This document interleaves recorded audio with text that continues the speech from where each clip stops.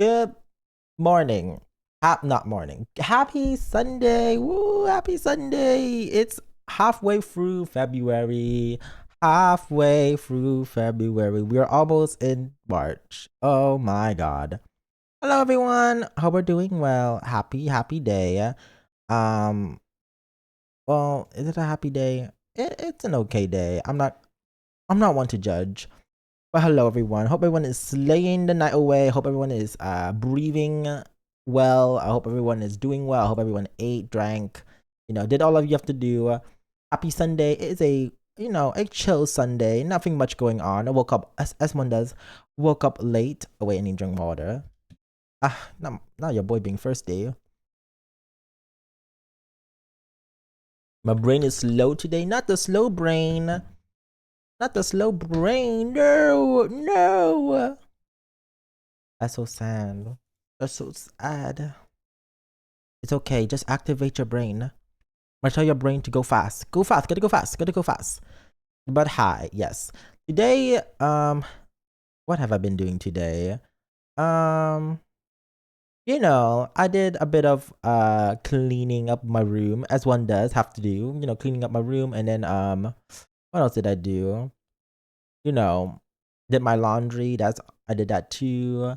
Not much. Nothing else. Kind of chilled. It was a chill day today. Well, I think I might be a little sick because I got a headache and I'm usually tired. No, not the headache. No head. That's so sad. That's a hi, frog. Let me say hi to everyone. Hello, Drickster. Hello, Red Royet. Hello, Devil. Hello, Big Word. Hello, frog. Yes. Oh, that sucks. Not the headache. Having a headache sucks ass. Sucks booty hole.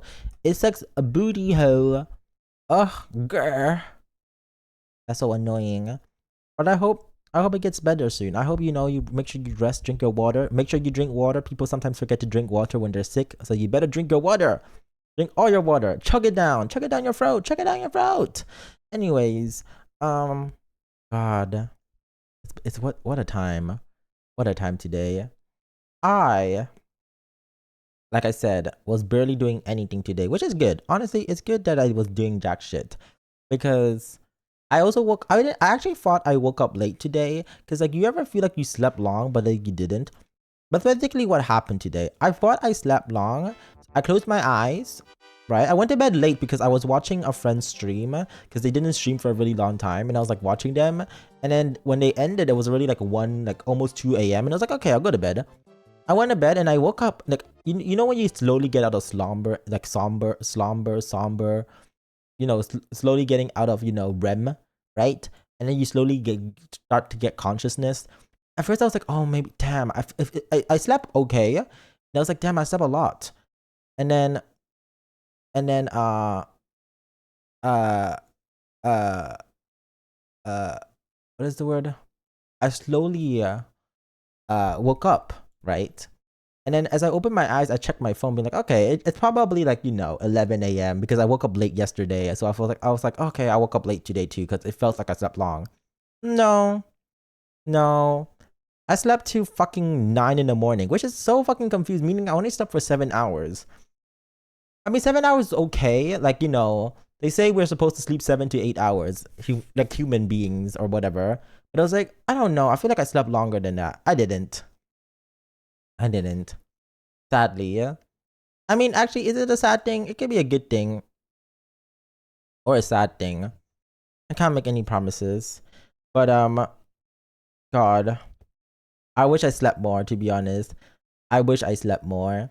But it's fine. I know I'm gonna be tired when I wake up. I know I'm gonna be tired when I wake up tomorrow because I have work at 7 in the fucking morning. I don't wanna have work early in the morning, but I do. But I fucking do. I'm lucky if I get 4 to 5 hours. 4 to 5 hours. Oh. I can't do 4 to 5 hours. I just can't do any. Like, I need sleep. I'm just a sleepy little bun. I need to sleep 24/7. I just wish I could sleep a lot. I took a lot of granted on, you know, my time during when I was 16 to 21, like that era, because those era is like when I could sleep whenever I want, wake up whenever I want, and have like a fuck up sleep schedule while being in class. You know what I mean? Like, I was able to do that. Now that I have to actually survive and work, I can't.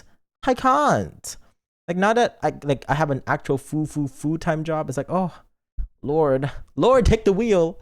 They did not tell me this was gonna happen. Adulting. I don't want. Who invented this? But it's okay. It's not the worst thing ever. It's just like I said yesterday. I just wish that we have 3 days of a weekend rather than 2 days, because I feel like 3 days will be good enough. People would just say like, well, you just need to schedule your times and stuff like that. Like, how am I supposed to predict that I'm gonna wake up late today or be tired today. I was like, hi, Aizuk, hi, hi, hope you're doing well. You know, I was expecting for more. I was expecting for more.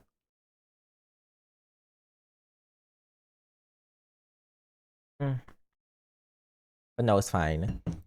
It's fine. Hopefully next week I'll be able to do shit. Because I'll be honest, the past few months I have not gone out at all.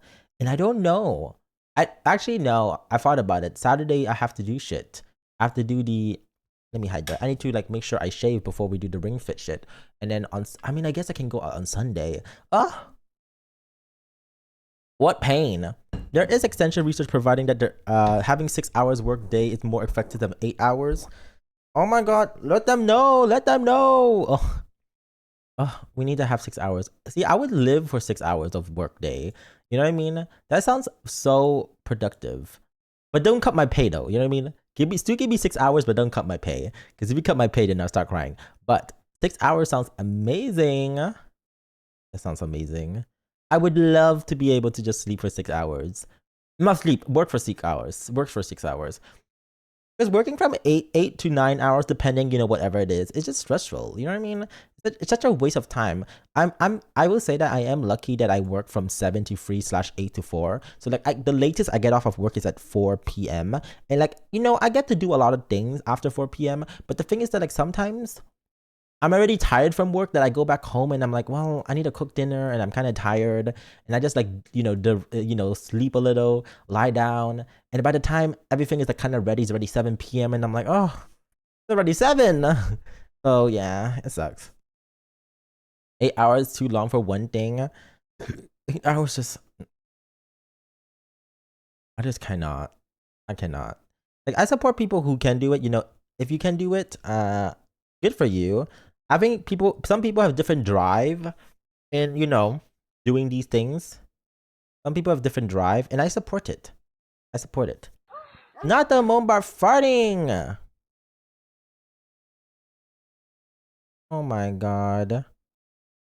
Is the audio? That is crazy. That is crazy. What is going on? Oh damn.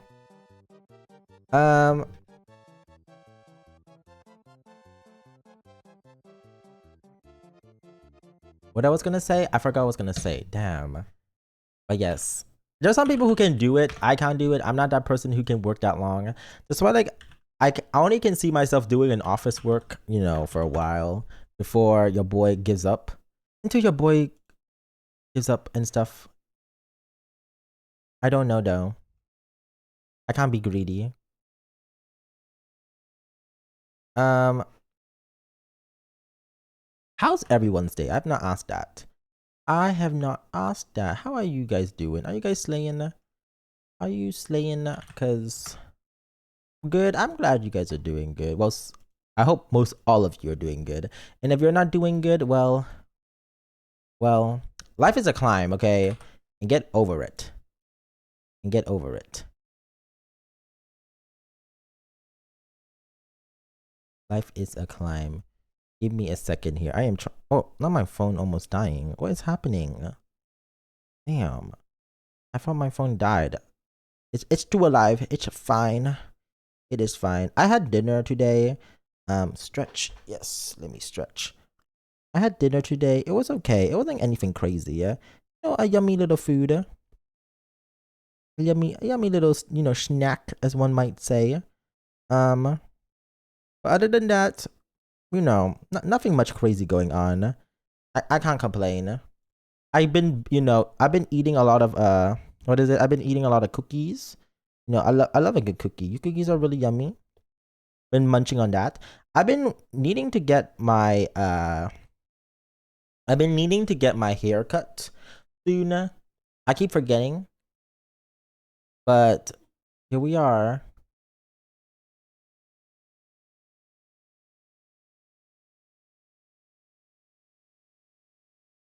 But I still haven't gotten it cut. So we'll get there soon. We will eventually get there soon. I'm too lazy. I keep telling myself I'll get my hair cut, but here we are. Here we are.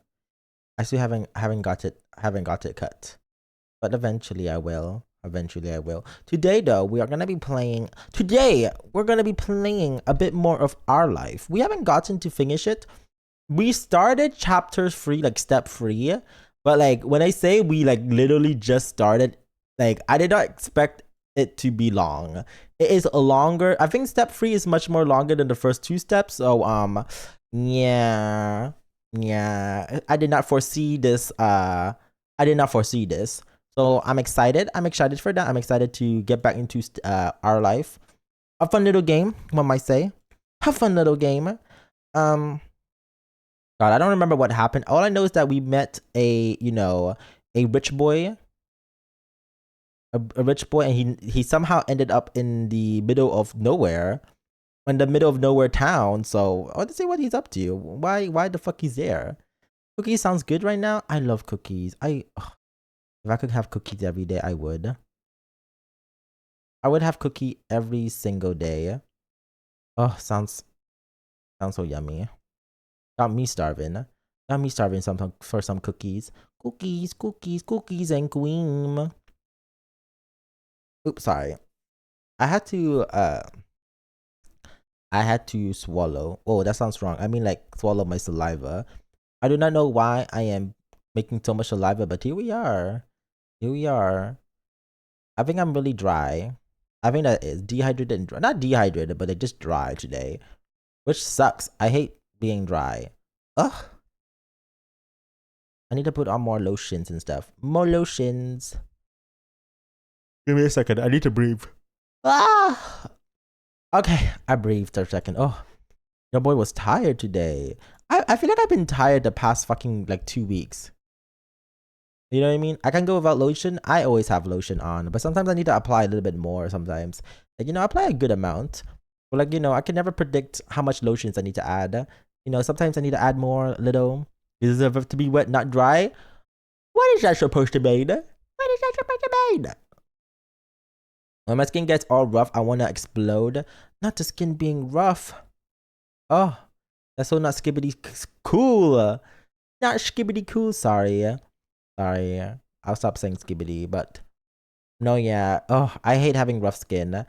My hand though is really rough. Not rough, but like my hands is really not soft. It's something for sure. It's something for sure. I try to put lotions, but like sometimes I forget to put lotions because I don't know. Gonna relax in the bed for a bit. No worries. Make sure you relax. But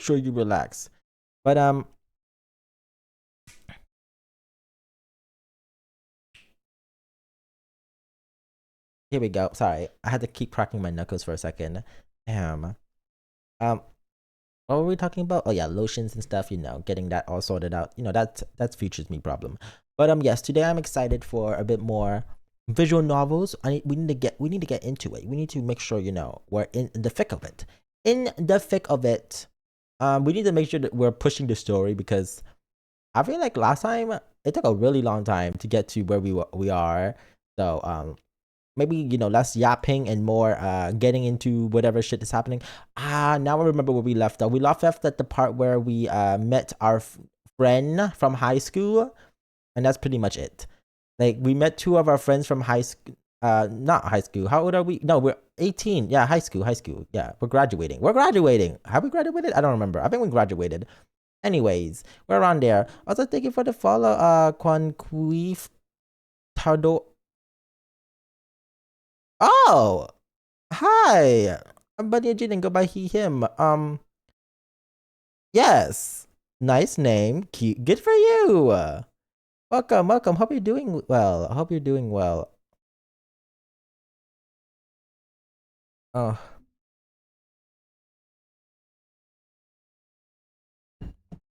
Anyways, what were we talking about? Yes, meeting our friends, the high schoolers. Friends, not high schoolers, graduated. I keep forgetting. I mean, there's two high school graduates. That's the word I was trying to find. Yes, that Have they graduated? I think they did, if I remember correctly. I don't remember actually. Never mind. No, we did. We did because we were talking about like what we were gonna do afterwards. I think.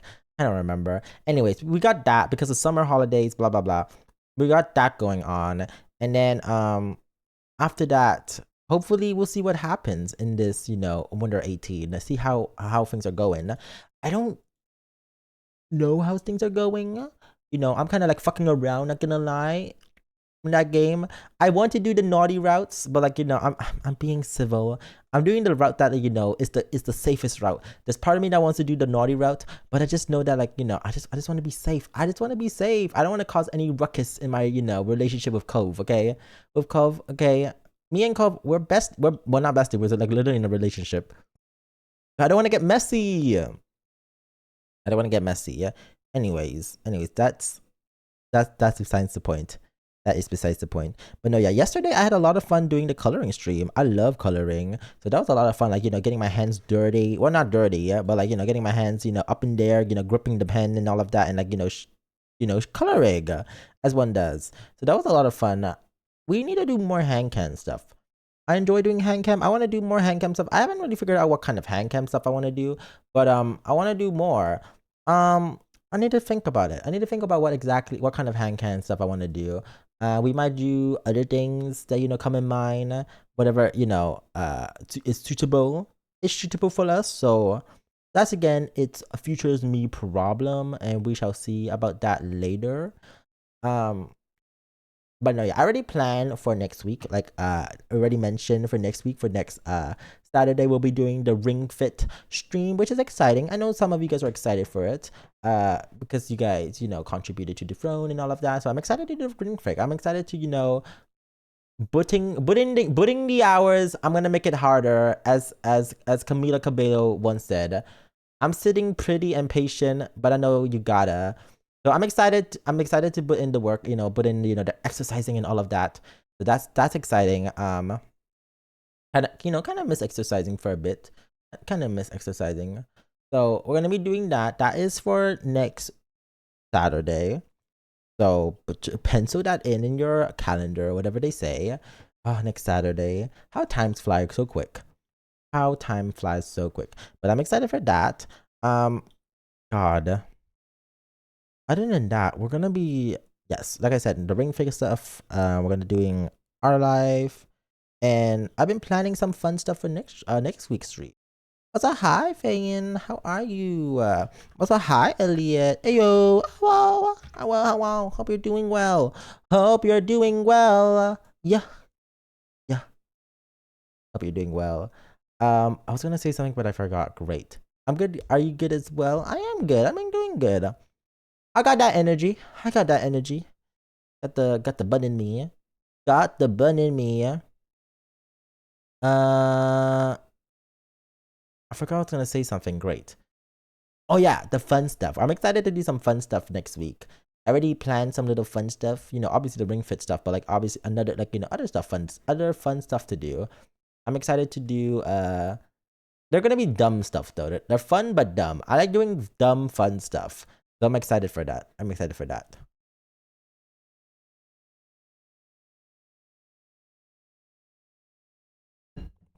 I just woke up. My Wi-Fi was off. My heart stopped, but I reset it and it's okay now. Oh God, I hate when when the Wi-Fi does that. I start crying when my Wi-Fi does that. Luckily, I've not experienced that yet. Luckily, fuck when the router wants to be a little bitch. Fuck the router when it wants to be a little bitch. Oh. Hell. But no, yeah, I'm excited for that. Excited for next week's stuff. I'm excited for a lot of things. What can I say? I'm just a boy who likes to do silly things. I wanted to watch a stream today and my Wi-Fi, and I'm happy my Wi-Fi is okay. Yeah, that's good. That's good that your Wi-Fi is okay. Yeah. And I'm glad you're streaming. Thank you. Thank you so much. What can I say? I'm excited to stream to you. And then tomorrow, also hi Grave, and tomorrow we're gonna be playing Mario Kart, which is exciting. I've not been on Mario Kart since the New Year's countdown, New Year's Eve countdown. No, yeah, that's when the last time we played Mario Kart. So I'm excited to get back on Mario Kart. It's been a hot minute. It's been a hot minute since I last, Mario Karted. So I'm ready to get on that. I'm ready to slay the gaming, slay the night away in Mario Kart. So fun time. That's tomorrow. Tomorrow's Monday, huh? And then we need to plan what we're gonna watch this uh what is it? What we're gonna watch on Tuesday or Wednesday, depending what time I have. But no, yeah, I need to figure that out. I know you guys already suggested last time on what we could watch, but no, yeah, I'm keeping those in mind. I'm keeping our options open. Keeping it open. But yeah, I'm keeping my options open on what we're gonna watch. Uh, we'll see though. Mm, Sorry, I had to drink more water. Anyways, but yes, I'm excited. I'm excited that we're finally getting back into the movie watching that we have not done in a while, because I'm glad that we're back at it, because God, I kind of low-key miss watching shit, because we get to watch together and then sit together. Yeah. I'm so mad that I missed the 2 hand cam streams. I'm gonna color with you that day, but my parents kept taking me out with them. Honestly, understandable. Sometimes you're just busy, yeah. You're just busy, yeah. But no, yeah. But no, yeah. There's always next time. I'm planning to do one next time again. I don't know when, but eventually next time. I don't know when though. But also there's other hand cam stuff I want to do. We might do like a puzzle or something. I love a good puzzle. Puzzles are cute. Um, what else? Um, Other hand cam stuff. I haven't really figured all of that out yet. But we'll get there. We'll get there. Hello there. Hi, Vit Kong Fig. Vit Kong Fighter. Sorry. Hello there. Oh, sorry. I had to like breathe for a second. Oh, breathing. Goodbye. Oh, bye. I guess. I have a book by Coco Wo is a Girl Moment. I'm planning to get more Coco Wo. Coco. Why can't I read Coco? Like, why was I struggling to read that? Ah. Oh, yeah. Yeah, those are fun, relaxing coloring books. I love good coloring books. Yeah. I love them. I've been looking at them, and I've been looking at different type of coloring books, and I'm like, oh, interesting. How how fun? How fun?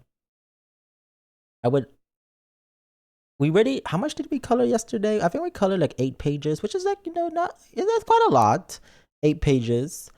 I love a good coloring moment. Eight pages is nice, but I need to buy a sharpener. I don't have a sharpener, I realize. So I need to get a sharpener ASAP, because I realized that like I'm just coloring and I'm like, what happens when your pen runs, what happens when your pencils stop penciling? Then what? Then what? Like I can't do the big books with millions of little details. Oh no, yeah. No, yeah. No, yeah. Hello there. Hi, legendary sandwich god. How are you? Hope you're doing well. Hope you're doing well.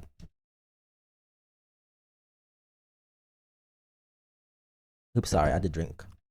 But no, yeah, I don't like doing little details too. I mean, little details sometimes are fun, depending like what kind of little details. I feel like the what is it called? The little magnetic thingies. Also, hi, Raisu. Oh, hello. Aiden, I'm gonna ask you one thing. What are you gonna ask me? What are you gonna ask me? I hope it's something cutesy.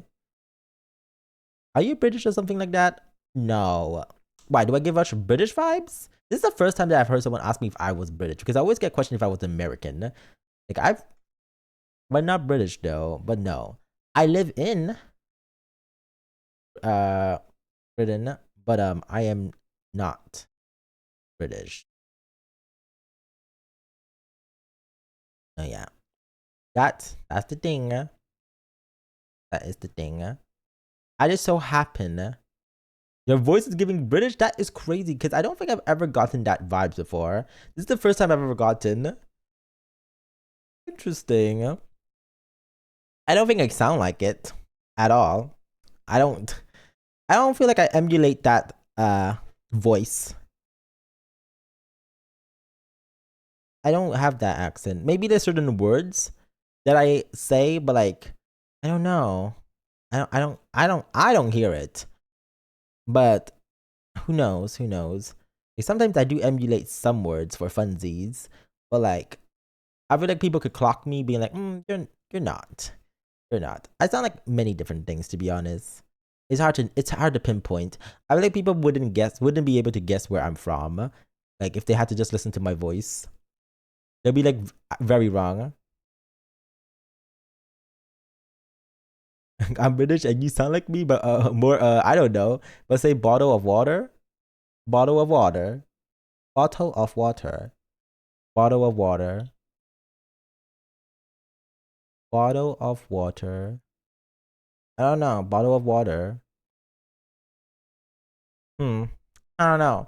Because I fluctuate the way I say water. Water. Water. Water.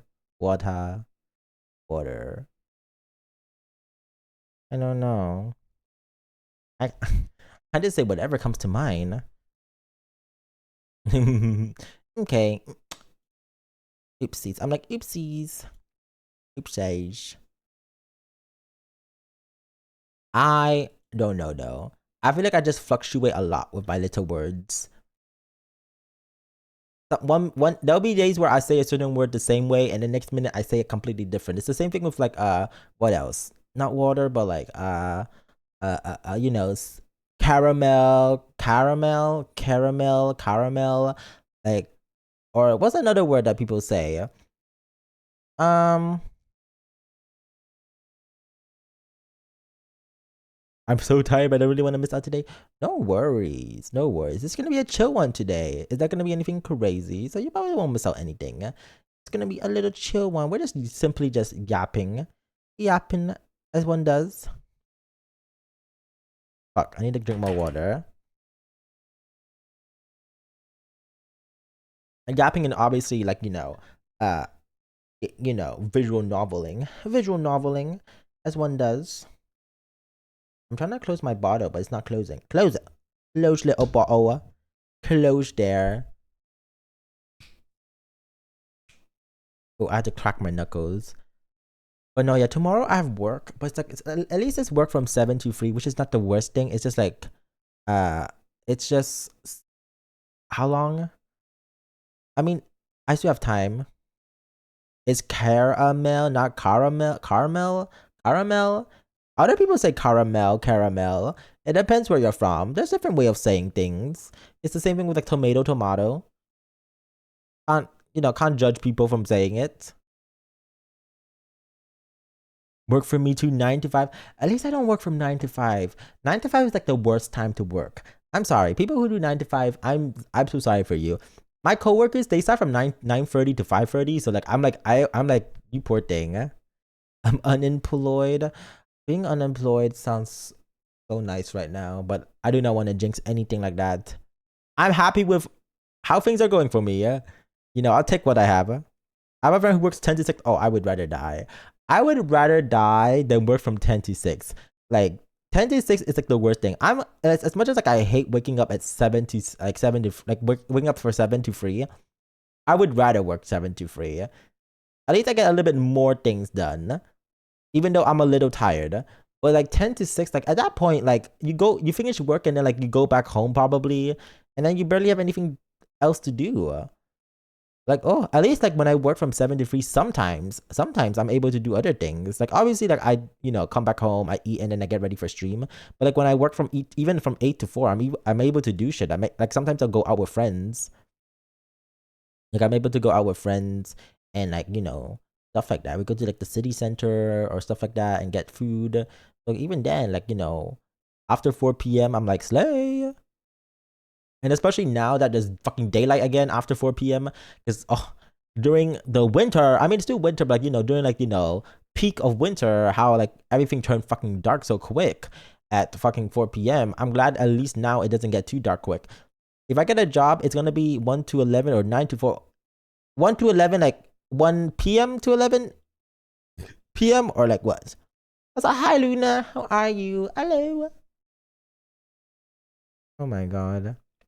I'm also glad that I don't do night shift. I'm not a person who could do night shifts. Like I know I have friends who did night shifts before. But like, good for you guys. Good for you guys. Your character's so cute. Thank you. Thank you, thank you, thank you.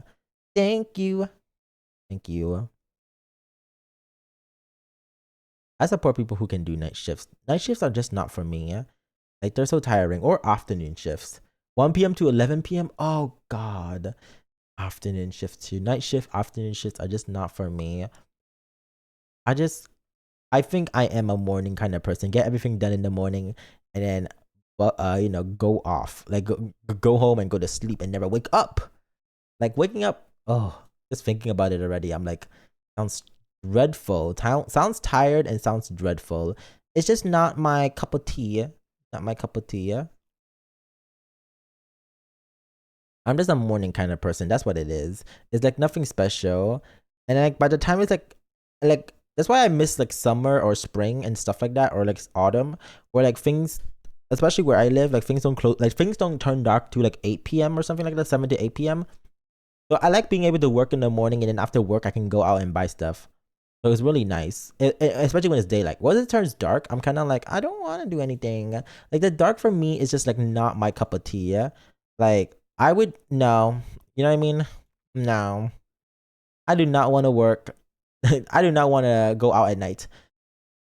My dad used to work a job like that, but my dad now works a 3 to 11 or 3 to 1. Oh, hi Jaden, how's everyone? Hi Schneider, how are you? I have an insomnia, so my boss puts me at the night shift. Oh, that sounds interesting. Life step. What about it? Oh, hi, Infame. No, no, no, no, no. We're playing Our Life Step 3. Yeah, like it's Our Life Step 3. Yeah? Like the third step of Our Life. It's a visual novel. It's called Our Life, and then Step 3. I'm good. I'm good. Did you eat? I did eat. Also, hi, Abu. I hope everyone ate. What did you guys eat? If you ate, did you guys have a yummy food? Y'all better be eating some yummy ass food. I swear to God. I swear to God. Y'all better be eating. I swear to God.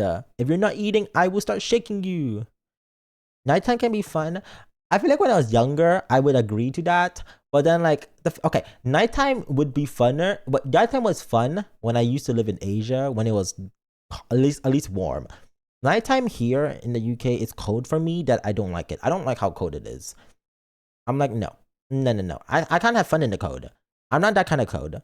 My insomnia left for like a week or something, but it came back and my life is already hell. I'm really glad that I do not experience insomnia. If I had insomnia, I do not know. I do not know how things would go. Some fried rice and soup. Ooh, if you have yourself a ride. A ride? Oh, see, I do not have a ride. The only ride I have is my feet. Rice, chicken, and lettuce. Ooh, simple. We love simple food. We love simple food. I love yummy food. I had yummy tomato and egg, stir tomato and egg rice with spam and broccoli. Honestly, ate that shit up. Ate it all up. It was so good. Oh, I love it so much. And then tomorrow, I'm planning to make some chicken broth rice, which is basically Hainanese, like, Chinese chicken. Does UK have Mountain Pass? Mountain Pass.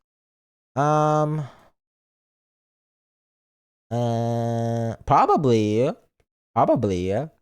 I'm imagining, like going around, like, probably like down like Scotland area, those areas. I could be very wrong. I'm starving. I can go from shawarma.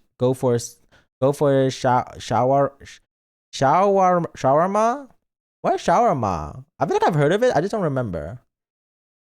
Let me Google this. A Middle Eastern dish.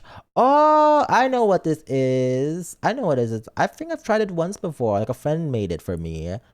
I remember how yummy it is. I love a good like food in a wrapper and stuff like that. Especially yummy, yum. Oh, hungry, yeah. Oh, now I want burritos.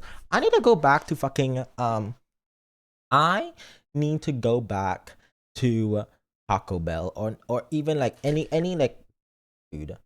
After work nighttime ride can be best if you have visor mode on your helmet. Oh, visor mode. No, I just don't like the dark. I feel like as I get older, I just appreciate daylight. I'm more of a daylight kind of person. If there's random text, my cat's trying to play with my phone. Oh, cute. Meow meow. I want meow meows. Meow meow. Meow meow. I love little meow meows. Ow. Owie, yeah. But no, yeah. I'm just daylight kind of person as I get older. I remember when I was younger, I loved the night. But no, I appreciate the daylight now. I'm also just I don't know. The daylight like I don't even like going out. That's the thing though, but I just like daylight peeking through the window because I don't know about y'all, but like I get like unmotivated and like not wanting to do anything when it's like even like if it's the sun is like if the cloud is like gray. If the cloud is gray, I'm like I do not want to do anything. My cat's asleep at the end of my bed. He's been a bug all day. Oh, anymore is also fun for a street race. Oh, my mom called me part vampire because I have to be in complete darkness. I remember back in the day, especially like when I was 18, 19, I would like be in my room pitch black and stuff. But now I can't. I can't do anything in pitch black. I hate pitch black. I hate it so much. I need a light. I need light. Well, that's changed a lot. That's crazy because it's like not that long ago, 18, 19. Like I'm thinking about it, I'm like, that's not long ago. I'm albino, so light hurts my eyes. I see. Oh yeah, I can't. I have to remember back in my day when I used to like, especially during the pandemic and stuff like that, I would like play when I would play when with the no, I would play games when it's pitch black. That's what I was trying to find. Not when. Yeah, well yeah, when. Like I'll play when it's pitch black. Now I can't. I can't play anything in pitch black. Like I need light. Even like a small lamp. You know what I mean? Like if I can't handle like a full on brightness, I'll have like my little light in the back, which is like a little bright, like a little white light on. I just need some light source. I can't sit in pitch black and just have the monitor light on me. I've changed. I have changed. But I like it. I like it. I think I appreciate that.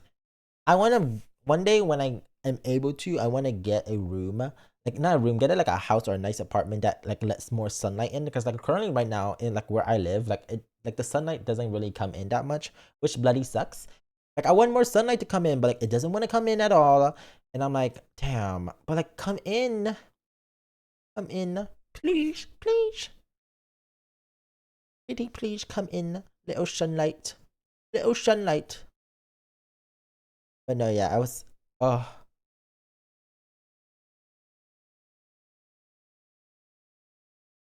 oh, sorry. I had to breathe for a second. Mm. Do you like anime? Of course I like anime. Of course. Why wouldn't I like anime? Yeah. I haven't watched anime in a while. Actually, no. I rewatched Link Click recently, but like, other than that, what's your favorite anime? Fruit Basket. Fruit Basket is my favorite thing. My kid says hi. He's meowing at my phone. Meow meow. Hello there, meow meow. Hello there, little meows. But yeah, I like Fruit Basket the most. That's my favorite anime. My childhood. My childhood.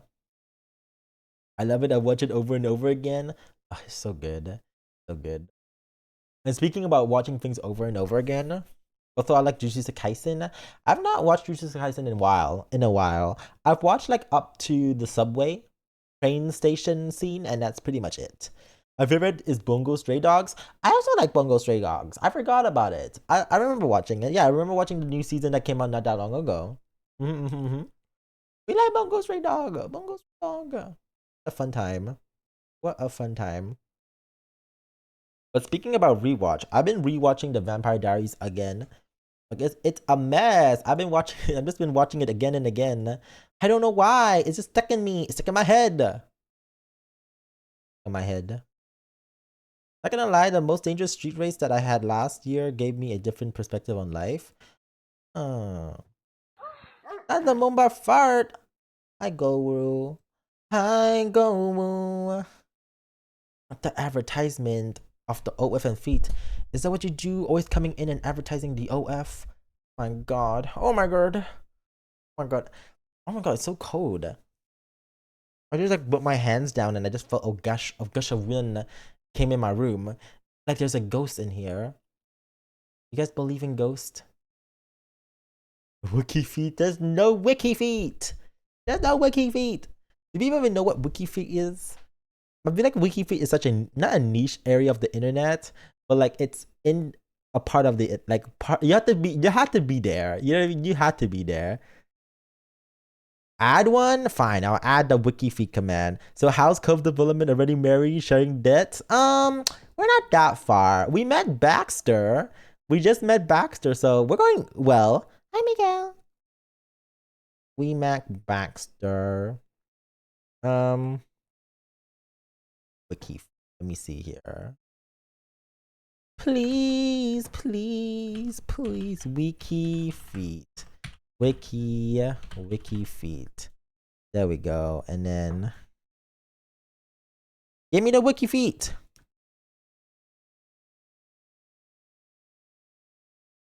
I can't believe my cat sat on my face. She does it so often. Aww, designated cat. My god, how cute. I'm replaying it with the DLC now. Ooh, fun. How's that going? Licky feet, but it links to your OF. OF? What? Who has an OF? The DLC. DLC is so fun. Oh, I want to be so messy in that game. I love being messy. I love being messy. I mean, what? Who would be messy in a silly little game? Okay, let's see if the wiki feet works. Wiki feet. There we go. I haven't touched anything DLC related yet. I just finished the free steps on step 1. Here we go.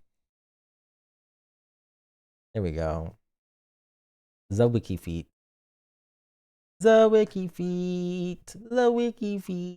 I mean, who is talking about feet here? Who is talking about feet here? Ugh. Ugh, these damn feet lovers. Pissing me off. Bye. No worries. Bye-bye, Luna. Thank you for stopping by. You are? I've never talked about feet. For a £5 a month. Exactly. Exactly. It's so important. So important. Just wouldn't understand. You wouldn't understand. Special premium content, as they say. Premium content. The premium content is watching me suffer every day. Watching me just suffer. I mean, who suffers? I would never suffer. Suffering? Not me. Nuh-uh. Nuh-uh. I've never suffered in my life. That's a lie. I suffer all the time. I'm always suffering. But I'm excited for Mario Kart tomorrow. I'm excited to play it. Pouting, not the pouting. Pouting. No pouting. Oh my god. What's the link for? Strange. Funks. Funks. Funks. I don't know. I don't know. I'm gonna go die. I'm dying from exhaustion. Night night, Guru. Don't die. We all suffer. It's just part of who we are. But if I don't want to suffer? What happens if I don't want to suffer? Then what? Like, what do I do? Like, do I just say psych and be like, well, actually, we do have to suffer. We do have to suffer. Hi, James. Hello. Ow. Hello there. Hope you're well. I don't want to suffer. Is your hydrate only once per stream? It shouldn't be once per stream. It should be like once. I know it's a cooldown because like I don't want to drown. Wait, It's all claim. Wait for next stream. Wait a damn minute. I said a timer. What? Cat. I set a timer. Hello, hello, hello, hello. What is this? Hydrate. Where's hydrate? Ugh, do I have to go and check my dashboards? God. Being a hot and sexy streamer, I didn't expect to have to do all of this work. Channel points. Where's channel points? Okay, where's hydrate? Hydrates. I swear I set a timer. Oh, someone's so dumb. Okay, it should work now. It should work now. Okay, there we go. Redeemed you have to, not like mods can. That's so not skibbity cool. That is so not skibbity cool. Who fucked this up? Who messed this up? Oh, okay, I think it should work now. I set a 15 minutes timer properly now. So it means that no one can fuck me up. If boss can imagine all the horrible redeems. Oh, I just know the horrible redeems that you guys would do and I will cry. Yay, it works! Oh my god. Finally, Jesus. Oh, scary, yeah. I thought we'll be done for. Ow. Ow. But I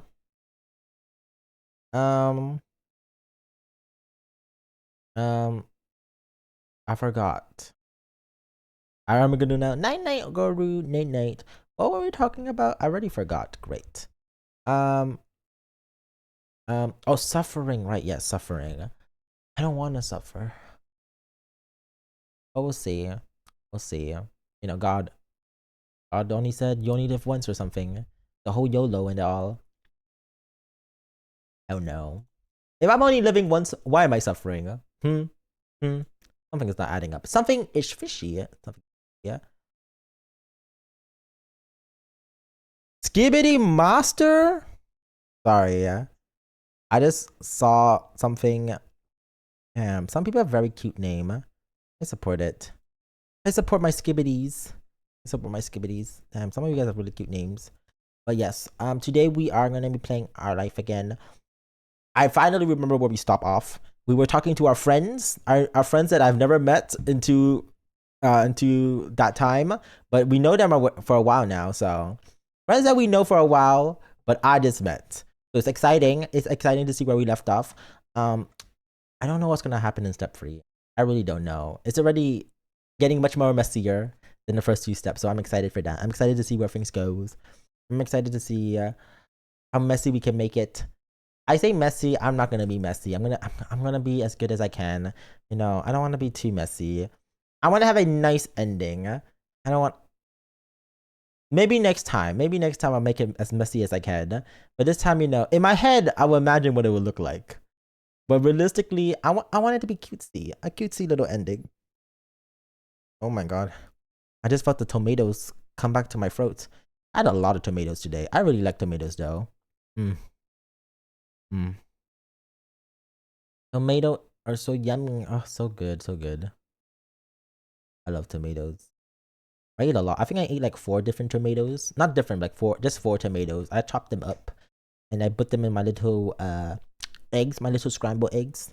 And then I, you know, spread them across my rice. Oh, stir-fried tomato eggs, so good. The best way. And I, you know, learned a better way to make it, you know, adding water and, you know, adding a bit of salt and then adding a little bit of soy sauce and adding a little bit of ketchup on top of it. Oh, and then you stir them up. It's so good. It's just so good. It just maximizes the flavor, maximize all of the flavor.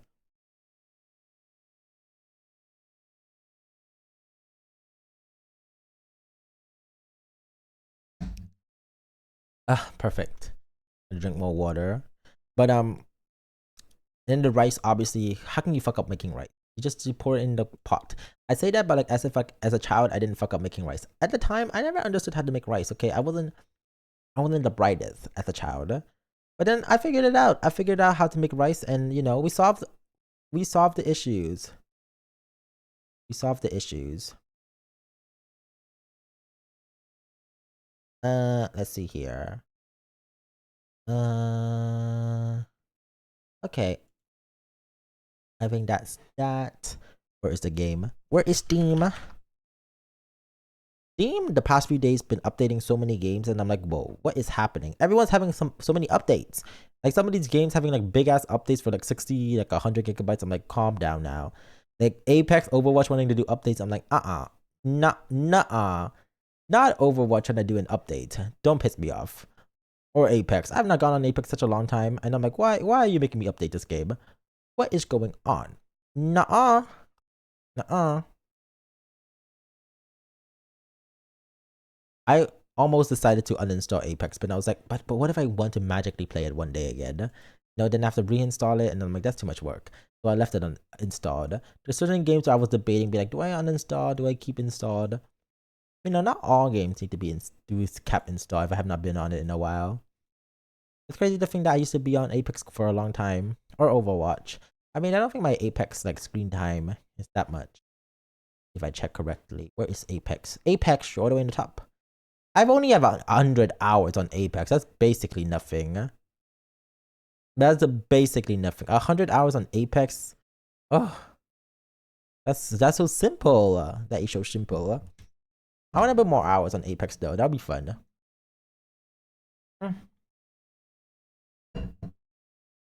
I want a bit more hours, and hopefully I can get better at the game. 100 is nothing though. And then like Overwatch, I mean, I think I'll have like over 100 hours Overwatch because I switched to Steam now from Battle, from what is it? What is it called? Blizzard? Their Blizzard app. Like I'm trying to like migrate all of my games into one thingy. But it's annoying because like I know Ubisoft kind of Ubisoft forces you to use their shit when you open up like Uno and stuff like that. And obviously like, you know, Fortnite's on Get Pick Games and blah blah blah. That's annoying too. But you know, I try to minimize the amount of things they have. This is annoying to have all of these different like launchers. Like, just keep to one. Make it simple. Make it simple. Hey man, hi Val. How are you? Good morning, good night, good afternoon. Hope you're slaying. Hope you are slaying the night away. Hope you're slaying the night away. Because am I slaying the night away? Maybe. Or the night slaying me away. I'm super good. What about you? Ah, I'm glad you're doing super good. I'm doing okay. I'm doing good too. That's good. That's good that you're doing super good. Oh, oopsies. I have to move my legs for a bit. Oh, no, I can feel myself gonna burp again. Don't burp! Don't burp! Okay, I'm stopping myself from burping. Okay, I stopped myself from burping. I kept it in. I kept it in. Yeah. Okay, crack my knuckles. Okay, let me open up the game. Let me open up the damn game. Where is it? Where is the game? Where is it? Ah, there it is. Our life. Our life. Yeah. Let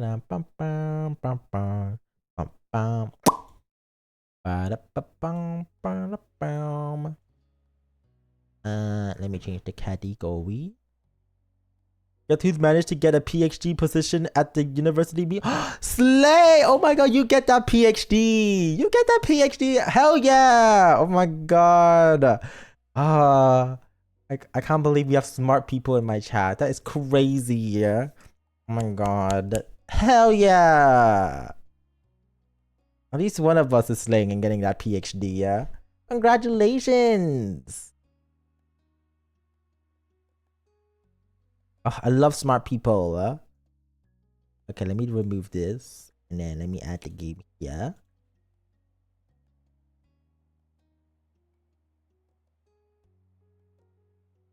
Someone just sent NSW in your chat. Who is sending NSFW? Oh my god. Oh my god. Thank you for telling me that. Thank you. Oh my god. Who is sent? Why would you? Ban. Delete everything. Wait, I said delete their message. Delete. Thank you for telling me that, Pixel. Okay, ban. And the fact that they use AI art is crazy. Ugh, people.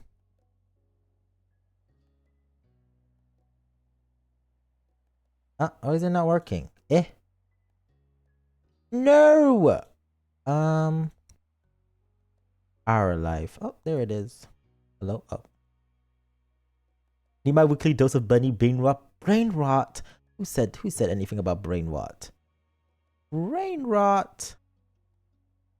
But again, thank you for letting me know that someone placed NSFW this. Wait, let me check one more thing. Oh wait, they're gone. Damn it. Damn it. Oh, you know what? It's fine. They're gone anyways. I'll figure that out later. They went in the good way. They meant, yeah, such a good way. Such a good brain rot. Where are we? Okay, we're near the grocery store. I don't remember now. Great. The rest of the afternoon and evening passed by in a blink of an eye. When the nightfall, it was time to head home. You parted way with Miranda and Terry. You and Cove reached your neighborhood without event. It was like enough that your out of the way street was dark and silent. Okay. You were walking tiredly after such a long day. You strode with a skip in your step. You know what? We skip. The music. Oh no, not the music being soft. Wait. Skip. Setting. What's up, Jaden? Hi, Soul.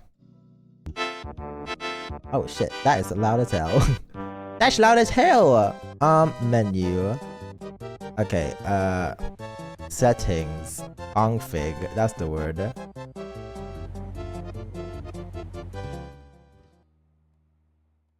There we go.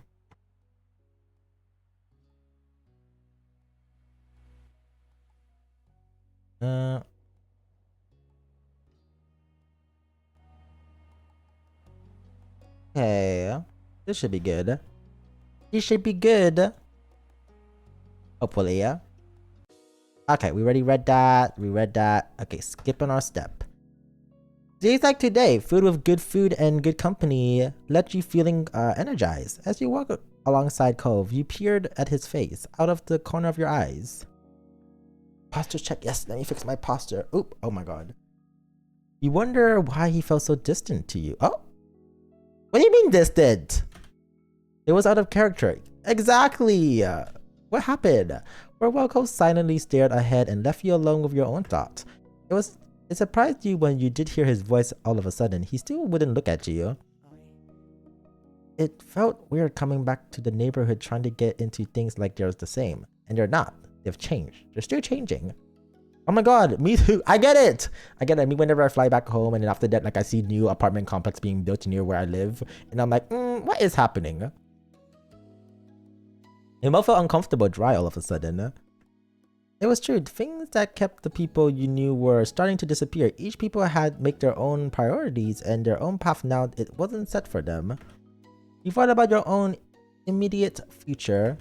You were still set on that for yourself. You wanted... Oh, fuck. Oh, fuck. You wanted to go to school full-time, wanted to go to school part-time, to work full-time, to work part-time, to focus on time that's not school or work. Ah, shit. I could do my route where I went to school then work, but I don't know. I don't know. I'm gonna think here. What route do I want to do?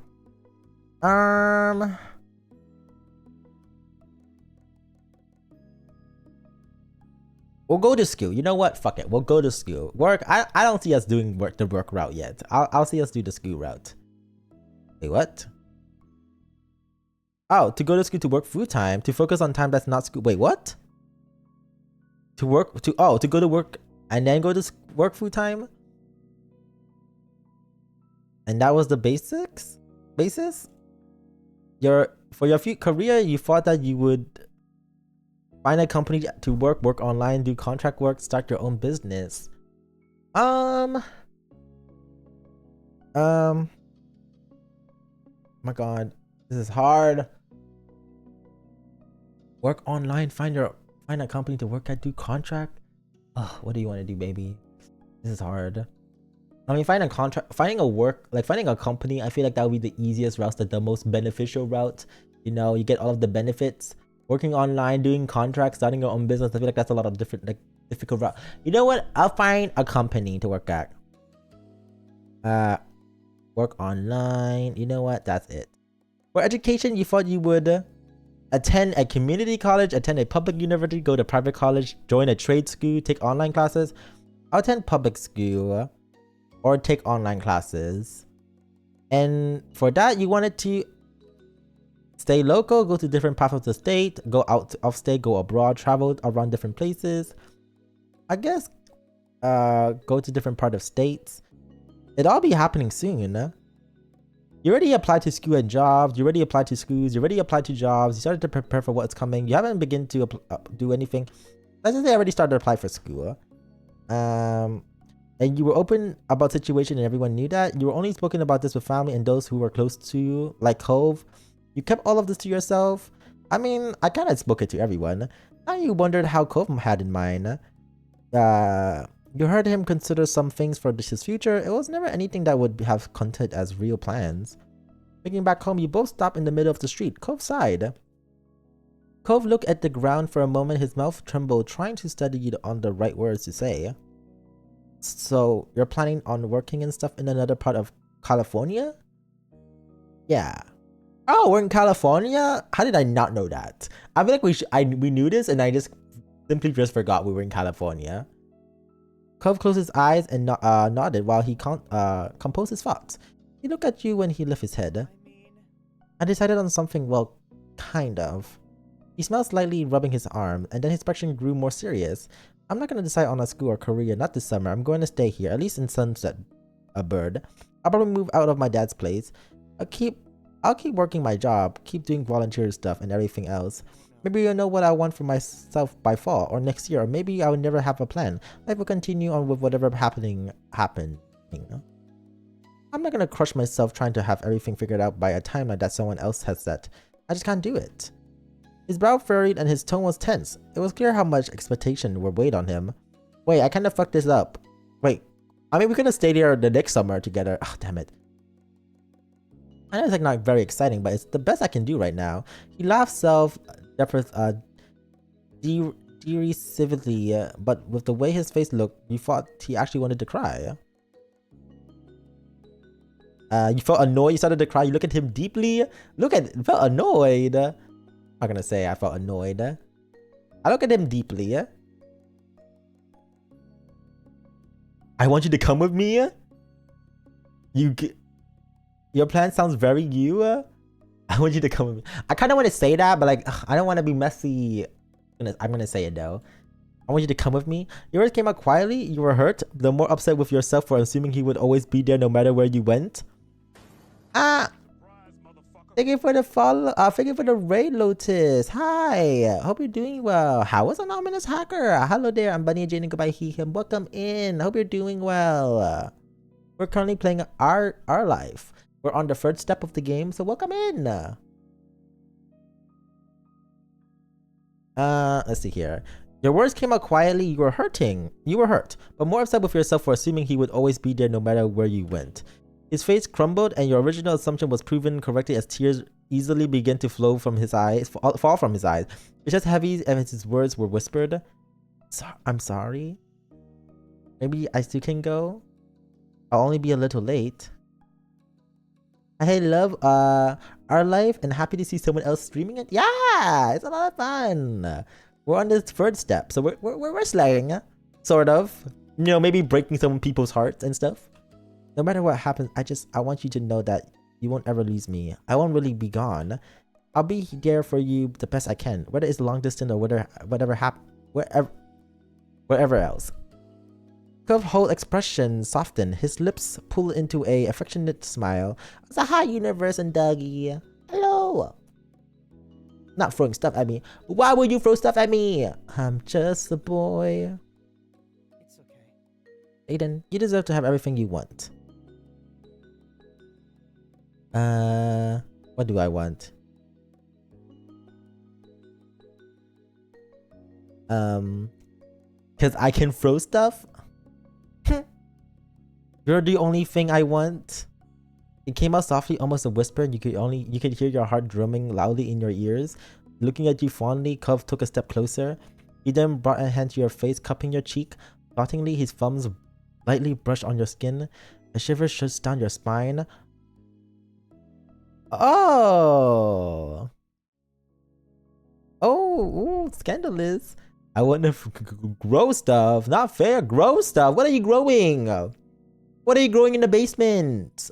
A gasp. If it was the option, they would throw stuff. But it's just there for decoration.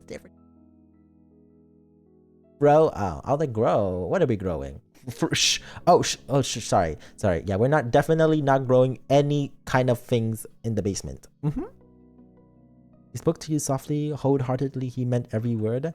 Things are hard right now. It scares me, but it'll be okay. It's more big than okay. Then the things are up to us. We can make our lives better than ever were. I'm gonna make you for the follow. Skeleton, but can you throw it back though? Yeah. You believed him? You appreciate his attempt to put on a brave face. You still felt unsure? You felt better after he reassured him? His reassurance? I'll say I felt better after that. Whatever Cove realized it or not, he said exactly what you needed to hear. He was right, and you almost felt excited. Wanting to know what kind of future was waiting for you a few years from now. Deeply, you met Cove's gaze. You nodded. Throw it back though? My ass! What else would I be throwing it back? And his expression morphed into a look of careful confidence. Clearly, he was still struggling with the topic. He wondered what else might be on his mind. Oh, you wonder what else will be on your mind, huh? Loser! Damn, who's a loser? Not me, though. This was a start, I think. But it's not over, is it? We'll have to keep talking about it going forward. Yeah. Goes softly reiterate his promise. I'll be okay. We'll still always be there for each other. Is that good with you? It is. Cool. That's cool. Saying cool, that's cool, girl. Don't piss me off. Cool? After all of that, you just say cool? I'll see you tomorrow, Jaden. See you tonight. He put you in an unexpected hug. It knocked the breath out of you, yet couldn't have been more reassuring feeling. You returned his embrace and stayed that way for as long as you could. My Twitch died for a few minutes. No, but welcome back, Frog. Welcome back. Good night. Night. You find let go, giving you another smile. We're not gonna kiss? Ugh, diabolical if you ask me. Then Cole started walking away, but you remember there, frozen in the middle of the street. You watched him and wondered how many more times will he be able to say that he will see you tomorrow? You hope for countless more times. Finally, you turn towards your own house. You vow to yourself that you will make the most of every moment you had this summer. Oh, fuck me. Fuck. So fuck. Okay. Let's start with the hangout. Oh my god. Is that crepes? I love a good crepes. You grab the large beach towel from off your bed and stuff it into a bag. You had already packed your water bottle for your upcoming beach hangout session. Ooh, hangout. I haven't gone to the beach in such a long time. I miss going to the beach. I used to go to the beach with our friends. And like, technically we'll go to the beach, but we don't even step on this beach. We step on the rocks. And then we sat at the rocks. I don't know why. We prefer the rocks over the beach. The stars had aligned and somehow everyone was free today. Miranda has set things up with several bubbly phone calls between you, Cove, and Terry to find a time to hit the beach. You're hoping that this would be a fun time together. Oh my god.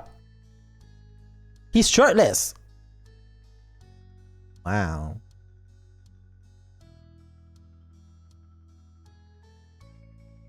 So Jaden, if it's okay, you can turn up the music volume. No worries. Okay, here we go. Ow, yeah. That should be good. Oh, damn, he's shirtless. Cove sat on your windowsill and knocked one of his legs into the air idly. He already had his swimsuit on, but his towels were bundled under his arm in a misshapen ball. Misshapen ball? Huh. He showed up earlier that morning with a surprising amount of enthusiasm. He was chatting as you caught up to his preparation. But seriously, I couldn't find my swimsuit this morning. I looked everywhere. It disappeared. I had no idea what I was gonna do. Let's see here. You could have gotten a new one. What happened to all of your other swimsuits? You don't have to wear a swimsuit to go to a beach. Yeah, it's completely vanished somehow. Just like your old sand pile. Kinda like you can just go in there nude. You don't have to wear a swimsuit to be on a beach. That is true. You know, I'm gonna say that. Yeah, but I didn't exactly think that when we couldn't find something that should have been there. Anyways, I don't know what it was in the bathroom when I never put it in. I don't know why it was in the bathroom when I never put it in there. He gave a small smile and readjusted the towel in his arm. You now could see that it had been folded at some point, but then rolled up and carried without much care. I'm so glad. But I'm sure glad I found it. It would have been crappy to lose my favorite trunks. Shirtless at the beach is the right move. I could not go shirtless at the beach. I can't go shirtless swimming. You know what I mean? I can't. No.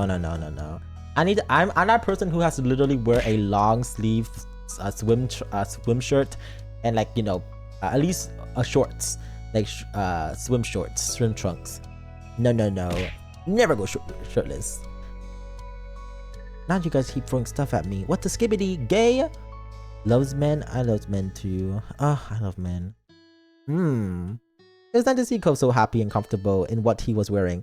You walk over to your dresser and muse about how you had to pack out your own swimsuit.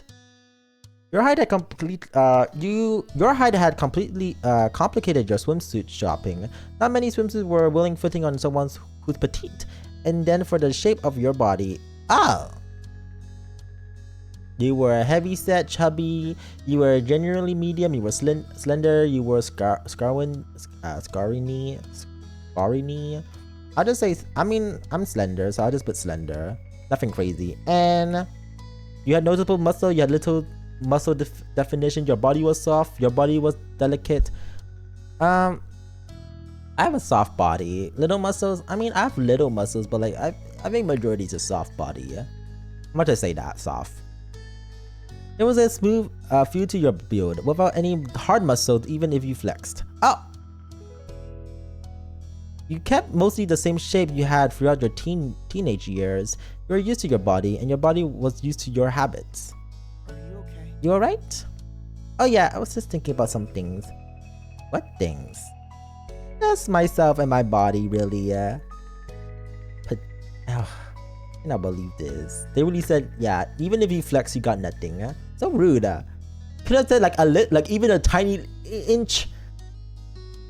His eyebrows rose at your admission of self-reflection. And what do you think? What do you think of who you were? You consider your identity further. You had always felt you sure about your gender. You wonder if your gender was really something you felt right about. I was good about my gender. Being called him was right for you. And you had a naturally flat chest. That's the way you wanted to be. You generally wore a padded bra over your chest. You had breast augmentation surgery. You left it like that, but you were considered options. You used a padded bra for now. I like the way it is. People had a lot of their identity wrapped up in their physical forms. It shaped their self-image.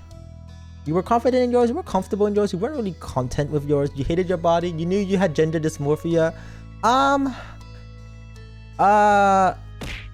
wouldn't say confident. You weren't really content. Comfortable is you know what? We'll just say you hated your. I mean, it's about identity. So I'll say I'm comfortable with my identity and my body, like that, in that sort of sense. We're not talking about actual like body shape. We're just talking about, like, I guess, identity body wise. I guess comfortable. Your body was you, and it was a good one that you felt content in. Oh, I mean, are we talking about like gender, body? You know what? I'm just gonna say it's like that, not to make anything more complicated. You used to not feel as good as you used to not feel as good when you were younger, but you had since grown into your body. You felt more at home now and less uncomfortable. Yeah, less uncomfortable. I guess that works better. He focused on Cove again. He smiled at you and tilted his head, a question still in his eyes. He was waiting for you to come to an answer, but before you could, you had something else to say to him. What do you think about me? You like the way I look, right? What do you think about me? About how I look, I mean. I'll smirk a little. His eyes take you in easily. Oh my god, sir. It is like 10 in the morning. Make sure you know. Eyes up. He's up. Fishing for compliments, Jaden. You look great. Everyone knows that, including you. By the way, unless that changed, how old is he right now? He's 18. We're old. Hi, Oreo. We're 18. Yeah. To get my phone charger. I feel old. Not me though. I'm so young and fresh. I can't relate. I can't relate to, you know, some of you old hags. Respectfully, obviously. You know, you be old and haggy. You look great. Everyone knows that, including you. Oh, I already read that. You pouted, you laughed, you blush. I didn't want a compliment, I was just asking. So what if I wanted you to compliment me? You still should. You pouted. Oh, I would have pouted. It would be like, excuse me, what did you say to me? You blush. I'll blush. Fine.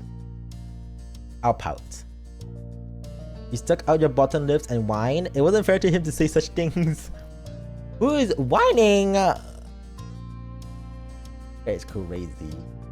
Cove shook his head. His hand went up to try to unsteadily cover his smile. I was kinda worried you were so in your own head cause something was wrong. Guess not. I'm glad. Hey. Fine for now. Hey, Jaden. Cove gave a blunt smile, pointing to your arm. You're looking particularly shapely today. Particularly shapely. What does he mean by shapely? Like, do I shape nice? Is my body tea? Like an hourglass? What is he talking about? Also, thank you for the follow. Tater tot. Tater tot. Not. Hi. Hope you're doing there. I hope you're doing well. I'm Jaden, or Bunny, go by he, him. Welcome in. I've never had tater tots. Are they yummy? He answered not with words, but a solid okay sign with both hands and the same cheeky smile. So suddenly flushed when he realized how boldly he complimented you. He stood by it, even if he was a little red. You were a little taken back. That came out of nowhere. You glanced at yourself. You like that? Yeah. You started to flex and show off jokingly. You flirtatiously stretch. You stood there and stunned. You're so sweet and fantastic. You have the same very good arms yourself. You hug him. Am I right? Have to leave soon to make dessert for family. Ooh, dessert fun. Let me stretch. How are you? I'm doing good. Oh, I would flirtatiously stretch. I would like bend over. Oh, like, oh no, I dropped my pen. Let me just bend over for a second. You flattered your eyelash and slowly stretched your arms out in front of you towards him. Your sleeve fell down, but instead of fixing it, you let it stay that way. You look Cove straight in the eyes as you openly displayed your arm. He cracked a huge smile. Jaden, this is too much for me to witness. Cove hopped up from his seat and fluttered his arm in front of you, gestured for the display to stop, laughing the whole time. Is this what relationship is like? I wanted to bonk. No bonking. Hydrate. Yes, baby, hydrate. No bonking. He thought on some level he might not have been fully kidding around with that. He was flustered. You gave the poor guy a break and put the good back down.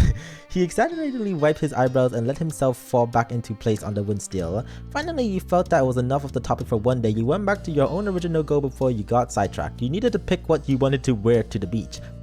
Oh, we still haven't picked our outfit? That is crazy, yeah? Okay, let's see here.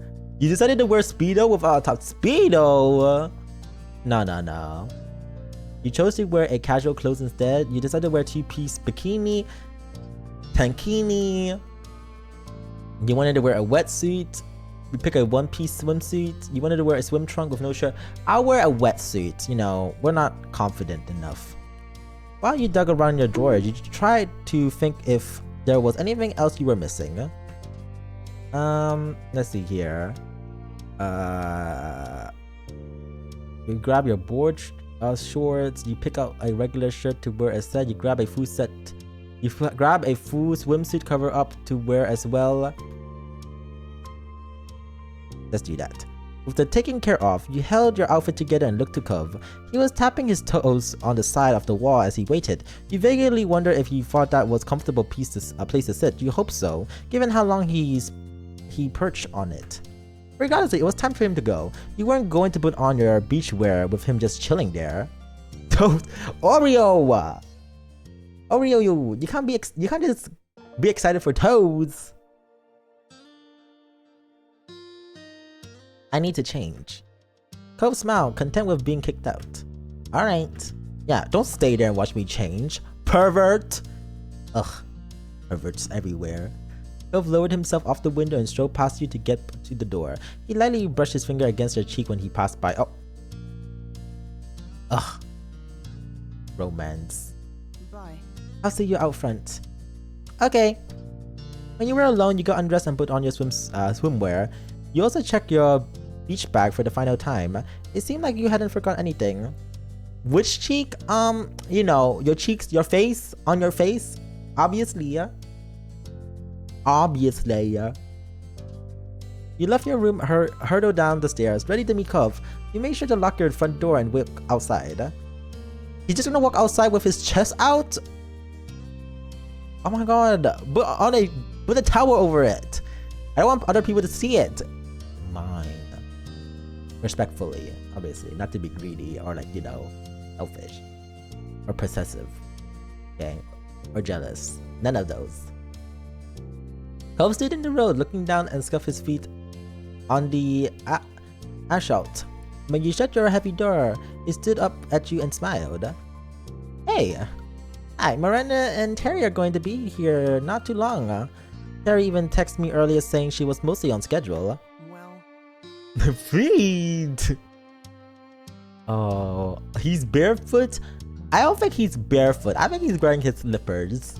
You know? I don't think he's walking around barefoot. I hope. Why don't we just head to the beach and wait for them there? We're both ready, yeah? That sounds like a good idea to you. You said as much and Cove shot off a quick text telling the two of them where you'll be. Cove gave you a thumbs up after the message was sent. It was a familiar path to walk, and it wasn't long until you reached the shore. Let's see here.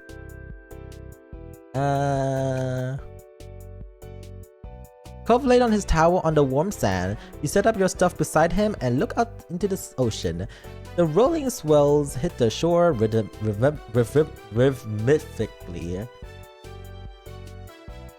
You all had lucked out. It was a beautiful day. The sky was clear and the waves were good. It was a bleamy summer day, and it was pleasant breeze to keep things comfortable. Essentially, it was perfect. So? Do you feel like heading into the water? Maybe just walk down the shore, or would you want to do something else? Fuck, okay, what are we gonna do? The water sounds good, taking a scroll would be fun. I don't mind my feet being in the water. You plan on to get some sun. Either way, it's fine. What would you want to do? You know what, let's ask him. What do you want to do, Twink? Oh, that's so mean. Oh wait, I mean, what do you want to do, baby boy? Maybe I walk a little at first anyway. We can do that then. Cove nodded, accepting of the plan. He kicked some of the sand off his towel absent-mindedly. Yeah, sounds good. Eh? Where's my phone not charging? What the skibbity? What the skibbity? Ohio Riz? Sorry, yeah. And now it's charging. Don't want my VTube studio to die. You took a deep breath and tested relaxing salt air. caught your eyes and gave you a small smile. Oh my god, speaking about air, I don't know about y'all, but like I was talking to some of my coworkers a couple of days ago, and they mentioned like how you can like actually feel the different air quality. And I realized that I've been to different countries, and you know, I live in different places. I've lived in town, I've lived in cities before, I live in, you know, I've lived in different places. I've never realized the different air quality. Yeah, like when people say it, I genuinely do not know what they mean. Like I don't know. Like I had like stuffy like not stuffy nose, but like allergies when I go back home. But like I don't know. It's just I can't actually feel it. People be like, oh, when I take a deep, like, you know, a deep breath out and I can feel like the fresh air, and I'm like, really? I don't know what fresh air smells like. I don't know what, you know, polluted air smells like, or not smell like, but like, you know, feels like. I just don't know. Like whenever people say like they can feel the difference, I'm like, oh, I can't. I don't know the difference at all. I'm too dumb for that. You took a deep breath and tasted relaxing salted air. Cove caught your eyes and gave you a small smile. You chatted a little bit before a comfortable quiet settled over the two of you, content to watch the waves as you waited for the others. Luckily, it didn't take long until you hear shouts. You turned your head to see both Miranda and Terry running straight towards you. Miranda was faster, making leaps and bounce around the sands. Terry followed in her wakes, laughing with her towel clenched around her shoulders and flowing like a cape. Blowing like a cape. Miranda started making her jumps more theatrical and more precarious as she got closer. Cove waved at them on the bright grin. Also, hi Alex. I think it's because the place you've been aren't that different in pollution level. I've been to places with 200 pollution, which is very unhealthy for everyone. You don't have a choice but to feel it. Interesting. I guess maybe that's the reason why. I don't know though. Maybe I need to go to like a really nice place that has like really low pollution and like smell the air, feel the air, be like, is this good air? Is this the good air? Let me Google this. Wait, let me just look at the weather app that tells me, because it should tell me. Okay, the air pollution where I am currently right now is a level of 2. The air pollution back home is a level of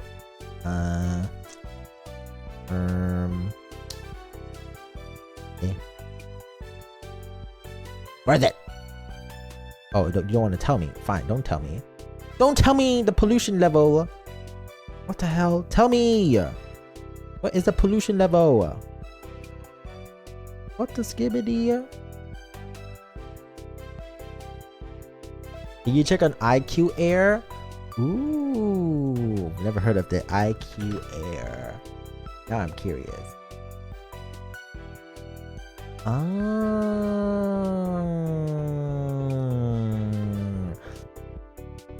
Okay, where I am currently right now, it is a current of 70%. 70, not percent, but like 70. And then back home, it would be 113. Wait. 113. Yeah, back home would be 113. See, I can't tell the difference. Like, that's such a big difference, and yet there's some different places that have a 10. 0. How does this place have 0? You can't feel the difference between 70 and 113? No. I can't. Oh, it's not that big? Oh, I guess that makes sense. It's not that big.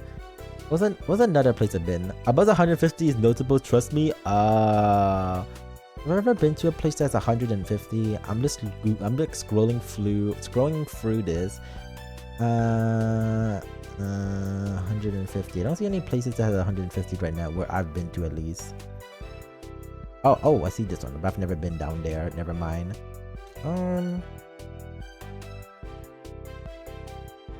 Let's see. Ooh, oh god. Bangladesh has like the worst one.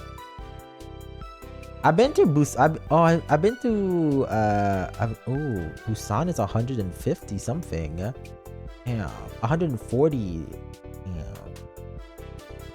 Interesting. Oh, Shanghai's 184? That's crazy. 184, shit. Oh yeah. Let's see here. Have I been to anywhere worse? Not really, no. Interesting. Also, how are you doing? I'm doing good. How are you, Alex? Above 50, you feel it. Above 200, you actually feel it. Hard to breathe and possible chest pain. Interesting, interesting. That makes so much sense. That makes so much sense. Where are we? Ah, you shouted at a greeting. You cheered at their antic. You waved to. You laughed. You shook your head. You hope they won't fall. You know what? I'll shout. I'll shout a greeting. How's it going? Ooh, slay! The two officially arrived at Coves and your step up. Looking completely ready for an ocean adventure. They were already in their swimwear and were raring to go. Hey Terry and Miranda, welcome to our beach. Hi. Hello, hello. You beam and Miranda nod with a smile. Man, I'm so pumped. Yeah, I'm really glad this worked out. What have you guys been up to over here in your town, Cove, Jaden? Have we missed things? I'll blink and then shrugs with nothing he wanted to mention came to mind. You gave a recap over your family was doing. What have you been up to? No, I'm gonna say, what have you been up to? As usual. Terry laughed and mentioned a few things about her parents. Miranda brought up her family and shared some of the wild things her older brother had done. Terry then settled talking about her morning and how she almost overslept since she had stayed up too late last night. She bounced on her feet as she spoke.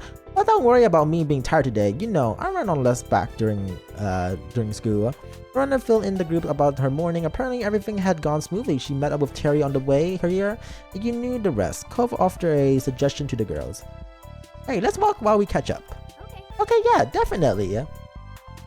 Walking. I know I need to walk more. Like, walking is just so much more hard to be carried. Once everyone's stuff was settled on the beach, the group strode over to the shoreline. The wet sand was cold under your feet. A wave rushed up and covered your ankles in water. You flinched from the suddenness of it, but the next wave you were acclimated.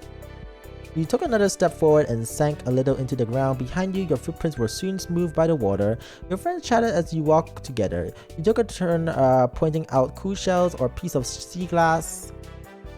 It was a relaxing joint. Hours passed and this group had moved between different activities, some low-key and some more exhaustive. For you, it was another break time. You sat on your towel, sipped at some water.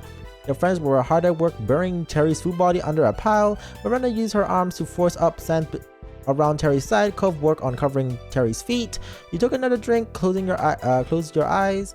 Eventually, a shadow passed over you, dampening the light that was still notably even behind your eyelids. You checked to see Cove had joined you there. He knelt down to dig around the pile assorted beach stuff. In the middle, everyone's towels set up, and pulled out the sunscreen. He took a step. See next to you on his towel, he opened the bottle with a soft pop and began to reapply the cream. Hey. He ran his hand across his chest to work the sunscreen in, and you might have checked him out a little from the corner of your eyes while still sipping some water. He noticed you noticing and Cove tipped his head your way as a smile formed. Would you want to help me reach my back? Yeah, I can do that for sure. Thanks. You scoot up behind your boyfriend and reach a hand around his front so he could squeeze a small pile of sunscreen into your hand. I was thinking for the follow legendary sandwich. Yeah, yay, You rub your palms together, spreading the cream out more evenly, and then begin applying it softly to his shoulder blades. From there, you move to the top of his shoulders and the nape of his neck and down his spine. Ooh. Cove was mumbling the entire time, but you couldn't make out what he was saying. You might not have realized he was doing it himself. The tone of his voice, the look on his face got the message across just fine. However, he was happy. Where to? After he and you finished up, Cove let out a comfortable sigh and looked off the distance. But then he sighed again, this time in an exaggerated disappointment way. You wondered if he was going to sigh again, even more dramatically if you didn't say anything. What are you sighing, baby boy? What's wrong? He inspected his face to see if there was anything eventually distressing him about him, but it was but he still just looked like he was exaggerating. You asked anyway, since it was obvious that what was he wanted. What's a hi, Hikari? Cove shook his head, comedically disappointed. He frowned and matched the sprinkle in his eyes. What do you want to do, sir? Don't worry about it. I'm just becoming another jaded adult, that's all. Real! Real. Get it. Now I'm sighing. Now you were really confused. You waited for him to continue and his next sigh did not disappoint. It was the most ridiculous sad sigh you had ever heard. Then he smiled a little. Mermaids aren't real! Oh. It's true! Oh my god, true. Where's Ariel? Where is Ariel? Ariel, where are you? What? That had not been what you were expecting. He continued.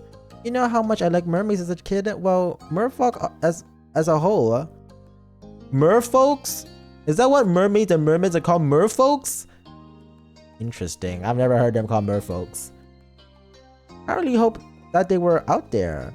I mean, the ocean's a big place, right? They could be somewhere, but the older I got, the more I had to accept it. They were just a fairy tale. He jerked his head over to the waterline and the rolling wave. They crashed against the shores and then drew back. Nearly perfect beach for them. It's pretty and vast and never too crowded. If merfolks didn't exist, if merfolks did exist, we definitely would have met one by now, or at least we would have heard of someone else seeing one. But nothing. He acted as tough the result. He acted as though the result was a true bafflement. He let his head hang. I gotta let the dream go.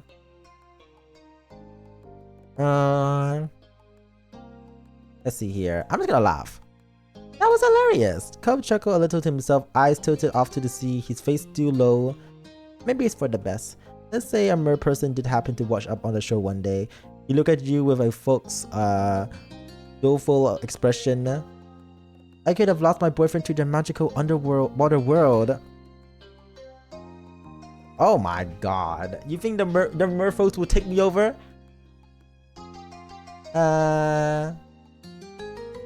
We'll go together. Cove grinned. He hadn't expected that answer. You're a nice person, Jaden, but if that didn't want me, why would you seriously stay? Would you seriously stay on land? You gave him a look. He meant what you said. It will only work if the offer was for both of you. Are you sure that's the right call? It's a beautiful, kind mer person falls for someone. I'm pretty positive that the sensible response isn't to turn around and say, no thanks, I'm gonna go stay on land with a normal guy. This conversation is seriously about mer person? It's important. We need to know if we will go underwater. Important. Are you warning me if you would leave me if you have that kind of offer? I love a little manipulation.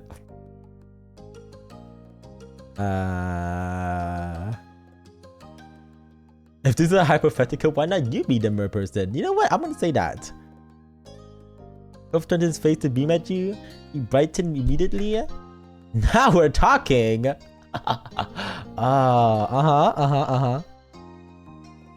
I'll be a good merman, right? I can see it. Cove gaze was drawn back to the water with shining eyes. He was clearly imagining some world where he was a merman who happened upon you here at the beach. You tried to picture what he could be thinking. It would be quite a lovely story, yeah? And then you heard Miranda screech. Your attention immediately switched over to your friends. You saw that Terry had gotten impatient and shifted her leg. The wall Miranda has been meticulously building collapsed into the water heap. Off the sand, she surveyed the damage critically. We're gonna have to start over on that part. You just want to give up on this now? No way! The burial must continue. I'll try not to move anymore. Okay, if you're sure. I'll try to fix this. Miranda started to re-bury her. Terry shot her a thumbs up. She realized too late that moving her arms was a bad idea. More of the sand on her crumbled, and Miranda put her head in her hand. Cove caught your eyes and started to drag himself up. Seems like we're needed. You agreed and followed him over to the girls. Miranda nodded at you both with appreciation, and the three of you did your best to finish the job. You all work on a system of using just enough wet sand to help hold the rest of together. With the three people, it didn't take long for Terry to be entombed. Terry grinned massively and Miranda off the high five. The power was officially done. Oh yeah! Reassembling the Kool-Aid Man, she kicked herself out of the ground with gusto, then went flying all over direction and Terry's shape imprint was left behind. Miranda yelled again and Cove chuckled. There probably wasn't a better way to get out of it. The four of you continued to have a good time. You went on a shell hunt. Miranda managed to find the biggest whale. You found the most colorful. Cove caught the tiny crab. You did a bit of everything. There were impromptu games. You just soaking up each other's company. However, after a while, you all had run out of water, drinkable water anyway.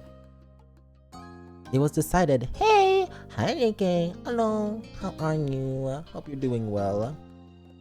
Wait, this is not a hentai, huh? Not the hentai. Hi, who is talking about hentai? In this economy? Hentai? There's no hentai here. Whoa, calm down. You started to cheerfully walk up the road. Owie! Ow. Is a hentai game, yes or no? No, it's not a hentai game. What's next? I don't have anywhere to go, so it could be whatever.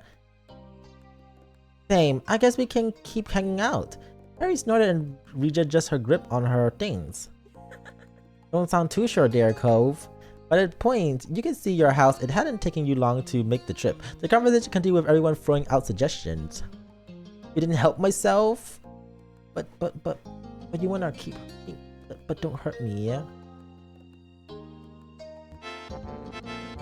Thank you for the head pat. Thank you.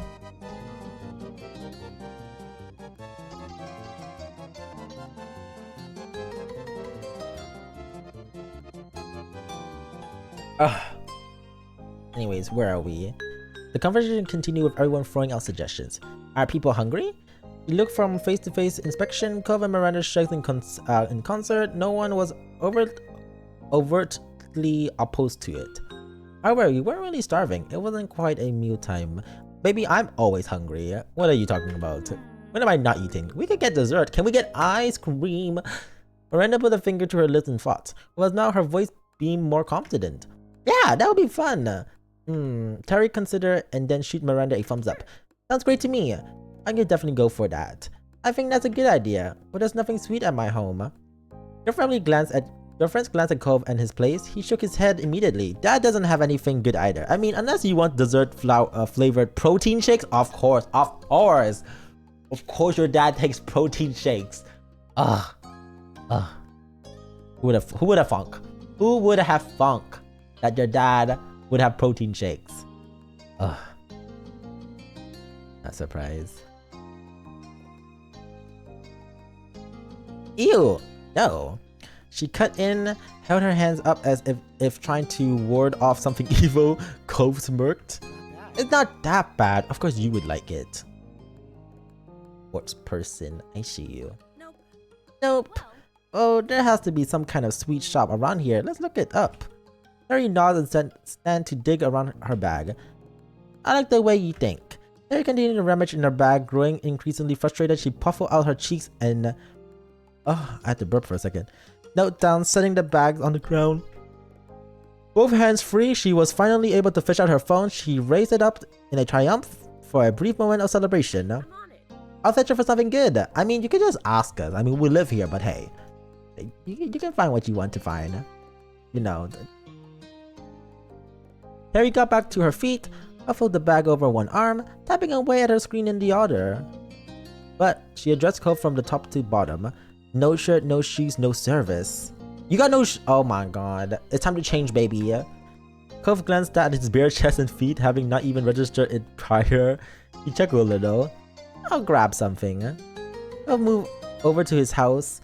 You look towards yourself. I'll change as well. You felt like you would be more comfortable in something more streetwear than beachwear.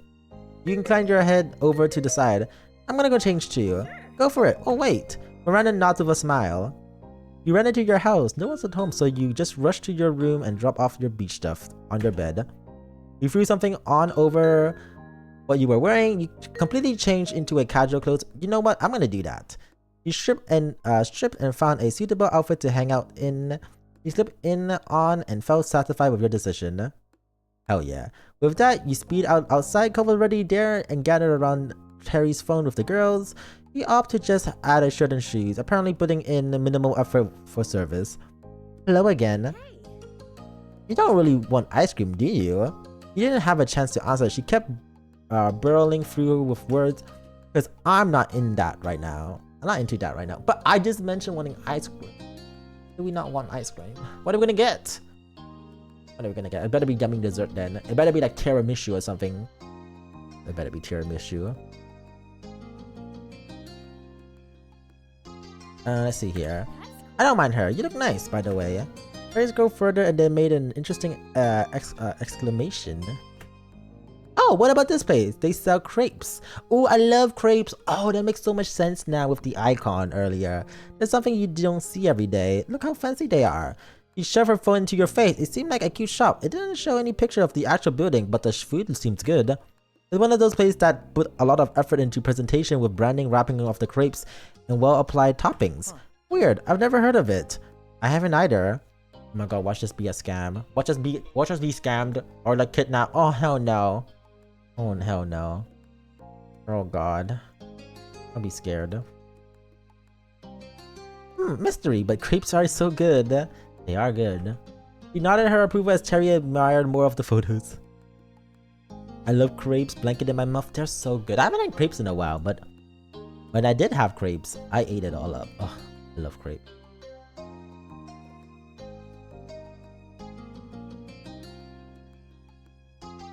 I would go. It's not too far, but we could drive. Wait, who's driving?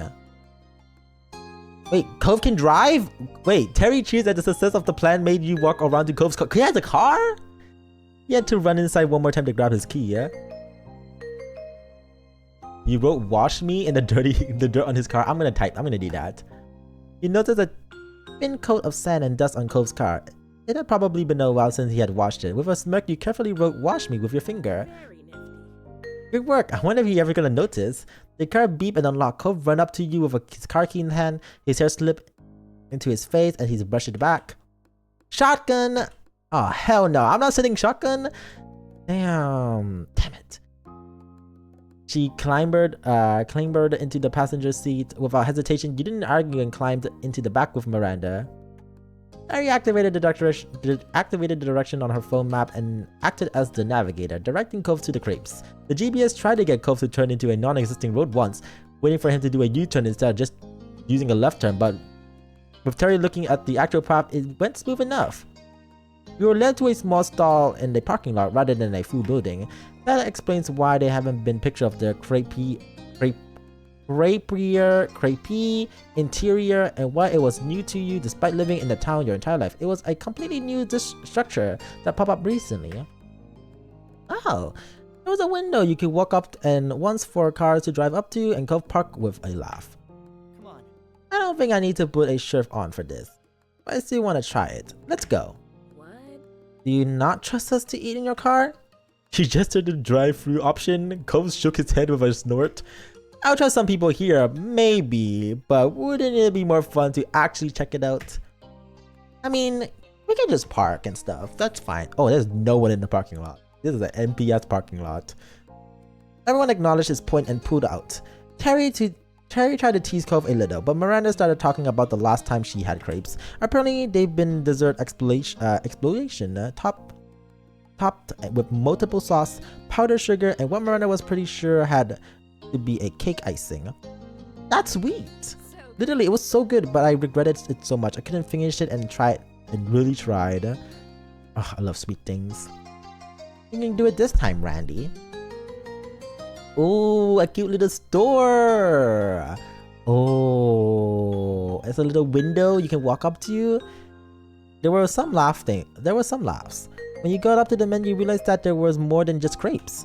There were definitely crepes, many crepes. However, the stall also had a lot of different drinks as well. Teas, smoothies, milkshakes. Oh, I want milkshake. Oh, I want milkshake. I haven't had milkshake in such a long time. I love dipping fries in milkshakes too. Oh, got me hungry. Got me starving. Jackpot! She grinned and held out her fists for a first bump. Miranda high-fived it. The two stared at awkwardly. Vaguely turkey-shaped hand configuration had go back. Configuration they had made, then slowly put their hands down. Cove's mouth twitched in a smile. I love dipping fries in soft serve ice cream. Ah, that is true too. I just think fries go so well with anything yummy. Oh. Now I want some. I haven't had some in such a long time. Also, hi, Cola. How are you? Hope you're doing well. You stood up to order first. You glanced back to the menu.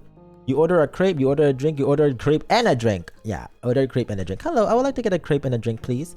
There was a woman who looked a little older than you taking the order. She smiled back at you, ready to hear the specific of your purchase. For the crepe itself, you wanted, chocolate.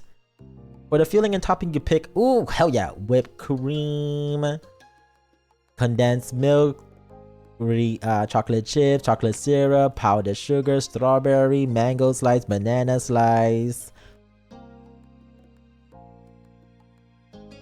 Just doing great. What about you? I'm doing good too. We're just laying a little visual novel. Cream cheese. I'm not adding cream cheese. I'll add everything but cream cheese.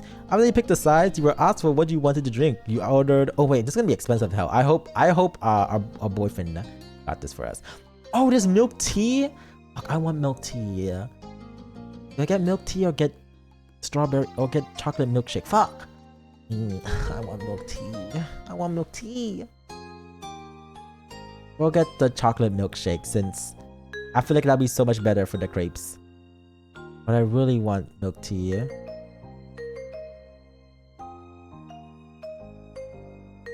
Oh, you know what? I'll get chocolate milkshake. You could also add mix in and topping for the drink. Ooh! I'll add oh wait, you can add boba plurals. Wait, can we go back? Wait. I want milk tea, yeah? Boba. Milk tea boba, okay. You also chose to add condensed milk. That was it. You know what? I'll have boba then. We have boba tea and crepes. You paid and step aside to let your friends order. Oh, got a lemon crepe with a powdered sugar on the top, mixed berries, and he also had a plain strawberry smoothie. We can share it. You know what? We can share it. Which is so nice. Oh, sorry, I need to drink more water.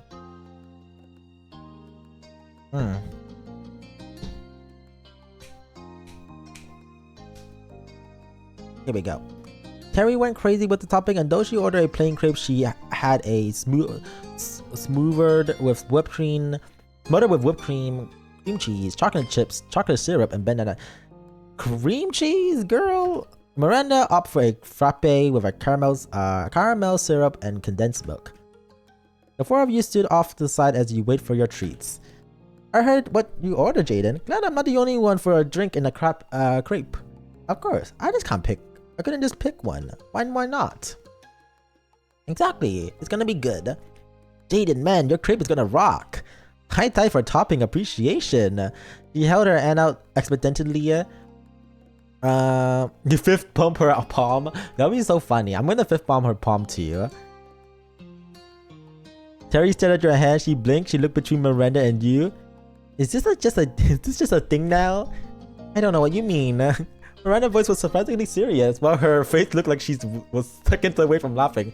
Terry shook her head dramatically. Order for Jaden. Oh, I've got to get that. You grab your order. The others didn't take much time after that. With the goods collected, everyone admires their treat. Terry dug right into hers, and Miranda gave her a tentative slip. Terry nodded acceptingly with her mouth completely full. Miranda tilted the frappe over her with a grin. Terry slipped it and clearly loved it. She raised her crepe over to Miranda. You could tell that there was an intent to make it look nice, but with all the absurd topping piled on, only so much could be done. Miranda took a huge bite with a gusto and sighed happily. Terry seemed satisfied and took another sip of Miranda's drink. They both only gotten one thing, probably because they knew they would end up sharing. Ooh, sharing! Sharing is caring!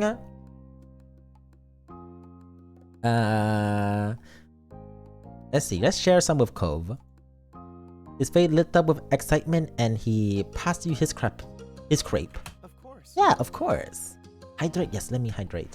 Let me hydrate. I'm a thirsty boy, what can I say? I'm a thirsty boy. Where are we? You exchanged treats and took a chomp on the lemon crepe. It was light, with the sourness with the lemon and the sweetness from the syrup berry mix. The smoothie was finely blended and the occasional chunks of strawberries. Cole seemed to enjoy his taste and then you swapped back. He smiled as he took a long, loud sip from his smoothie. Thanks, you always get good stuff. With that, Cole started to eat his treat in earnest. You saw him take a huge gulp of his smoothie, then without swallowing, he added a bite of his lemon crepe. Damn, sir, calm down. No one's gonna steal your food. Cove? Terry tore off a piece of her crepe and held it to Cove. Care to make a trade? Sure. Instead of continuing to loiter in the parking lot, the four of you started to walk down the sidewalk. There's a lot of sharing going on, with crepe bites and topping being passed around.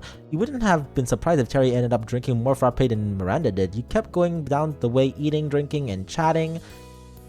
You hadn't realized how far the group had wandered until you ended up in the now leaving sign. Apparently, you were about to just walk right into the middle of nowhere. Damn, that is getting ready to leave. We're in the middle of nowhere. Cute. Terry took her mouth off of Miranda's straws and stopped sipping the frappe. Impossible! How are we already at the end? Always forgot how tiny this town really is. Yeah, it's a tiny ass town, babies. It is so small. It is so small! A tiny ass town. Bob chuckled a little and swallowed a chunk of Terry's crepe. Yes. It kinda is, huh? I didn't feel that small when we were growing up. Let's see here. Let's see, didn't feel like there's much here. It definitely felt bigger. You guys are lucky to live in a decent sized city. I'm just gonna nod along. I'm not disagreeing with Cove. You you gave acknowledgement of his words. Sunset Bird really did feel smaller these days. I guess it means we should probably head back. One doesn't just walk into nowhere land. We're not only one, Terry. There's four of us. Terry scrunched up her face, not wanting to acknowledge the bad joke. Decided to ignore it. She said, let's not do that. No dad jokes allowed here. No dad joke. As a dad joke hater, I appreciate that. It's things having to go all the way back. Yeah, but it's not like there's anything out that direction. And if we did keep going forward, it'll be an even longer trip home. He started off into the stretch of the road as Cove agreed that he didn't want to go any further. Can we take a break here first before we turn around? I've been walking for a while and someone finished my drink. Right on cue, Terry loudly sucked air from the straw. It was so good. Oh, baby, not them drinking the whole thing. Miranda looked at her, but Terry remained unrepentant. In the end, though, it was agreed to hang around the sign before heading back to the car. It didn't take long to finish the rest of the food and drinks. Everyone gathered up and trashed and stuffed it into bags and pocket. For now, the group relaxed on the grass, keeping account of all the cars that drove past. It was not a high number. 14. The newest passing car drove into the town from somewhere outside, but as the vehicle came by, it slowed down and you watched as it immediately rolled to a complete stop. The black car parked right by the now leaving sign. Everyone exchanged a baffled look. Is that Baxter? I swear to God. Swear to God, that motherfucker. Oh, I have not seen you all day. I kind of forgot about you, I'm not gonna lie. But then the tinted window rolled down and the driver appeared out. As soon as you saw his hair, you recognized him. No one else knew you presented themselves so distinctively. Hello, neighbors. Oh, hey, neighbors. I was gonna say hello. Something gave me that he would say hello, but hey works too. Hey works too. Also jolted with recognition. He passed on a cordial smile and waved politely. Afterward, he put his mouth back on over the straw of his long, empty drink, as if trying to act cool. Oh, Cove. Don't feel intimidated like that, baby, yeah? You waved at him. Hi! I was just, you just wondered what he was doing here. You wish he hadn't stopped to chat. He smiled and were excited to see him. I can't say I was excited to see him. That's messy. I'm just gonna say hi. You inhale and try to be loud enough to account for the distance and the car noises. It's nice to see you again. Somehow, he was able to project his voice in such a way that it still sounded smooth. Even though he was definitely speaking loud, you wondered where he learned to do that. And you thought about the odd picture that this made. A fancy black car pulled over to talk to a group of teens, mostly still in beachwear. Mariner was incredibly confused and shrank back to watch. Terry tilted her head in an unspoken question. Cove made a quick gesture pointing towards Baxter. A light bulb went off for Terry. Alright. Ah! The new person in the condo, the B-man, right? Yeah, Baxter. Oh, I wasn't sure if I ever actually see him. Her voice was quiet. Miranda usually gets shy around new people. Terry was quite the opposite. Incredible, this is perfect. Terry hopped up from the grass and ran to Baxter's car, all full of excitement. Behind her, Miranda picked herself up, dusted imaginary dirt off her shirt. She sent a searching look at you and Cove, to which Cove shrugged. Miranda nodded and, with clenching fist, hesitantly followed Terry. Terry bent down to talk to Baxter, though, through his window. She blasted through introduction, with Miranda putting in a shy wave. Cove looked at you. He still clearly had no intention to go over. Do we walk over to Baxter? I kind of want to talk to him. Let's tell Cove to come. Let's just go. Come on, let's go and see him. Cove pouted, his cheeks fluttered out in a childish pout. I don't want to. I don't know what to say. You can go. I'll just wait till he's gone. You really should come. You could do it. Do you want to be the only person where who doesn't go to see him? Well, why can't you stay here with me instead? Besides, he was definitely going to be difficult about this. Some days he really was the same grouchy 8-year-old you met all those years ago. I want to talk to him. Cove, don't be too difficult. I want to talk to him, but I don't want to look like a bad boyfriend. You're being a dick, you said as you physically push him towards the car. I mean, I don't want to lose boyfriend points, but I want to talk to him. Cove, it's okay. It's okay. I'm gonna be like, you're being a dick. I'm gonna physically push him. Not willing to mess around anymore, you strode over behind him and used both hands to force him over to the car. No, Jaden. He'll put up a major well of resistance, but got to his feet. He didn't want to keep being poked at. Come on there, baby. It's time to say hi. We have to be nice to our guests. Slowly, progressively forward was made until you two arrived at the driver's side of the car window. Baxter smiled welcomely. Hello. Hey. Goddamn, JD, you ain't playing full fighty? Listen. I don't want to be messy, but I want to be a little messy, okay? A little. I can't miss any opportunity. I want to be a little messy. He's not going to be that mad that I pushed him. So hi, Minky. One cup of cooked enriched short grain white rice. There is following nutrition value: 242 calories. Oh, greeted him midly. His expression cautious. Howdy, Baxter. We said howdy? Okay. Baxter gestures to Miranda and Terry. I did rent this car for my stay here. It was coming back from a bit of sightseeing when I spotted your crowd. Then those two were kindly introducing themselves. Yep. It's only polite. Speaking of polite, Baxter is giving us a ride. I was asking him to. What? Oh. Baxter shrugged guiltily, seeing Cove's dramatic reaction. The offer is open. And we're taking it. Okay. Then why are they so awkward? Like, what happened? Like, other than the fact that, like, you know, Baxter flirted with us when we first met him, like, what happened in between then and now? It's just so awkward. Happened. I was just happy to get a ride. We need a ride. Regardless of anything, you didn't have to walk back. That's what counted, and you were grateful to Terry for arranging it. Alright, plan mate, let's hop in. You excitedly opened the passenger side door and buckled yourself in. The car was pristine, and you were right near the new car scent air freshener. We're in the passenger seat? Oh, our boyfriend is mad. See, I would have, like, you know, gave Terry this in the fun. Cove is kindly awkward. It genuinely is okay. That is true. He is a little awkward boy. He's a little awkward boy, and that's fine. Baxter had the air conditioner on cold, but slow, so it was pleasantly cool inside. A nice relief from the summer sun you had been baking in all day. Your friends clambered on the back. It definitely seemed the slightest bit squished back there. Welcome to my vehicle. Hope everyone is comfortable.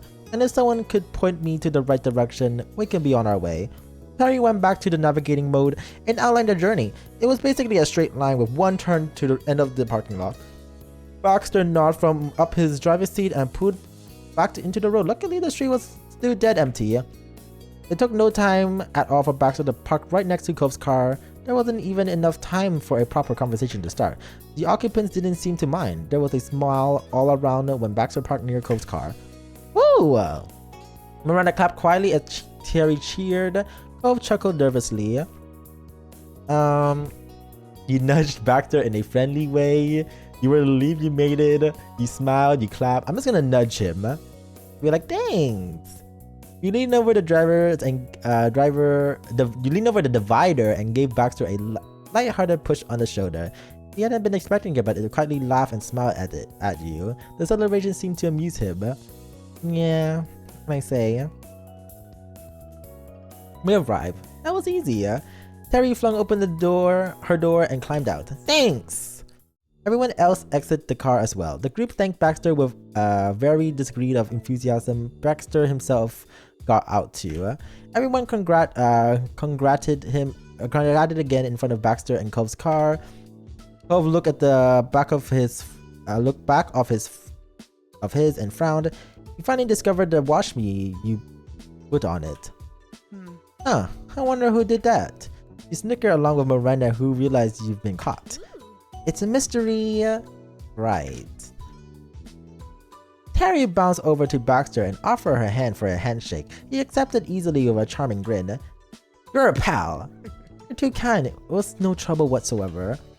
I'll keeping this car all the summer. If it suits you, you're welcome to take my number and give me a ring whenever you're in need of another ride. And that goes for everyone here. Hey. Okay, I see you. I have a car. Oh.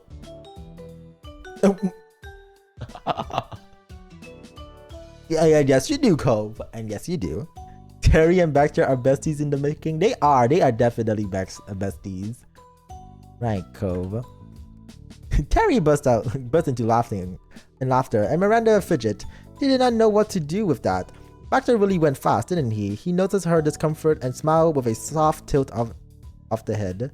I'll be happy to help again. That's the only reason I offer. If you don't need it, you can pass on it. Can I have your number? You stay silent. Can we have his number? I know, I'm just gonna ask for it. Anyways, I'm gonna ask for the number.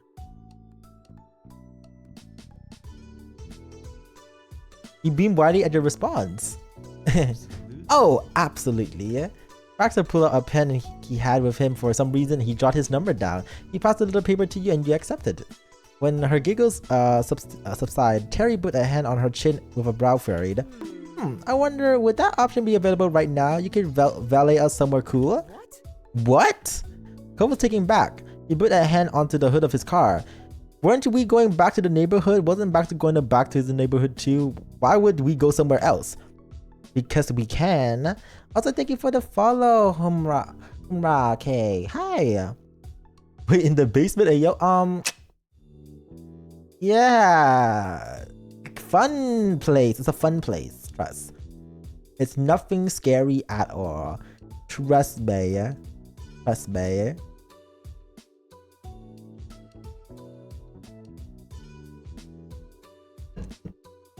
Are there snacks? Yeah, definitely.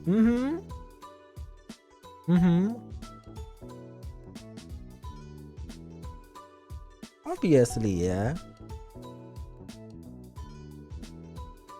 Yeah, I like snack.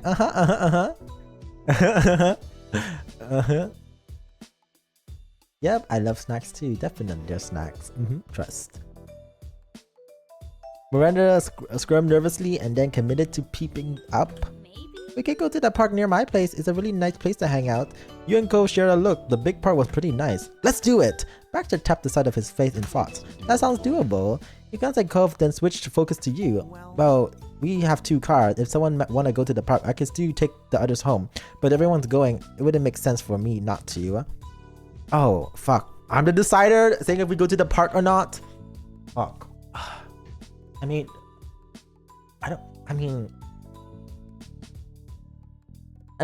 our friends are here. We don't get to see our friends often, Cove. Let's go see our friends. You aren't ready to tag out yet. You came to a decision and turned to Cove. Let's go to the park. Alright, park time it is. You smiled a little. Cherry cheered and Miranda nodded happily. You felt like you made a good decision. I hope so too. I hope so too. Yeah. To the car again. Which car? There are multiple.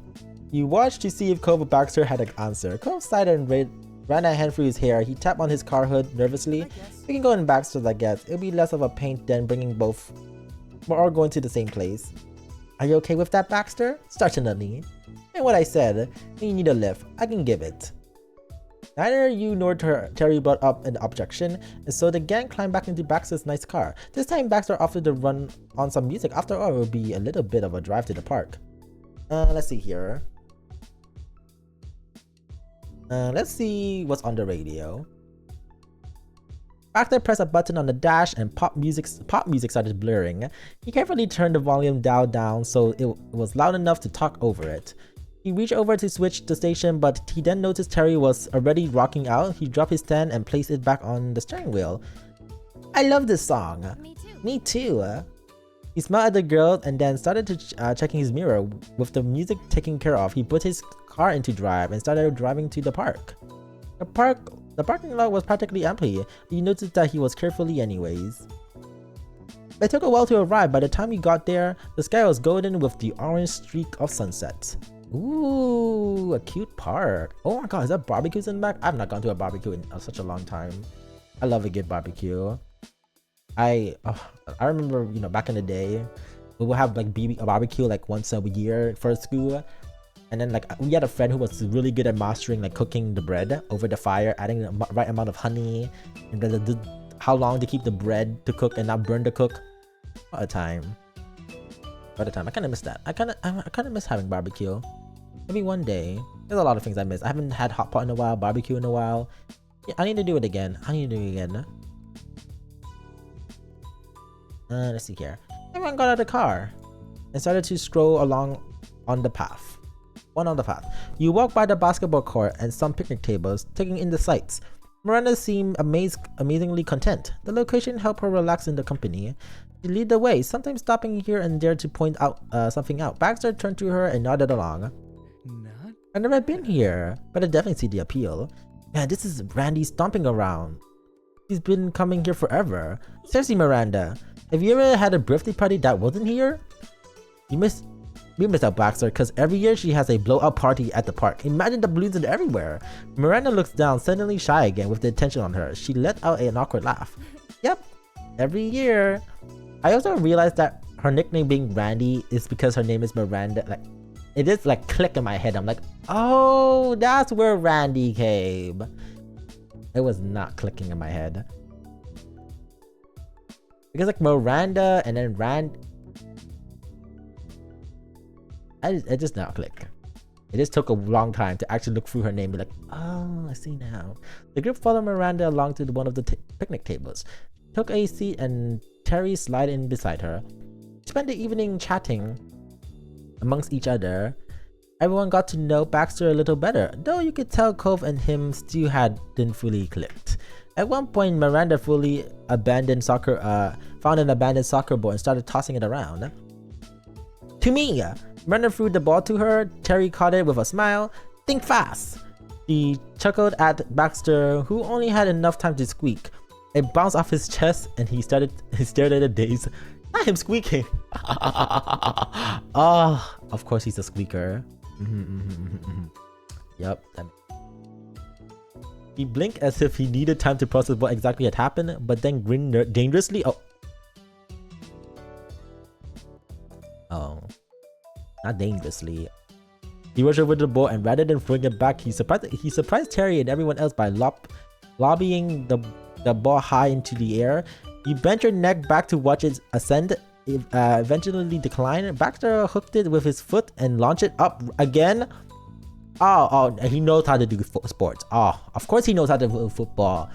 That probably was the football captain or something. There was woos and ahs from Terry and Miranda. Baxter gave them a very proper bow. When it finally fell into the ground for real, Cove was the only one who picked it up. He was impressed and he wanted it. He went in. With that, everyone's drawn into the game. It was unspoken that whoever did the fanciest trick won. Most of the gang was not particularly practiced with throwing a ball, so not many of the tricks were actually good. However, there was a lot of laughter, and you got to see Miranda round off where she threw the ball with her feet, so that was cool. You did pretty well yourself and got a fair amount of applause from the crowd with your moves. The sunset eventually darkens into night and starlights turn on. Your group's chosen picnic table laid in the bubble of light. Your occasional bugs cast of shadows as they flew by. It was a little strange being here so late on a normal night. Usually the one happens if there was a party or an important game or a fireworks show. Fireworks! A yell started Baxter. Hydrate, yes, hydrate. Oh. Ow! Check my posture. Nothing's being thrown at me. Wait, let me get more water. I need more water! Oops.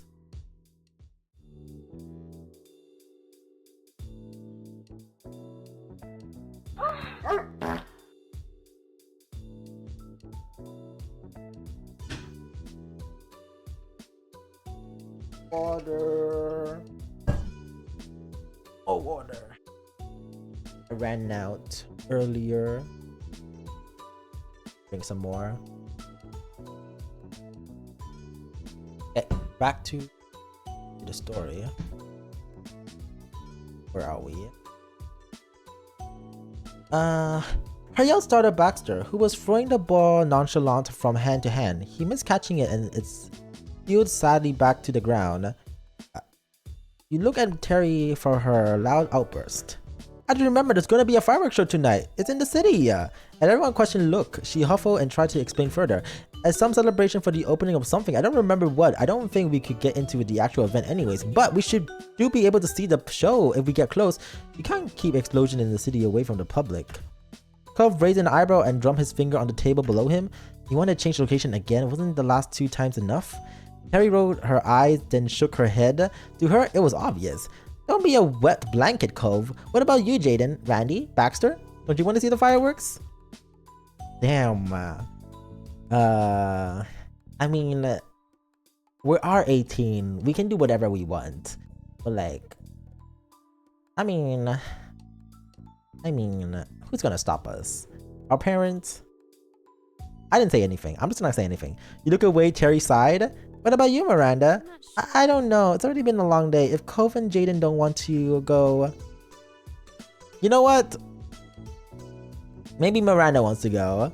Terry's awesome. I'm a big fan of Terry. Oh, Terry is slay. He's really fun. You know what? Let's go see the fireworks. If you guys want to, then I'm fine with it. Cove nodded. It's not like I'm anti-fireworks. In turn, 4 set of eyes look at Baxter as the driver. His answer made or broke the plan. He chuckled softly. In for a penny, in for a pound, I'll go. Honestly. Anyway, there's nothing better to occupy my time tonight. We better hurry or we might miss it. Cove rolled his eyes but laughed. Everyone headed back to the car. Yet again, Terry brought out her phone to navigate the city and Baxter stepped onto the gas. You were on your way. Baxter drove past buildings aglow in warm light, a yellow light that cut through the navy black night. One city building had bright LED lights that cycled through a whole rainbow of hues. It was difficult to get through all of the traffic on the road, let alone find parking to stay at night. Luckily, Miranda had eagle eyes where it came to scoping out a spot. She pointed out a sedan pulling out and Baxter parked within seconds. Hell yeah! Oh my god, this is where we were when we met, baby boy! Chilo! Oh my god, I miss him. Not wanting to miss the show, you all raced down the waterfront, walkway to find a place with a good view. What about here?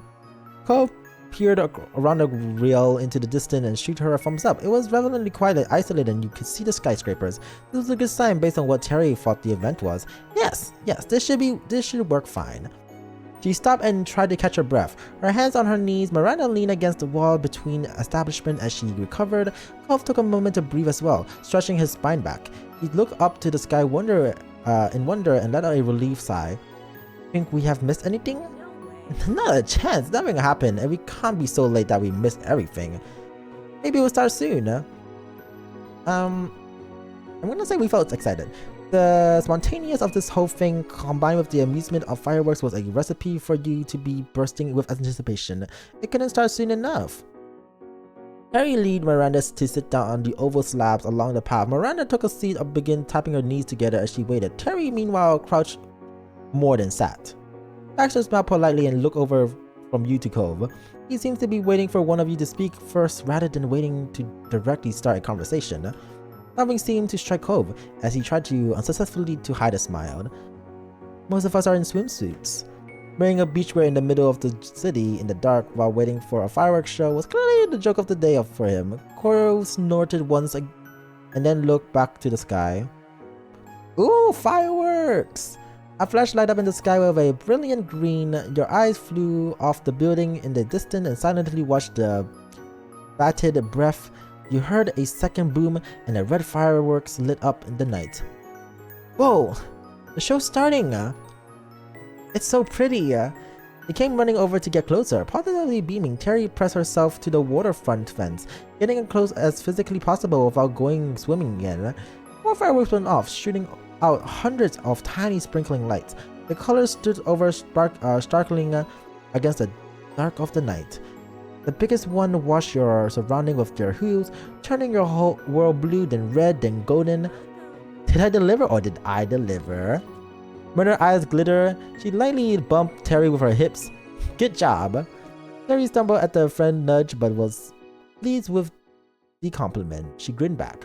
Brenda lightly swung her hips to the opposite way to give you as a bump as well. It was friendly and soft. We did it! She smiled at her and nodded. You know what? I'm glad we're having a good time. I'm glad we're having a good time. Because it would suck if we weren't.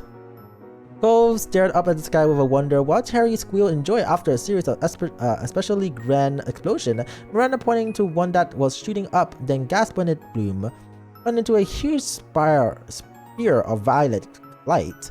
Baxter smiled in appreciation. It was good to see your friends in high spirit. The rest of the group huddled around the rail to take in the show as closely as possible. I've not seen a firework in such a long time, firework shows. I think the last one I saw was a couple years ago, if I remember correctly. I don't remember much. Right? Yeah, it was a couple years ago. Me and my friends went to this like carnival a couple years ago. I think we were like 17 or something. Oh, what a time. It was terrible though, because it was like it rained in the morning, so like it was muddy as hell. I just remember that I used the wrong shoes, so by the time we came back home, my Converse was so fucked up that you couldn't even wash it. I was like, oh, I have to throw it away. I should have went with boots. But it was really fun. It was really fun. I had a lot of fun. I don't remember much of it though. I just remember we did like different carnival stuff. I remember we what is it? We did like those like boat swinging stuff and other things. I don't remember the other things we did, but like I just remember the fireworks mainly. But I remember going back was so annoying because like, you know, it's 100,000, you know, a lot of people going back home. So everyone had to line up and we had to like find the bus that we were going back. Oh, what? I see. Let's see here. Cove laid his arm across while leaning forward. Baxter rested his elbow on the rail, putting his back towards the fireworks. He seemed to have more fun watching the others than the actual show. Hello, hi Wes, how are you? Hello! Ow, ow, ow, ow. Hope you're doing well. Oh, she pointed out the golden firework and beamed. Oh, that's so cool. Terry held up a hand for a high five and Miranda obligate her. Terry whooped and shoot you a smile. What color do you think next? What color do you think the next one will be? Without giving Baxter a glance, Cove answered immediately. Green. It was orange. Baxter chuckled, but it wasn't interesting calling Cove out for being wrong. Is that your favorite color? Green? It's one of them. Oh wait. Make the voice a little bit louder. That's... Is yours black? That's one of them. Cove smirked just a little and left the conversation there. What's going on? I'm just gonna sit next to Cove. Cove looked away from the fireworks and grinned at you. He was glad to be spending time with you and tilted his head at the spectacular multicolored firework above. I ship them. I just know. I wanted to make it poly, make it fun, make it interesting. I think that's been my favorite so far. Enemies to lover, true. He shot you another look and nodded, wanting you to move up closer. In front of him, you could see the nightlight reflecting on the water. You took a moment to watch him and the firework reflecting in his eyes. Cove grinned like a child. Let's see here. You lean your head against Cove. Let's do that. You nested yourself closer and rest your head on your boyfriend. If you listen closely, you could just make out the sound of his heartbeat. He hummed quietly, then lowered his own head down. It took a little readjustment, but soon you were both comfortable with each other. Your head rested on his right shoulder. His neck tilted so that his cheek rested on top of yours. He was warm, steady under you. Cove's gaze drifted from the show of dazzling light straight to you, and he sighed dreamingly. You didn't know what you last seen him so blissful. The spectacular continued up to ante by bringing more fireworks out at time. The color danced across the sky, reflected over the water. You reached out a hand and watched as it was tinted green, while a big boom sound. The firework was a normal summer tradition, but this was immediately an unconventionally approach. Showing up in the city last minute to watch a display for technically private events, that would make this feel special in a way that just planning to go to a public fireworks show never would. Every idea may not have left you with a lot of time to prepare, but it sure had led a unique situation. It's clear it was an unforgettable night. Oh my god, thirsty as hell.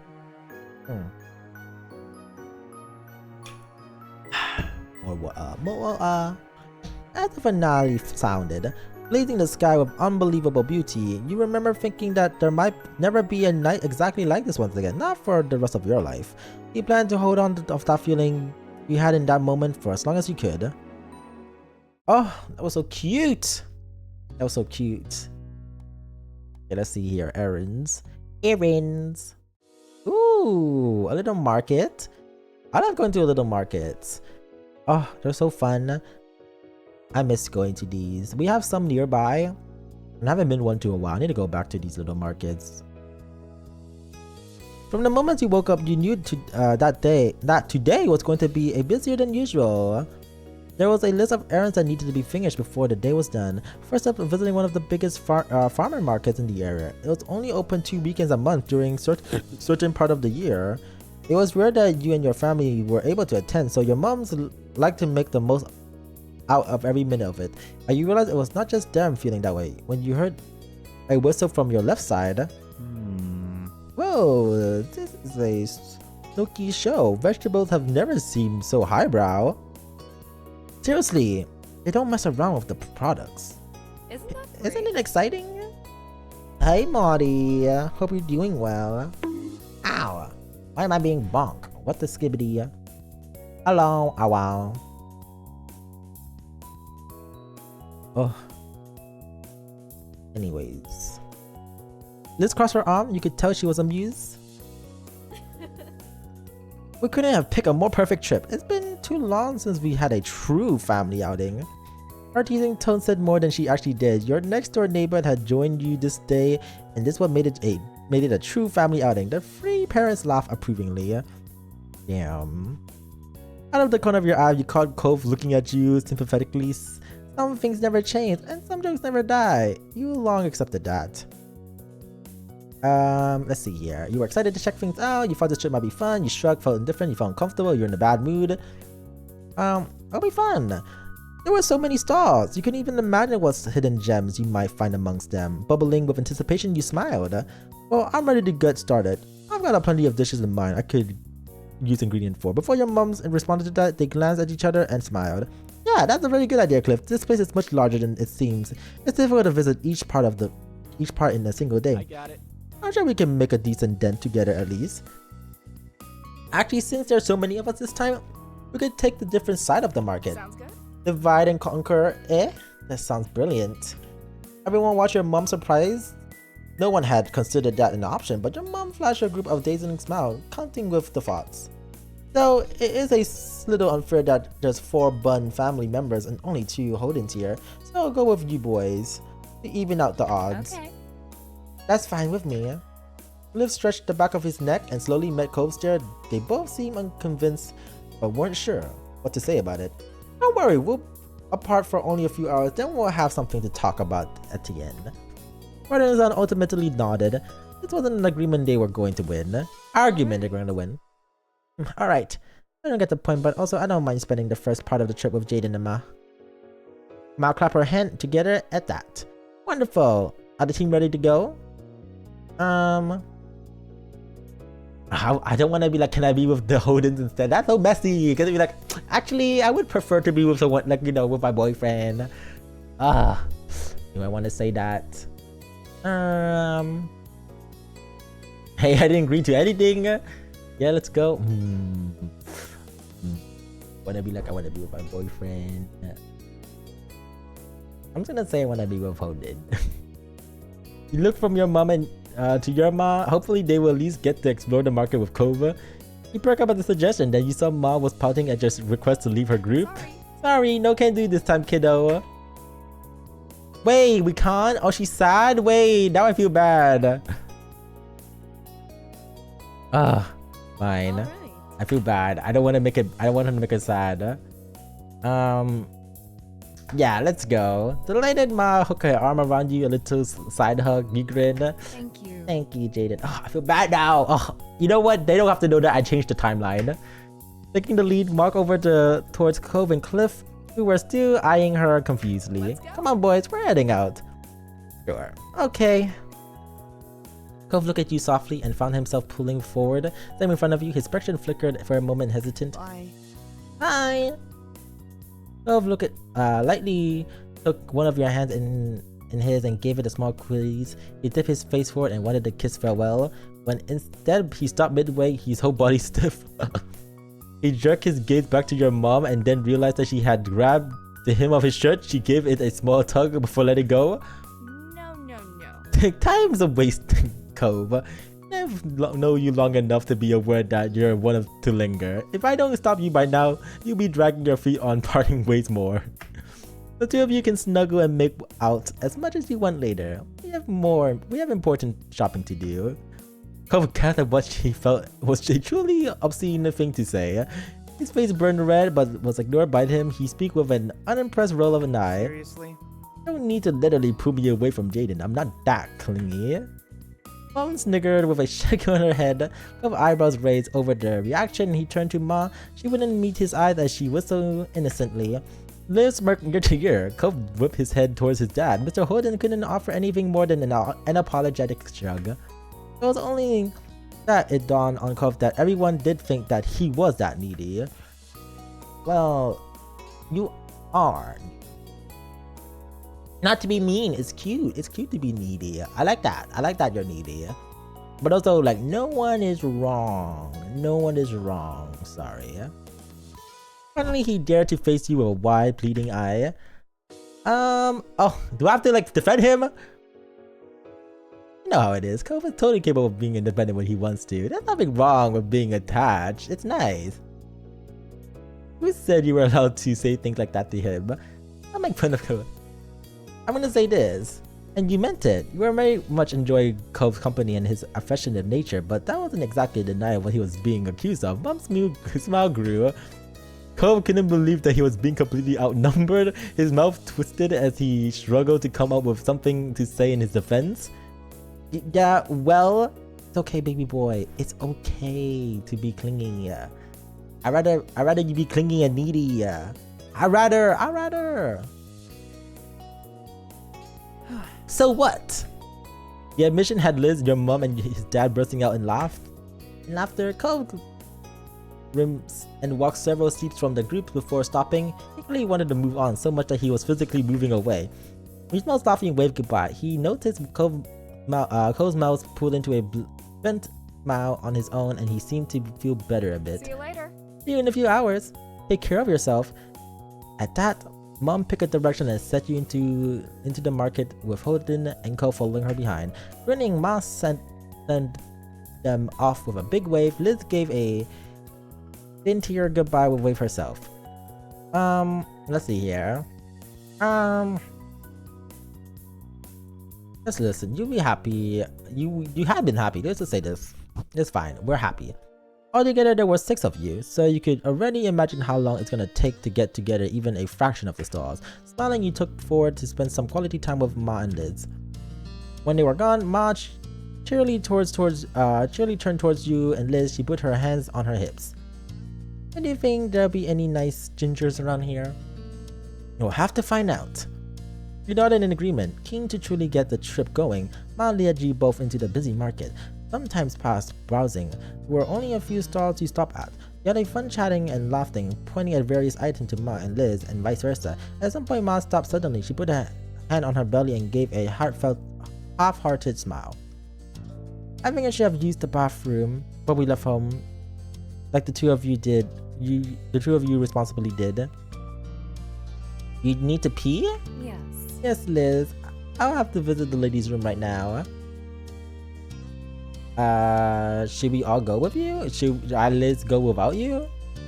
Ma grinned forward as she struggled to pinpoint the direction she needed to go. She gently considered your suggestions. Actually, I might need to help find my way. Could you please come, Lizzie?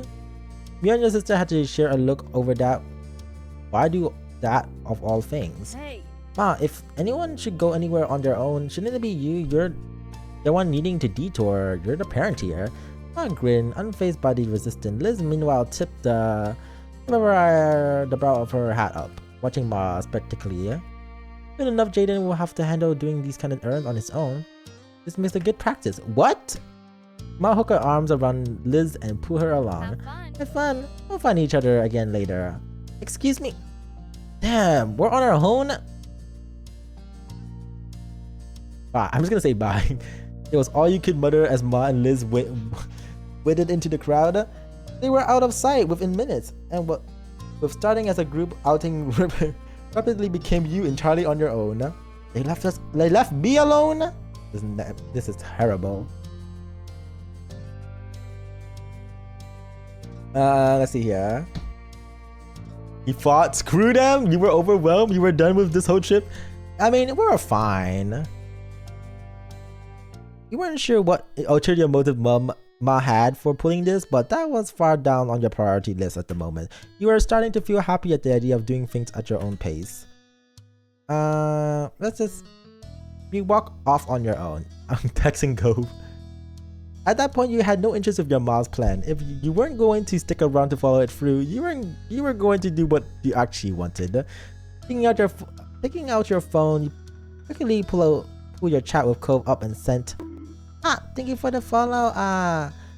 Zamora Dex. Hi, I'm Bunny. Didn't go by him. Welcome in. Damn, I'm thirsty today. All these yapping. All that yapping.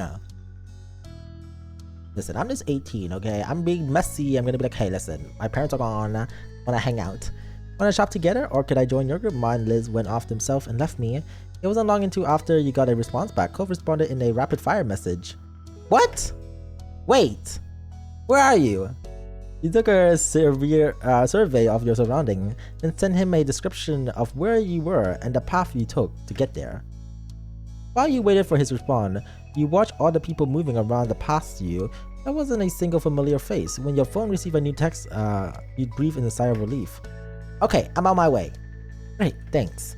Cove couldn't get there fast enough. There wasn't any reason that you could think of why you had to wander around the market alone.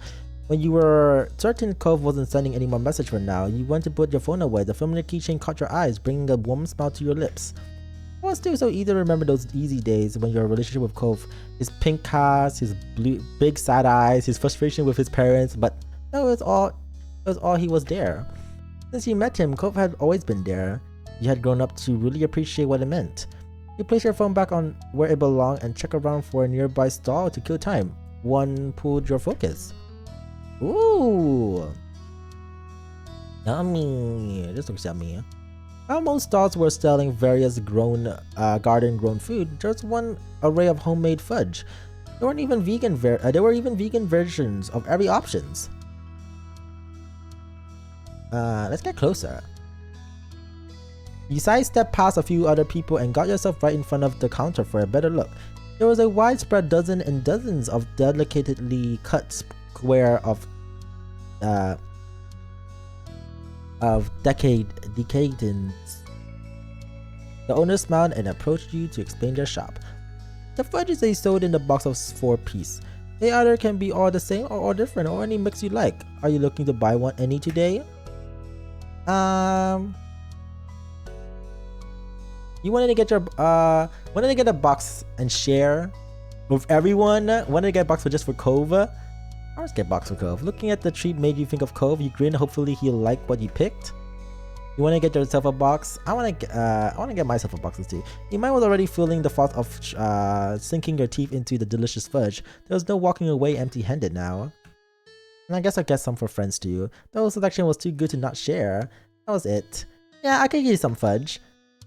I'm glad you came to the right place then. For yourself, you picked... Ooh, what do I want to pick? Oh, fuck. Okay. Milk chocolate. And... cookie and cream. And chocolate peanut butter, chocolate peanut butter. And... chocolate toffee.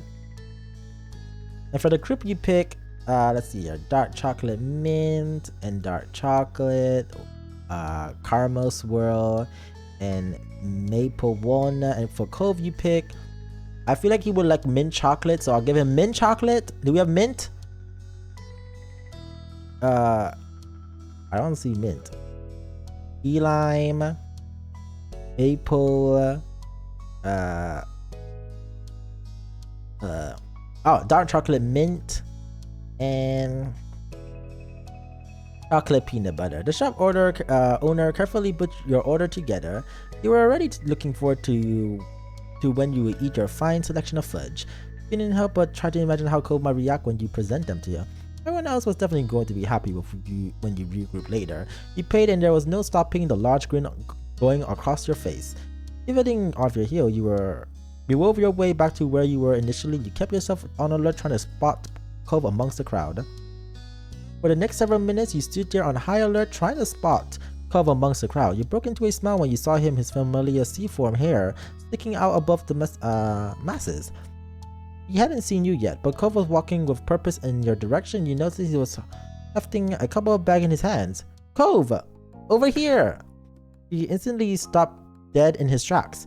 Alert, Cove head snapped up and his eyes searched the crowd until he landed on you. His whole demeanor brightened at the sight. Jaden. Oh my god, baby boy! But even for a distance, you could tell his mood shifted again. He seemed serious. He waved through passerbys awkwardly in an attempt to get through as fast as reasonably can. He only stumbled more than once. It only took a moment for him to arrive. Are you okay? Are you alright? Of course I'm good. Yeah, what did my mom think about you coming? I have no idea. Yours weren't the one that just left. Your mom just took my dad before you even messaged. You're kidding. I wish. I can't believe this happened to both of us. They planned it. They had to. But don't know why. Are they pranking us? I don't know either. What are they doing? What is this family doing? And you meant it. You couldn't fathom what your moms were up to. Cove shook his head, trying to clear his mind. So... Well... He changed his tone, caught your attention. You watched his eyes started to twinkle in mischief as his mouth pulled into a cheeky smile. You know, it's technically later and your mom isn't around this time. You chuckled, knowing exactly what he was implying. The incident was already replaying in your head.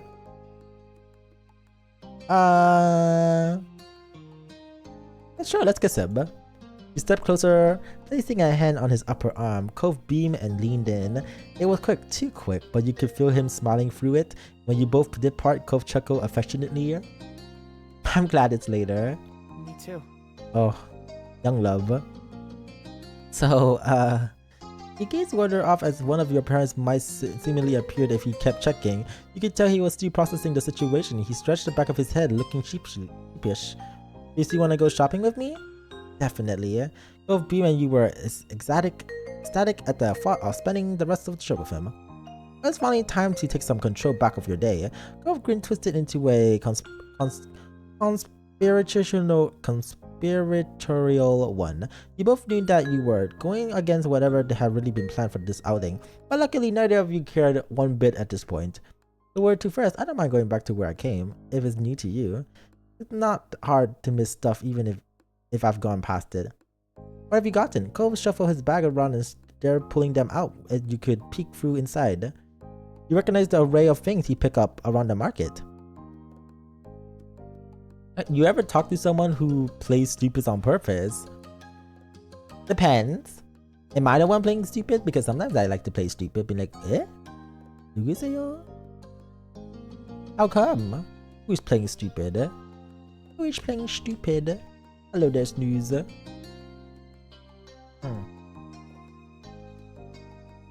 Oh. Okay, chugging down these water. I'm so thirsty as hell today. Am I thirsty? Why am I thirsty? No more thirsty.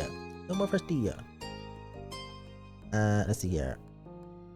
I mostly got typical things I can use easily for a fire. Nothing super exciting. There was a few avocados, some lemons, some sweet potatoes, among other things. They were wrapped up so you couldn't discern what they were. When Cove brought makes sense, but it was far from complete selection. You glanced over at the nearby stall.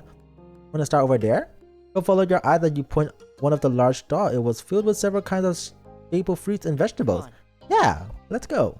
Once a few people finished up paying and moving, you and Cove got yourself definitely in front of the shop. There was more things to pick up. Okay, let's see here. We got apples, strawberries, onion, cucumbers, lemon, spinach, potatoes, lettuce. Okay, and that was it. The shop owner put your selection together and handed it to you in a couple of bags. Happily, you paid and waited for Cove to make his purchase. Ready to go? Cove grinned, satisfied with his new clothes. He had another bag in his small but growing collection. You nodded. Oh wait, before we start moving and everything, wanna hold hands? Let's see here. You shyly, you lift your hands out to make for him to take it. Damn, holding hands. And at that Cove smiled, and it reached his eyes. He gently appreciated the gesture and laced his finger with yours. Oh, lacing fingers. The word lacing. Oh, so sentimental. Lacing fingers together. Okay. Cole squeezed your hands back. With renewing eagerness, your boyfriend nodded his head in the direction you have been going towards. Alright. Okay, now let's go. Together, you and Cove wandered the market on the lookout for any stalls that caught your attention. Cove was walking around with a spring in his step, talking about the various meals idea he had in mind. After a while, you two did go a greater distance to find something of interest. Several of the stalls were selling the same thing, but it was only a matter now on which you wanted to buy from. Becoming a belling down the path until Cove stopped suddenly, literally pulling you away from your thoughts. Cove? You follow your eye on the past the crowd. Immediately you knew what grabbed him. Homemade jams and local johnnies. The stall was glittering with glass jars stacked high, each encasing gels of various colors. Cove's eyes were practically sprinkling at that point. His feet automatically began to take them there, likely without being fully aware he had been an unexplained detour. When you got closer, you were surprised there was even more variance than you thought. There was even different honeys based on what type of pollens to be used. Oh, I love honey. I love a good honey. Honey spread, like honey tea. Oh, I love honey. I used to drink a lot of honey as a child. I don't know why I don't drink a lot of honey now, but oh, honey is so good. Or when you put honey on French toast, oh, so good. Honey, maple syrup, oh. Now I want. So badly.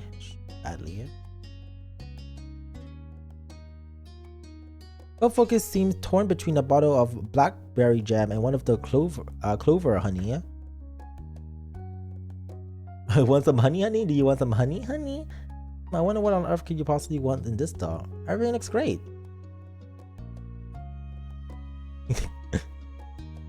Dumbfounded, Cove nodded in response. His face was burning red. You grinned, way too pleased with your own joke. You thought things over for yourself too, huh? Ooh, what kind of honey we can get? Ooh, now I'm excited. Ow. We'll get strawberry jam. We'll get clover honey, because I like clover honey. I think that's it for me. You paid and the shop owner started putting things together your order. They carefully picked it in a single bag with a paper. Thank you very much. Amused, you watched the Cove give in and just bought both the clover honey and the blackberry jam. He also went all in and getting spring woodflower honey and plump jam too. The shop owner thankfully wrapped each in a brown paper and protect them before putting them away in the bag. He handed in purchase to Cove. Thank you. You both step away from the stall. Cove didn't fail to notice the look you've been giving him since he agonized over his toast toppers. Hey, this didn't go bad for a long time, so why not stock up? I could have chosen one if I wanted to. Hey, alright, Cove. It'd be nice to enjoy a snack on his own for a while. As he begins to stroll, go look up at the sky. He smiled. It was short of unexpected, considering all of this was technically an errand, and unexpectedly change often upsets him. But he was happy, and Cove liked doing these kind of abnormal things, and you could tell that Cove especially enjoyed doing these kind of things with you. You blushed the thought of how comfortable doing this with Cove felt. Not the Cove's pleased attitude annoyed you. What? Damn, not suddenly like being like, oh, him being happy? Disgusting. It felt more than normal or mundane. It felt right. We're so domesticated. I want to say that. We're so domesticated. Cove took a sharp intake of air, started coughing for a moment. After he looked at you and you are teasing green and chuckled. You're right. This is true. I like it. Am I the one who thinks all games should have an offline play feature? Why does always online games even exist? That's understandable. Like, I get it. Like, there's certain games where you feel like, oh, I wish I could play this game offline, but you can't because they're online. But yeah, but like, it be like that, huh? Like that. No, there's not that many games that are online. But no, I get what you mean. Like, there's some gacha games that like I wish they were offline. But then like, I guess I understand certain aspect of why is it online. But still, it would be fun, you know, sometime being able to play those games on the plane or something like that without the internet. The interweb.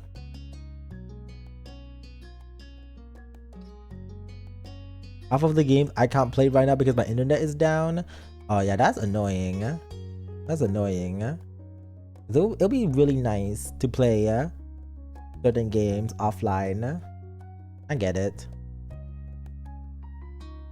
I can't play Stardew, bro. Oh damn, no Stardew. Damn, no Stardew Valley. Me personally, I'll start crying. Actually, I don't think I'll cry. Or maybe I would. We will know. Dun dun dun. Dun dun dun. Oh. I need to scratch my head a little bit. Okay. Later, when you spotted a less crowded area, you took a break from browsing. Cole started rummaging through one of his bags just to check on his goods were doing. A smile grew on his face as he went on the next. He chuckled and knew that Cove wouldn't let anything go to waste. There wasn't a single doubt he was going to eat it all. You held a hand in front of your face as you squint upward. The sun had moved up quite a bit, and you've been at the market for a good while now. Neither your feet nor your arms were sore right now, and Cove looked to be doing fine. And that was something that could be coming. There was a price to pay for this much shopping, and it wasn't always just in money. Can you give me a piggyback ride? Can you carry my thing? Want me to carry your thing? Want a piggyback ride? I'm enjoying the break. There was a breeze you just barely noticed in the air, and you contentedly sighed. Happy with the weather, with cooperative with the market, it made things even better. Hey, wanna ride? Staring at him quizzically, you raised an eyebrow. Cove chuckled awkwardly, and his cheek turned a little shade of pink. He tried again. I mean, the piggyback ride. You could take a little rest. I don't mind. I mean, he's offering, so I guess. Cool. Cove crouched down lower so you could climb on. You pressed yourself against his back and comfortably wrapped an arm around his neck. Once you were in position, he stood. Your head steadily rose above the crowd. It was lifting your spirit pretty light, literally. You felt Huffle letting out a breathy laugh. Are you okay? Yeah, this means I'm only one carrying all the bags too, not just you. Should I get down? No, I've got it. Cove took a few steps, then stopped. He grinned, pleased with himself, ready to get going. Keeping an eye out for any good ideas while you're up there. You got the best view already. Laughing, you craned your head to get as high as you could, keeping your hold on him secured. Cove was right. You had a whole new perspective. I'm on it. With that, you and Cove continue with your trip through the market together. Ma and Mom had both texted you during the trip, though only to say that they hope you found something good stuff. Maybe to see you later. There's no answer on where they went or why. You and Cove continue to win your way through the bustling market, the list of outstanding items steadily shrinking while bags grew heavier. As you had an unraveled view of the market, thanks to Cove's height, locating the produce your heart desire had been easy. Posture check. Let me fix my posture. Let me fix my posture. God, I want to go to a farmer's market. It'll be so much fun. And I'm missing it. Grr.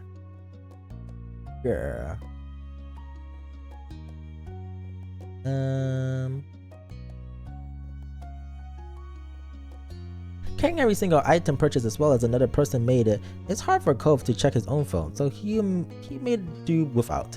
Eventually though, he said he out to check if anything's important had come through, so you ride came to a stop out of the flow of food traffic. You dismount his back. Cove rearranged off his bag as he was carrying, freeing a hand so that he could pull out his phone. He watched his eyes darted over the screen as he read the waiting message. Not important, I can reply to that later. He mumbled his verdict under his breath. Then Cove's face scrunched up with confusion. Wait, I've got a message from my dad. Listen to this. Cove, I wasn't part of the plan. I don't know what was going on when I left with Jaden's mom. Where are you? He sent that out ages ago. I didn't hear it come in. He sent another one saying he hopes I'm alright and he's not bothering me. His newest one says everyone's going to the parking lot soon. We can meet up there. He lowered his phone. His eye narrowed. The same conclusion that was settling on your head landed on Cove as well. So it was on purpose. Damn. Why didn't they just say go on, do your own shopping on your own? Why do all of this? What is going on? What is skibbity going on right now? The crowd of people passing by stay as noisy as ever. A sharp contrast to the silence has been falling over to you and Cove. He was rubbing the screen of his phone against his shirt, wiping away dust and debris. He continued scrubbing the screen long enough after anything could have remained, the action a poor substitute for pushing away the awkwardness of the moment.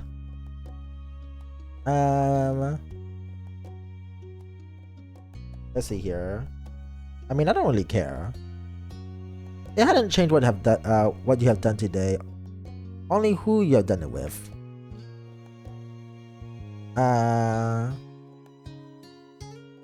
How are they gonna explain this?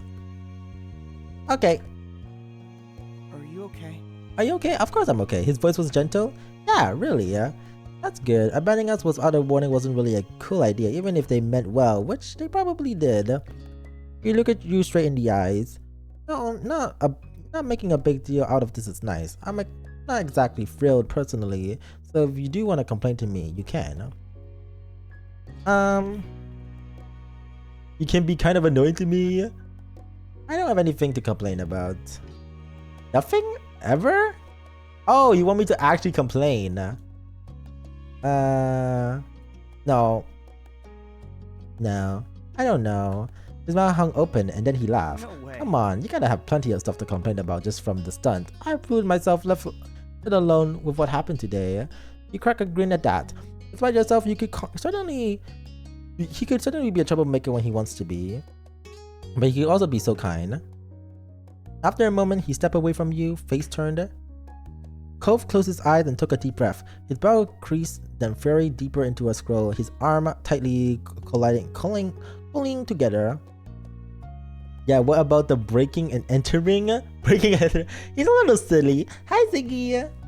Listen, I love when my man breaks into my house, in my room, okay? When I'm sleeping, without me knowing. Or staying there for like 15 minutes. He's a little quirky at times. But we support him for being quirky, yeah? I love when my man's a little quirky, yeah?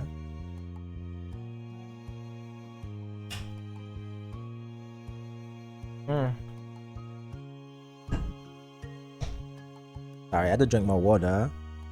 I had to drink more water. So they did do something stupid. I knew it!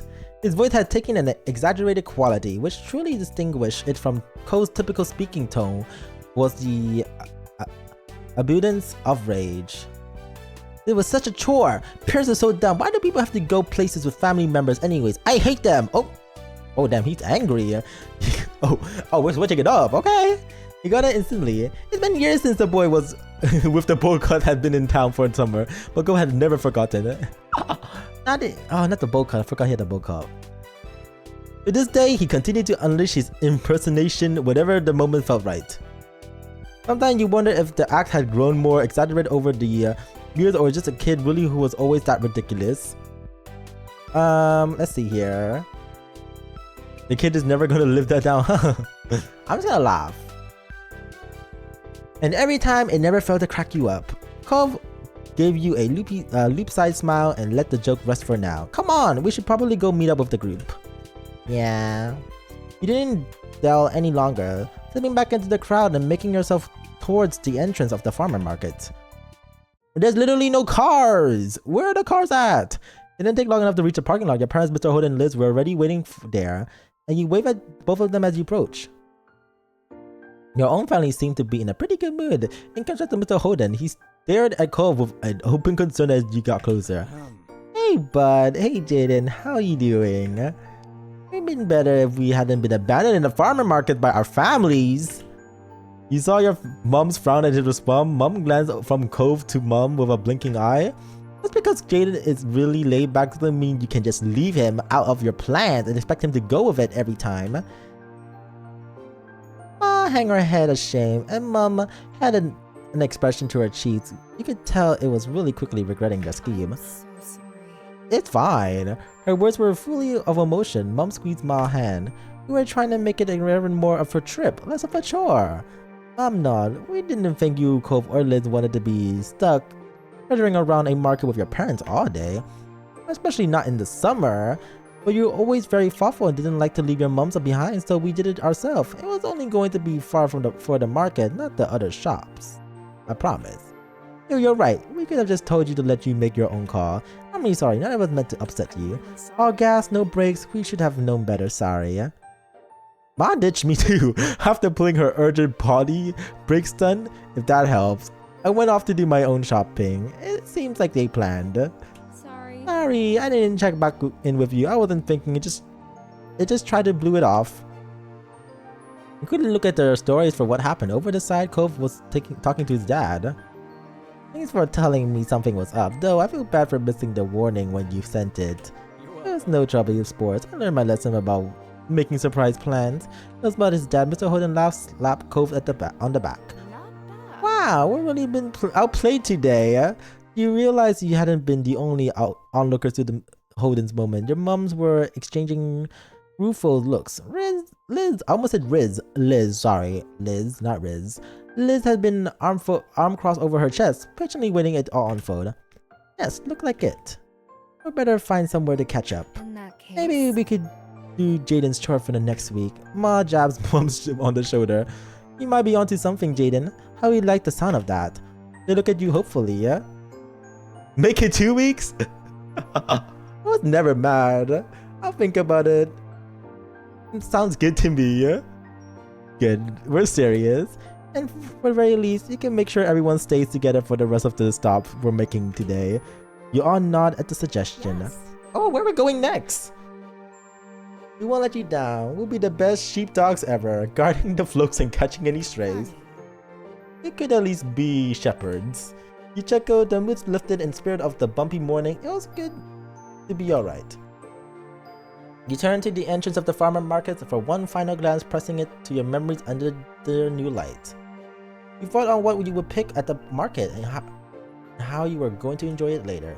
Some things you could only get from local suppliers like this. This is another perk about coming along to the market today.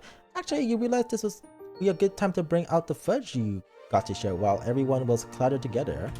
Hey, wait! Before we go, I got something for everyone. You allowed to grab everyone's interest. They look over at you, each curious about what you had in store. You dug your hand into the bag and pull out this specially selected treat. I saw this amazing fudge sauce, so I got the box for us to share. Oh! Aw, that's so sweet of you. The Holdens were matching grins at their prospect of free dessert. The family reassembled more noticeably as they mirrored each other's expression.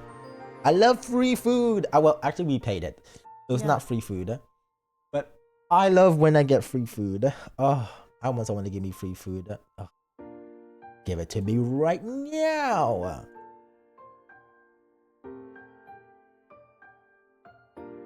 I need more water.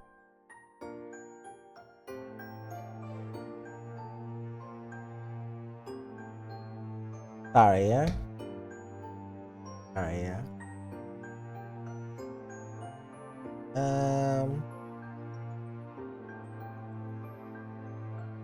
You're fantastic. Great, can't wait to bust it open. We should save it for tonight. You can't probably enjoy a treat when there's still chores to be done. Besides, we don't want to make a mess with it melting in the heat. The other murmured their agreement and nodded, reaching a consensus. You stow the boxes away for safety for now. Cove then slid up next to you, an eager smile on his face. You can tell from his expression that he was up to something. Thanks again for getting the fudge. It's really cool of you. You knew he hadn't come over just to thank you individually, not with that huge smirk. I got something to share too, but well, only really with you. Yeah, I guess I'm not as nice. Oh well. You cook up a scheme of your own? He laughed. Anyway, while I sort of picked something out with you in mind, you held a hand with your chest, staring at Cove as he explained further. Since your mom decided we should shop separately, I figured I could use this time to get you something, just a little surprise.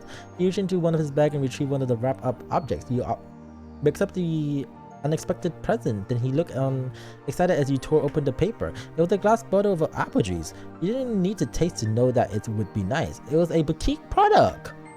It was heavy in your hand and a counter and a smart metal cup, reaffirming the quality. Even the label constructed from Corsair paper rather than a flimsy sheet of plastic was distinctive. Ooh, apple juice. I love apple juice. Oh, got me busting. I mean, enjoy. Now I want apple juice. I haven't had apple juice in a while. And those like fancy apple juice. Ooh, listen. I love me some good artificial apple juice. Not regular juice. Listen, regular juice are not that good, but I love a good sugary juice. Oh, sugary juice are so nice. You were probably bouncing in anticipation and he smiled sweetly at your reaction. Not a big deal, but I just thought you might like it.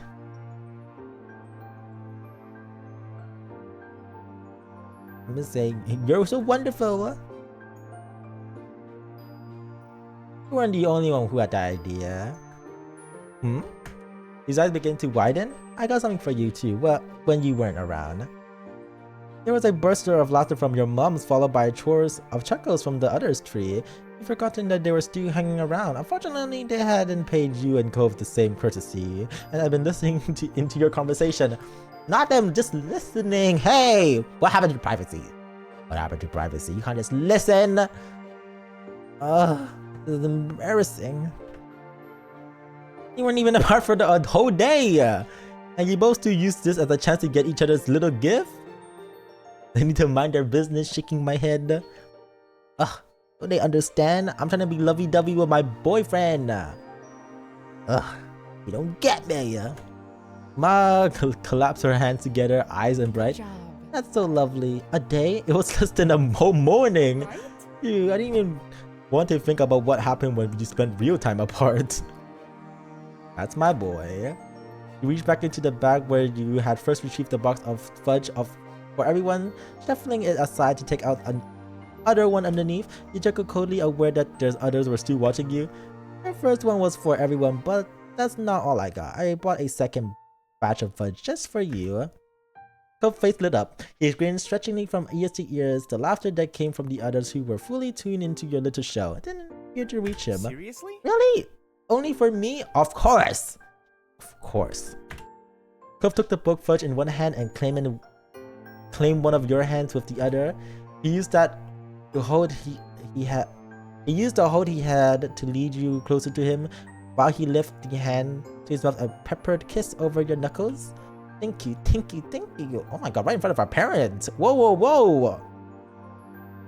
He looked at you with shining eyes. At this rate, it wouldn't just be your little group that knew that you've been treating him. The whole parking lot is gonna learn about it. Yeah. And the whole parking lot's gonna see us. Behind Cove, you can see Mom watching you both with wide eyes. See? This is why he's so attached. You spoiled him? You didn't make fun, Pam. It's clearly mutual. Have a nice rest of your stream, everyone. No worries. Have a nice rest of your day or night, etc. Frog. Bye bye. Have a good one. Besides, I don't hear you complaining when I'm spoiling you. Ma pinched Mom's cheek, making her laugh as she batted the hand away. True. True. They clapped her hands together with an air of teacher calling for attention. Since the whole other adults aren't acting like grown-ups, the rest of us are going to have to pick up the slacks. It's time to get back on schedule and continue with the rest of errands. Playtime is officially over. I laughed while Mr. Holden grinned awkwardly. Mom hangs her head in an exaggerated display of mocking defeat. Ah, thank you for the hat pet, Zyko. Hello dear Zyko, how are you? How was this stadium?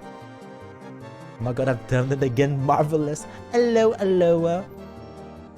Hope you had a wonderful time yesterday, and hope you're having a great time today too. Right? I'm glad. I'm glad. My god. I need to stretch again. My back. My back. I slept in so hard today. Oh, me too. I love sleeping. I can't wait to pass out tonight. Yay! I love sleeping. I love sleeping.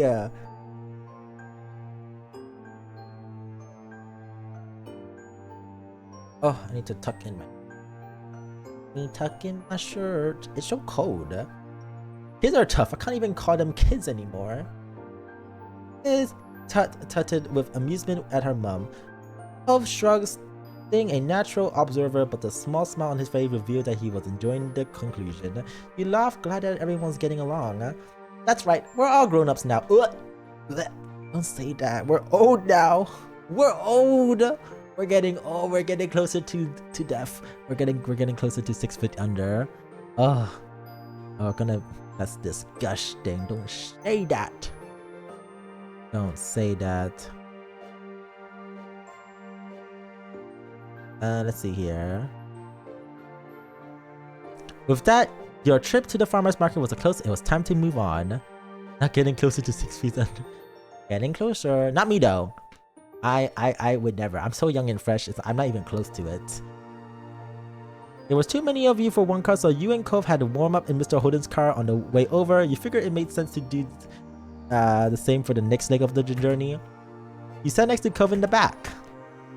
Oh, not sitting in the back. Oh, we're gonna be playing like footsies or something. Do people still play footsie? I've never played footsie, but like, isn't that what they do? Like, you know, footsie and like foots touching and stuff. Is that what couples do? I don't know though. I like to believe that's what couples do. Immediately after the click of the seatbelts. Not in the car. Hey, you might be doing it in the car. I mean, no one's gonna notice. Maybe the dad, but like the dad's not gonna point it out. He's not brave enough to point it out. The lock announced that Cove was safely strapped in. He bent to unfold the box of fudge he's been given. You're gonna eat it now? Uh-huh. He nodded eagerly, taking his eyes from the container. He lifted the top off and longingly admired the selection inside. Oh, me too, baby. I'll be eating the fudge all the time. I love going to the bakery and buying like a fudge, like a brownie fudge, like a 20-pack brownie fudge, and just like eat it all up. Oh, I love brownies. I love brownies. Oh my god.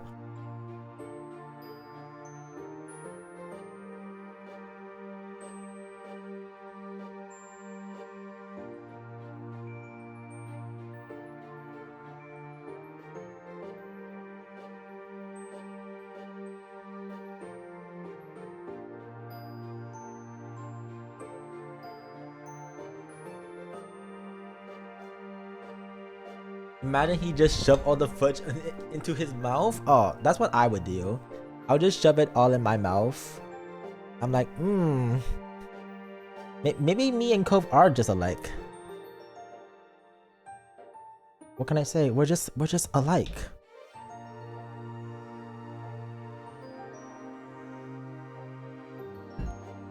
Sorry.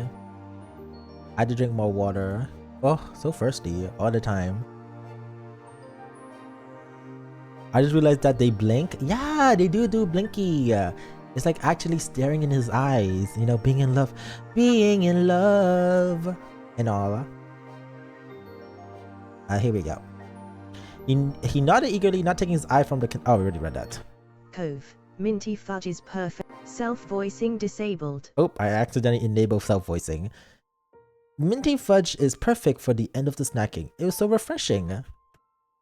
Oh, I love the nuts in the fudge. I love nuts anyways, but the contrast between the crunchy nuts and the soft, squishy fudge is so great. Is the green fudge lime? Yeah, key lime. That's amazing because it's fudge, but it's also fruity somehow. The peanut butter in there, right? It's chocolate with peanut butter mix. Ooh, that sounds so good. Once Cove had finished bestowing praise on what you pick, he promptly started sampling the selection. He was smiling, licking his lip and having a grand old time. Oh, can I lick your lips? Respectfully? You can also tell from the way he nibbled was turning into a munching. The box wasn't going to survive the trip to the next stop. You were right. Cove had tried to savor the trip, claiming just one more, until there was only one left, and the statement was finally forced to be true. He finished the last one too. He sighed contentedly. Baby boy, you can't just eat it all up. I mean, you did. Thank you. Thanks again, Jaden. That really worked great. You're welcome. He set the pick clean box to the side, then rest his head on his spoiled tummy. Rest his hand on his spoiled tummy. He wasn't going to be hungry for a while after that. From there, he sat wordedly, drifting to the window. Cove loves nuts, sausage. Yeah, he loves his little nuts. Listen, I love nuts too. I love my Ferrero Rocher. Oh, I love Ferrero Rocher. Ferrero Rocher with their nuts is so good. Oh, I used to eat Ferrero Rocher a lot, but then like Ferrero Rocher is so expensive. It's so expensive. But if I can't have Ferrero Rocher all the time, I'll be eating it all the time. Oh, now I want Ferrero Rocher. I love a good nuts.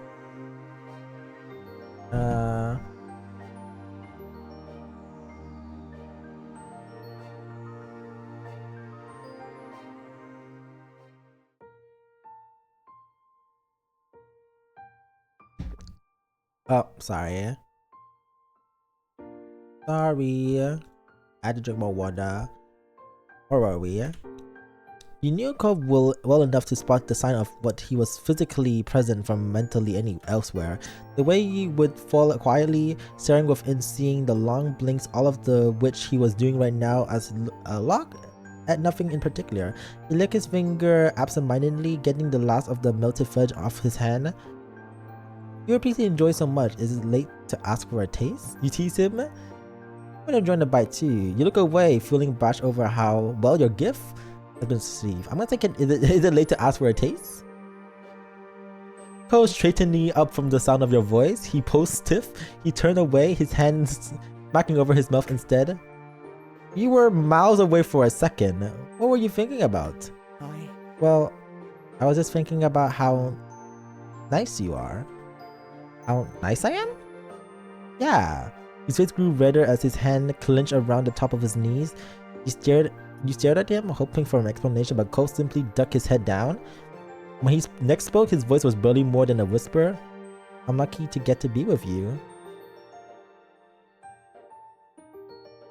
I feel lucky too. He peeked at you for the corner of his eyes, too shy to look at you directly. You smiled at him affectionately, lighting an equally caring smile from Cove in return. You felt content, secure in your relationship with Cove. I want to save the drink later. It's clearly special. You intended to make sure you gave it attention it deserved. You spent the rest of the day completing the remaining errands all together as a group. You had enjoying your brief independence. Ma had been true to her word, ensured that you spent the rest of the time with the Bun family and the Hoden's family in one place. It had been a wonderful time and a lovely high note to end off. Oh my god, that was fun. That was the fun little thingy. Talks. What are we talking about? Talks, clarity, and drive. Oh my god, is this where we learn how to drive? Uh-oh. We're gonna be a terrible driver. Another placid summer day was drift by. Your daydreaming or chased each other, now sticking around long enough to become a firm plan, but you really didn't mind that right now. A tapping worked its way into the dough stream. Focusing more, you realized it was coming from your window. A grin popped on your face and you thought it had been waiting all day for this moment. Of course, he's in that window. Little baby stalker. Heading onto the window, you can see Cove outside. His habit of climbing this way really was true. Coveism. You'd rather scale your house than wait for a couple extra minutes for you to come down. This makes me want to play this game right now, and I have resisted buying the DLCs. I kind of want to try the DLCs too. I'm curious what the DLC are up to.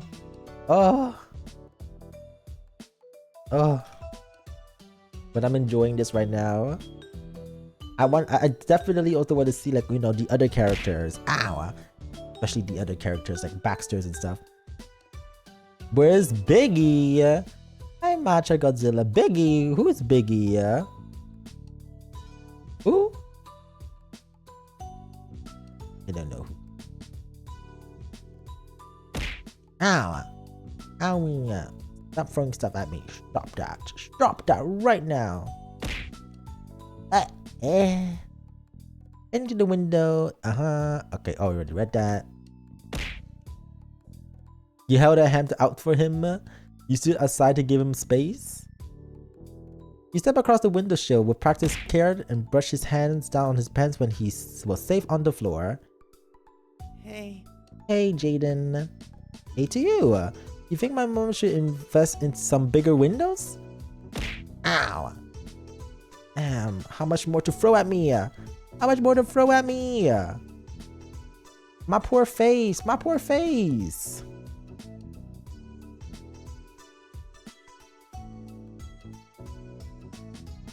Pout, yeah.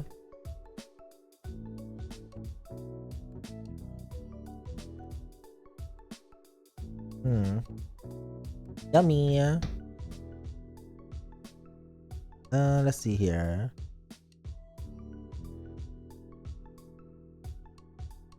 You're fine, Bun? Am I fine though? Like, what if you hit me so much that like I like started to be like, you know, hurt? You don't want to see me hurt. I'm just a silly little boy. I'm just a silly little boy. I don't want to be hurt. I don't want to be hurt. Grr. Grr. Oops, let me close this. What is this? I'll make my life easier, that's for sure. It'll make my life easier, that's for sure. Nah, you wanna be hungry? Hungry? Cove's voice came out quietly with a strange pleased smile on his face. Did something happen? Cobb opened his mouth to answer, only to have your phone vibrate to cut him off. You both turned to where it rested a little further up to your bed. It was still face down, so you couldn't tell who was calling. It's okay. You turn the ship back to Cove, he smiled at you awkwardly. Don't worry You about it. check. It could be important. I'll wait. Thanks. You shuffle forward and scoop the little noisemaker into your hand. You flip it over and check the caller ID. It's Miranda. Oh, you should answer it. I want to say hi to you. With a nod, you accepted the call and set in the speaker. Hi, Miranda. Hey. There's something off about her tone. Cove met your gaze and you saw some confusion in his Have expression. you heard from Terry? Have you heard from Terry at all? Or did you hear from her from Cove? No, she hasn't called me, but Cove is here with me right now. Hey. Oh, hi, Cove. Is that what you were going to say? He shook his head no before realizing that it wasn't a good answer when one person couldn't actually see it. No. No, Terry hasn't called me today either. Is something wrong? At that, Miranda couldn't hold herself together any longer. The muffled sob from the other side of the lines were unmistakable. Terry doesn't like me anymore. If she ever did. What? Drama. Wait, what's going on? Terry! Terry, no! You were slaying cool. What happened? This is heartbreaking. Oh, I don't even remember. I don't even know what's happening. Terry! That doesn't sound right. You're probably our best friend of all of us. Yeah, what do you think? Why do you think that? She snuffled and there was a pause as you could hear her shift the phone to her other hand. Terry was here the other night watching movie with me. We were up super late. She realized her parents probably went to bed, so they didn't pick her up. Her mom and dad were definitely asleep, then dad works early. I tried telling her that it was okay to just spend the night and she could just text her parents what happened, but Terry really didn't want to. He glanced at Cove. He looked equally unsure as you about what this story was going. It doesn't sound like a friendship ending situation. I suggested that make it easier if she was nervous, like she could sleep with herself. She could sleep by herself in my room while I stay somewhere else. Yeah. And I said, we don't have to sleep at all. We could just keep watching movies until one of our parents woke up. I wouldn't mind. I know not everyone can do sleepovers, but Terry wouldn't even tell me what was really wrong or what I could do to help. I thought we could tell each other anything. I guess I was wrong. Did she stay in the end? No. We got too loud in the kitchen. My dad woke up. He offered to drive her home when he heard what was wrong. She texted me apologizing for my dad having to do what he needed to when he needed to rest, but that was it. She didn't talk to me anymore. You could hear every bit of tears and heartbreak in Miranda's voice. This continued to be a shock for your neighbor, but Cove recovered and spoke gently. I'm really sorry. What is happening? Why are we having drama? I mean, There's no way Terry wanted to make you feel this bad, or she's just done with your friendship because of this. Miranda sniffled continue. You could throws the saxophone at you. Excuse me? We hope she had plenty of tissues handed.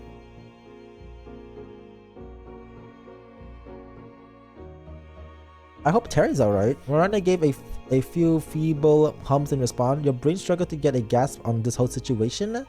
Miranda's voice sounded a little bit more collected after finishing her story, but you knew that her crime was far from being done. I thought she'd been reached out to one of you by now. Maybe she's not talking to anyone. Yeah. Sorry for bothering you and Cove about this. Hey, we're here for you. right. Right, you can tell us things. Thank you. Her shaking voice finally conveyed a little optimism, at least relief that she wasn't dealing with the entirely on her own. No, don't throw a saxophone at him. He's so small it could crush it. Crush me! I'm not small. Excuse me? Crush? Bruh. What the heck? What the heck? That's so #rude. Oh my god. I keep burping. Let's see here. Where are we? Is that all right? If you do hear from her anything, can you let me know if she's alright? We can. Thanks. Let's talk later, okay? Bye. Bye. Okay. Damn, what's happening? What is this drama? That didn't really seem to have a especially productive point at the end of the call, though you weren't sure where to go from there. Looking at Cove, his face seemed as lost as yours. With no alternative, you hung up and put your phones back on your bed. Gary having a midlife crisis, but not actually midlife. Not the midlife crisis. Cove crossed his arm and frown creased his face. He began to pace the length of your room, clearly trying to put together the pieces in his head in a way that made sense. Let's see here. Not like trouble. Terry wouldn't intentionally cut off Miranda like that. Full stop. Clearly something else was at play, but you couldn't be sure what it was yet. Then again, it might be better just to wait for them to work it out between the two of them. Maybe it wasn't at your place to intervene at all. The empty state of your head before learning this was not helping you now. You couldn't put two thoughts together, and flopping back on your bed, you stare into space. We should probably try to call Terry? Those voice managed to drag you back to some grounding. He would stop pacing, but you still saw a perturbed look on his face. Yeah, I'm worried about her too.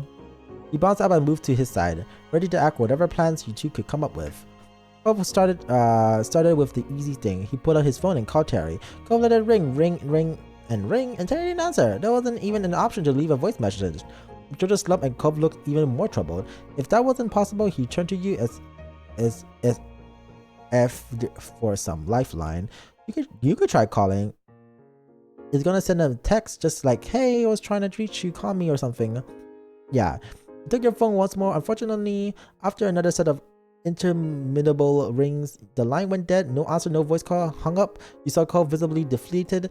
He rubbed his arm, his eye distant, open, struggling with the whole affair. I don't like this at all. They're fighting. We barely know anything, and we're supposed to just wait and see? Despite only being a minute since he texted Terry, Cove checked his phone again. He was desperate for progress, for something, and you found it as you watched him.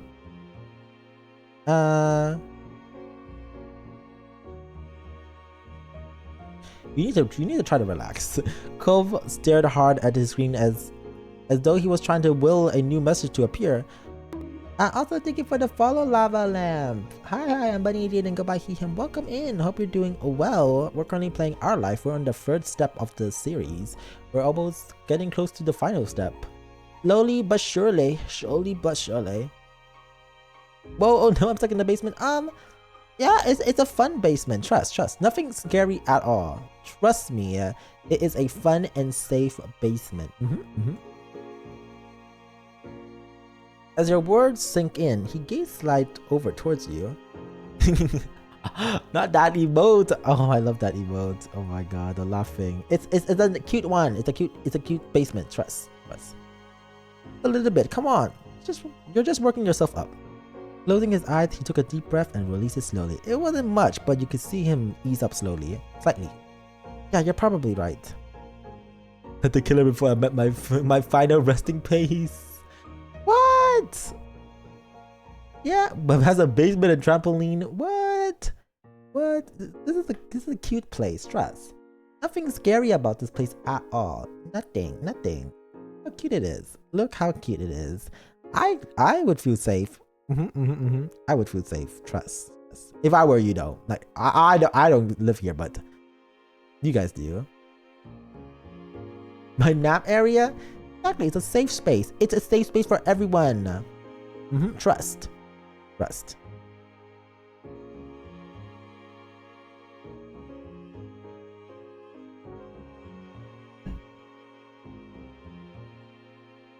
Yummy. Oh, I want cake now. Oh, so random. I want to have a tiramisu cake. I haven't had one in such a long time. Now I'm thinking about one. Oh, your boy's hungry now. Owie. Oh, a tiramisu cake would sound so good. I hadn't had one in such a long time. Or like any cake. Oh, getting a cake. Owie! Why is everyone hitting me? Stop hitting me. Please.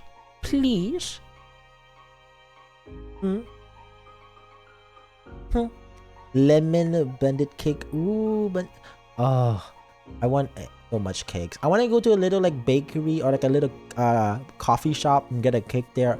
Oh, one day I'm gonna do this little cutie things on like a Saturday or Sunday. Wake up early, go to a little coffee shop, get like a coffee, get like a cake, and sit there and take like little, like, you know, wear a little cute outfit, sit by the window, look outside, sip my my drink.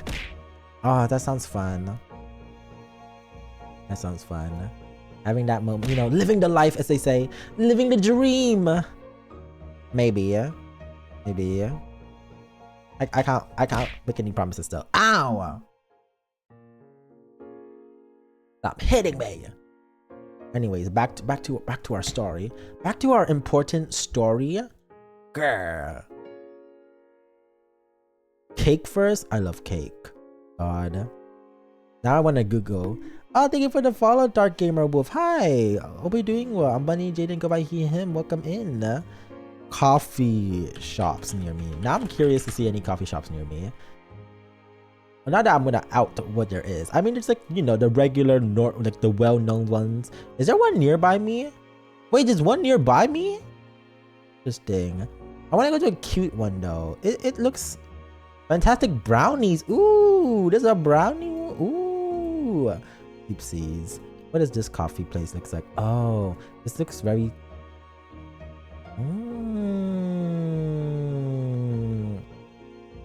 I like how I'm looking at this like right now. I'm like, yes, let me look at these coffee places.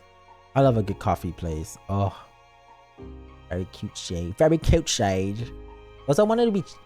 Oh, I hope the cakes are not expensive. I hate going to coffee shops that are expensive.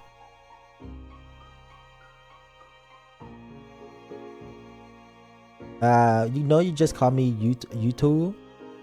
YouTube. What is that? You know, a sound. a sound. You know, it's straight to the point. It's actually really honest. You should know a little moan about farting. Oh. Ooh. Okay, I'm done looking around. I'm done looking around the map to see any coffee shop. Most honest sound bit. Of course. It's straight to the point. No lies. Cove was still gripping his phone with both hands, though it might fly away if you let go. He looked at you with almost painful earnest.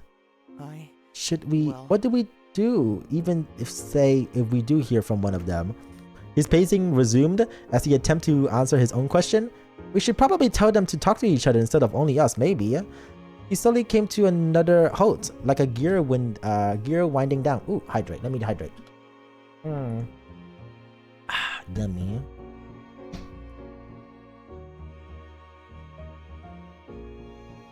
I remember when I was little, I used to get a lot of cakes. Oh, what a time. Gotta find those like special cakes though. Those like yummy enriched cakes.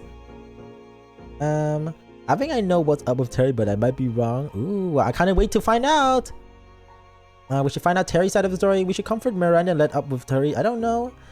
We should only tell them to work it out between the two of them. You wonder why you always had to come up with things. You didn't say anything. We should find out Terry's side of the story, yeah?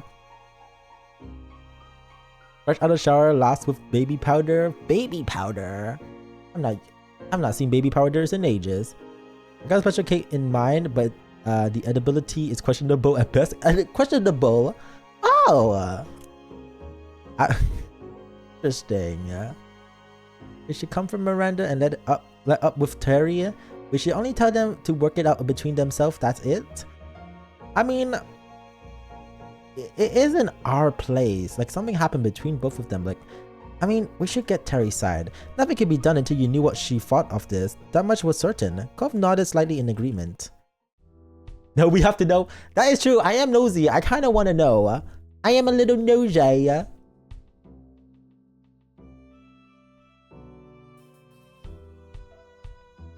For several minutes, you both remained in silence, drowning in your own thoughts. Eventually, Cove turned around.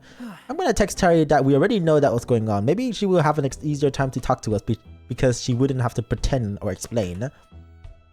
Yeah, let's lie. So why are we so fixated on this? Not a good idea, Cove. That's not a good idea, Cove. You felt way too overwhelmed to know what to say next. I think you're pushing too much. You can't do that. Miranda didn't say it was alright to admit she was talking to us. Yeah, that might be the only way to get her attention. Well, let's be pathological liars. Yeah. The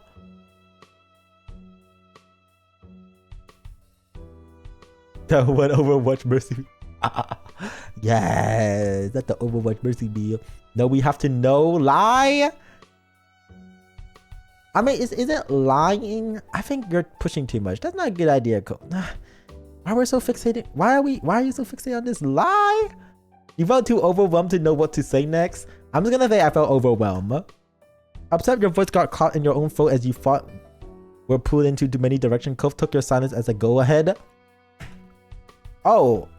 See, I didn't tell him to do it. I just simply was silenced. I was not an accomplice to this. I simply was in the vicinity of this. Those fingers worked furiously yet carefully. He was giving his full attention to his words. You slid up next to him and looked, trying to watch what he was writing. He'll rapidly type out, "Hey, Jaden and I really wanted to talk to you. Miranda told us what happened. Please reply back." Is either both or him. Now he looks like the villain man. No, not my boyfriend being the villain. That's against bro code. That's my boyfriend. I can't throw him under the bus. And sent. It was done. Well, we just have to see what happens next. Great.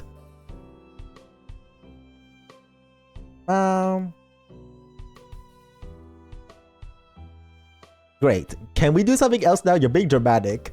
Damn, that's crazy to say. Why are we so mean? Why is there always something mean to say to her? I hope she gets back to us pretty soon. Me too. From his face, you could tell he wasn't doing much for him. He was gonna be stuck thinking about this until Terry responds. A small noise escaped his lips. All the frustration at the situation crumbled away from his face and he spoke softly. Thanks, Jaden. I'm glad it's not just me with all this happening. Cove took one last look at his phone, then put it away. His effort at smile was major but earnest. It's okay. We can just forget about this for a while. Terry will talk to us when she wants to. Yeah. Yeah. I like to be alone for a while. Can you just leave? Yeah, let's just smile for a bit. Even this... Damn. I love the fact that you can either be sweet, the sweetest, most empathetic boy, or the absolute ass, and both are valid in this game.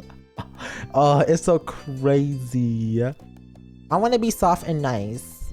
I want to be, you know, I love my baby boy. I can't be mad at my baby boy. Even the slight looseness of tension between you and Cove was working wonders on your shaking heart. The last thing any of you need was more division amongst your friend. A silence stretched on its what felt like hours, but it likely wasn't that long. Before there was a knock on your bedroom door, Mom peeked in. I kinda wanna play the game to see if I can break up with Cove. I think you can. That's very much possible.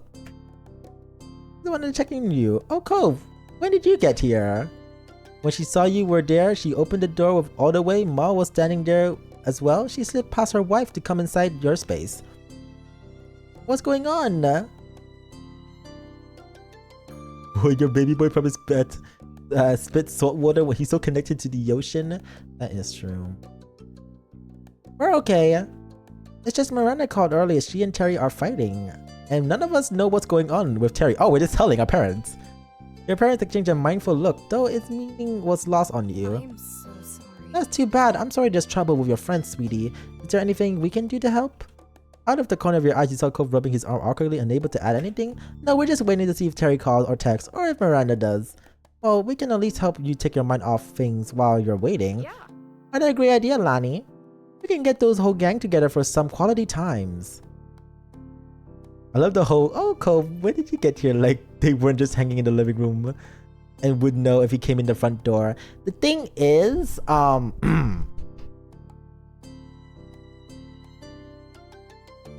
he didn't come through the front door. He, climbed through a window. He actually doesn't go through the front doors at all anymore. Through the window. He climbed through our window.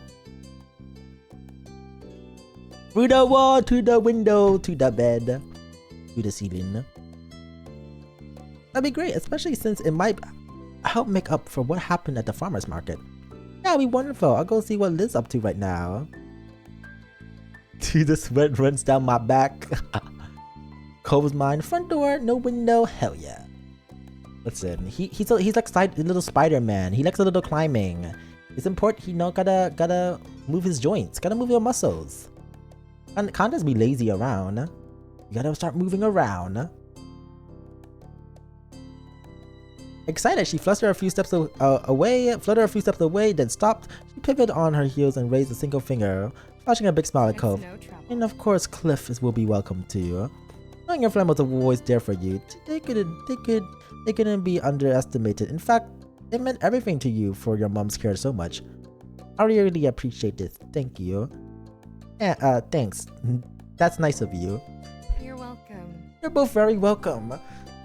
Don't sweat it. Not so kiddos live things to us. Just relax and we'll call you when it's all together. You nodded and your mom disappeared from now, springing into action for the impromptu get-together. You flopped down on your bed, feeling like you could sink into it and disappear. Cove meanwhile took a spot on the chair off the side. You don't want to sleep together? Ugh. Damn it. You sighed at some point and Cove's mouth pulled into a bent smile at that. He gave his phone another quick check and his eyebrow furrowed. I hit my brain and I saw the top gift and see the eye. Not you did not see the eye. Tisk. That is crazy. Not the crazy. Whoa. That is a crazy sentence. That is a crazy sentence. Not judging though. Not judging. Because I too would also see it like that. I too would also see it like that. I'm brain rotted. Do nothing? Yep, this is crap, huh? Yep. Both chewed inside of his cheek as if to mimic the stress that was clearly chewing him away, chewing at him. If this was Fantasy Cove, would be a mermaid change my mind? Oh, he loves mermaids. My boy loves mermaids, so yep, he wants to be a merman. We literally had a whole conversation earlier, when he was so devastated that there were no mermaids or merfolks at all, and he was really sad. He was like, "Oh, I wish I met a merfolks and stuff." While MC is the optimal if chaos that is in love with the soft mermaid boy. That'd be fun. A little merman falling in love with a human boy. Cove, what's wrong? What's really wrong? One disagreement doesn't make you act like this. They got a point. Paused in his movement. Cove was carefully trying to put his thought together. He spoke in a fragile voice. When people you care about, when they are unhappy with each other, there's nothing you can do, at least when you're in a fight yourself. You have some responsibility, some control over it. I wish it didn't have to happen, but this isn't possible, so well, I guess. His attempt at giving a nonchalant shrug after it was pitiable.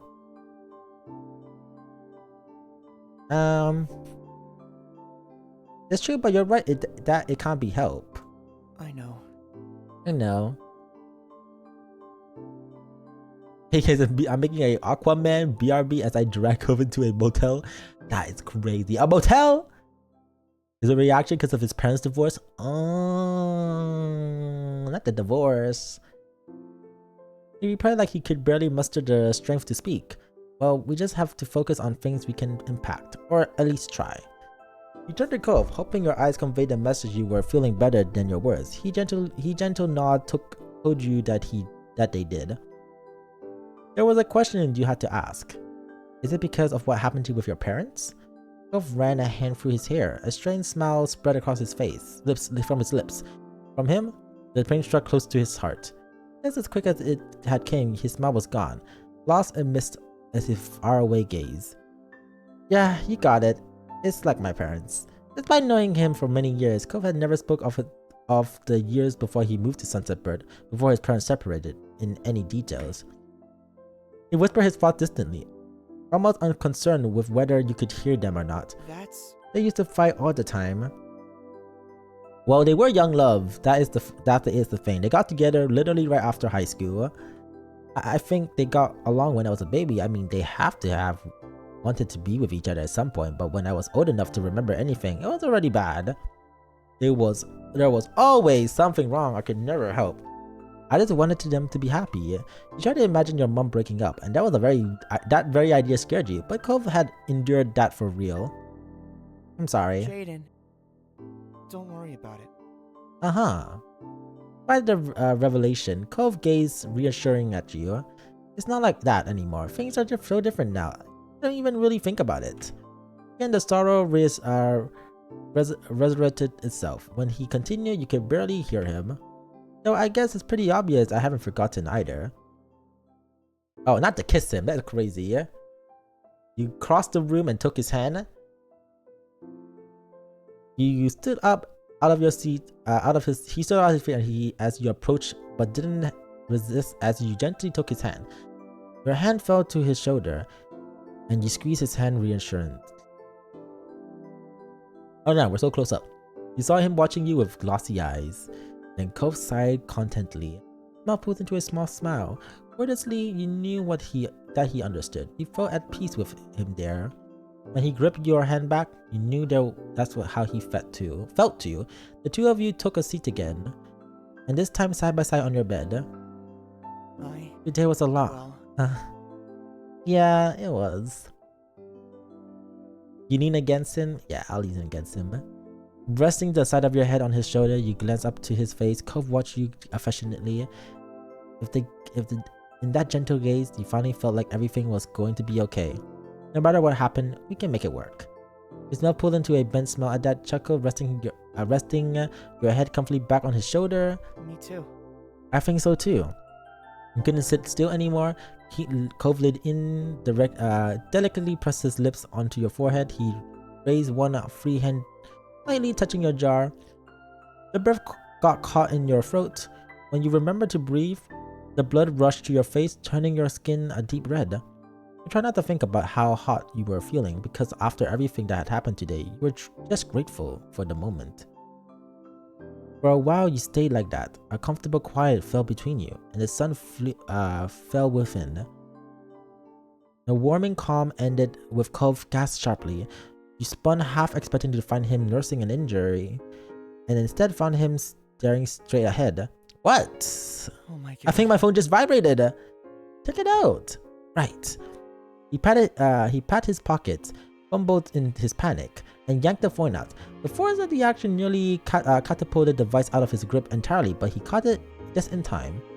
His eyes honed in the screen. It's Harry! Oh my god! She just said she's sorry.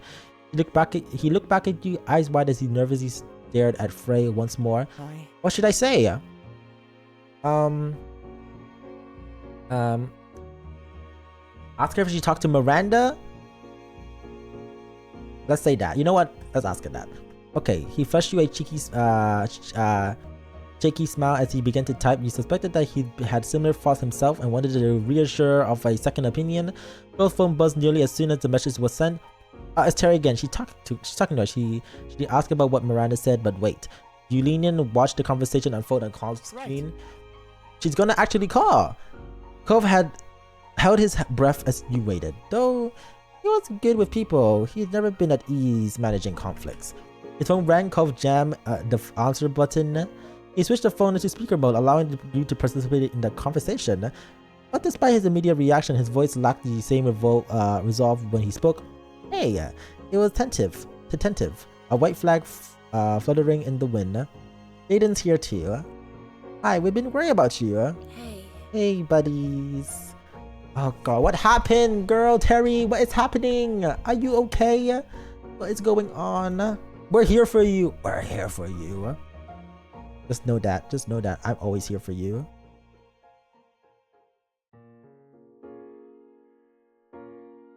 Are you okay? Are things okay? I don't know. Probably not. Cove tensed, his free hands calling into anxious fists. Can you talk to us about what happened? Don't you know already? Miranda explained some of it, but it doesn't make sense to us. We heard Terry sigh over the phone as she unburdened herself. Pretty much, I was at Randy's house. We decided to watch a movie. She super liked it. I'd never even seen before. Turns out there was a lot of those. We watched one, then another, and then another. We were just having so much fun. Each time one finished, she had another one to share with me. I didn't really think about the time. I wanted to say yes to Randy and watch her movie. She spoke wistfully, but her words were full of affection. But it was Randy, you know. I wasn't thinking about my schedule or what time it was. Get it? And I finally saw the time and oh no! It was way too late. I already knew I couldn't stay. She took a deep breath. Her voice became softer when she resumed talking. I was so stressed out, I just couldn't deal with it. Miranda wanted to help. She kept coming up with ways to make it better and trying to figure out why I was so obsessed and stuff. I was trying to answer her question and there was way so many, but I couldn't really answer all of them. I didn't even know why some of her ideas didn't work with me. It made my head ache. As we had the first problem with Randy there. The first problem and Randy's there, trying to help, blasting all these questions and suggestions at me faster than I could even think. She gulped, audibly sniffing. I got frustrated and told her to just leave me alone, but then she wanted to talk about why I wanted that, and when we started having a fight in the kitchen, it woke Randy's dad up. We told him about what I wanted to go home, but my parents couldn't get me, so Mr. Current offered to do it. That's nice of him. Terry groaned. She's like, I know, it's so nice. Poor girl, she's going through it. It's okay. It's okay. What is happening? You can tell us. You can tell us what's wrong. We won't judge. This is a safe space. This is a safe space. I accepted because I definitely couldn't stay then.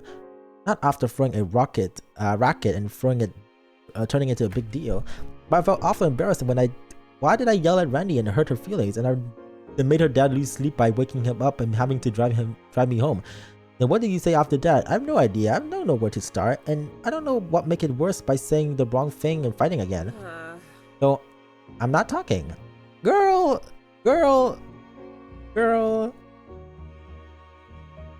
What is happening? No, you need to talk. You need to talk. It's important. It's important. Harry, Randy isn't mad at you that you didn't want to stay or that you fought. She just wanted to feel like you can just talk to her. I mean, you can just say whatever you want. She'll listen. Not talking to her at all is pretty much the wrong way to go around it. Terry lamentedly mournfully on the other side and lamentedly mournfully on the other end of the line, but he had a point. As she faced Miranda again, there would be no resolution. You look at Cove, hunch over the phone, staring pensively into it and searching for a solution. This couldn't be solved with the other key part missing. What if you brought them in? Your phone was too free, yeah? I'll suggest to call her. What if we call Miranda? The way we can talk to her but wouldn't have to do it alone. Cove brightened up, the concern furrow in his eyebrow, which had taken root when Miranda first called, ease. Well, That could work, Terry. Are you up for it? She made a noise that wasn't a word but nonetheless convey her hesitation and worries. But she brought it too close with a decision exhalation as she pushes all the negative thoughts from her body. Alright, I'll do it. Both nod. Now that you receive approval from everyone, you pull out your phone and call Miranda. You sit on the speaker waiting for her to pick up. Luckily she did. Hi. Hi, Jaden. Her voice was too distant and her thoughts were elsewhere, but it was loud enough for your needs. Hi, you're on speaker. Terry's on the speaker too. Uncle's phone. Oh! She paused while she digested the information. You watched the phone screen, hoping that she wouldn't hang up as a result. Really? Oh, really? Yep, it really is me. Can you hear my voice all the way from your house to theirs? And then mine? Not her making a joke, girl. Then she really said like, even though all of this is going down and being shit, I'm gonna like throw in a joke here and there to, ease the tension. I can. You and Cove exchanged look, waiting for the wall between them to break and wonder who would be the one to do it. As the quiet dragged on, you caught Cove chewing on his cheeks.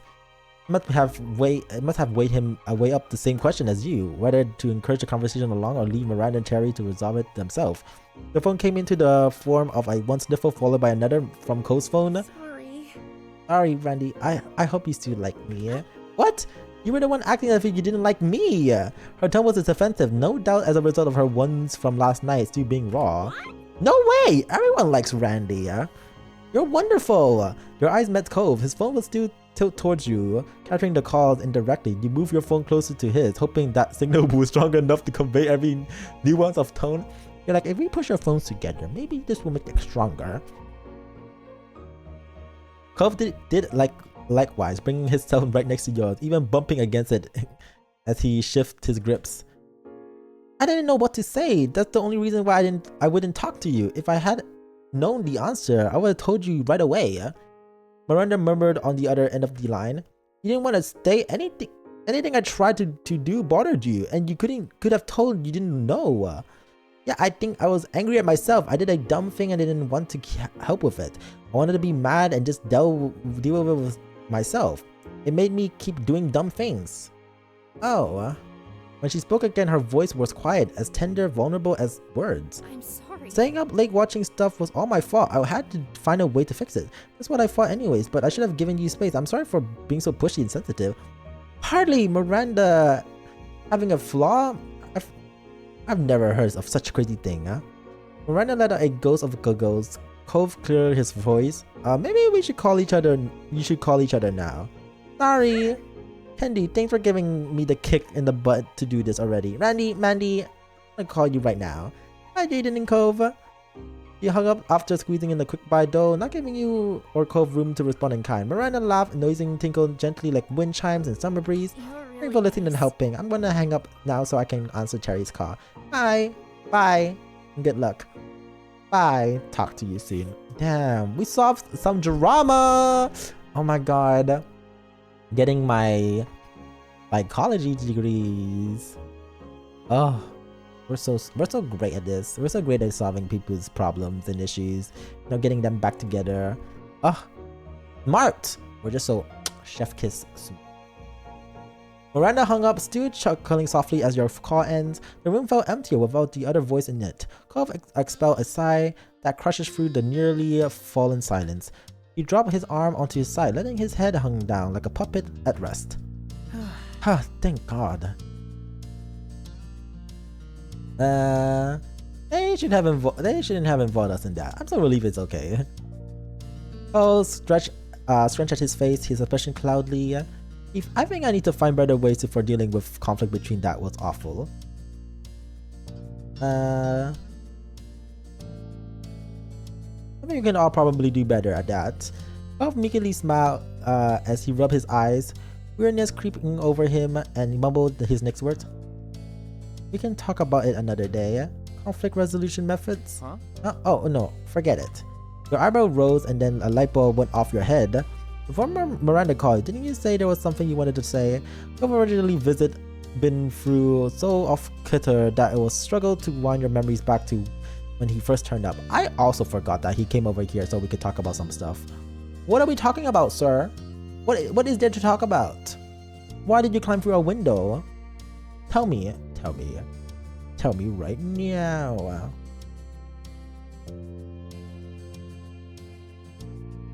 How you do though? You remember that he's been perking when he arrived this afternoon. Was it good news? Cove brushed his hand against his now folded arm softly. Well, yeah, maybe I'm not explaining sure it counts as news or even good. It's what it is. I'm happy about it though. You're curious about you didn't even want to push Cove if he didn't want to speak about it. You don't have to say anything if it makes you feel good. I think it's a good news.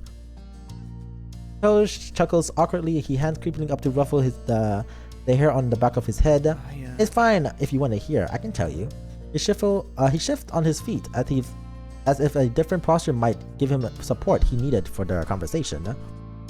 Oh, I wanted to make sure it as a big deal, but not kind of. I just know what my sexuality is. Hey yo!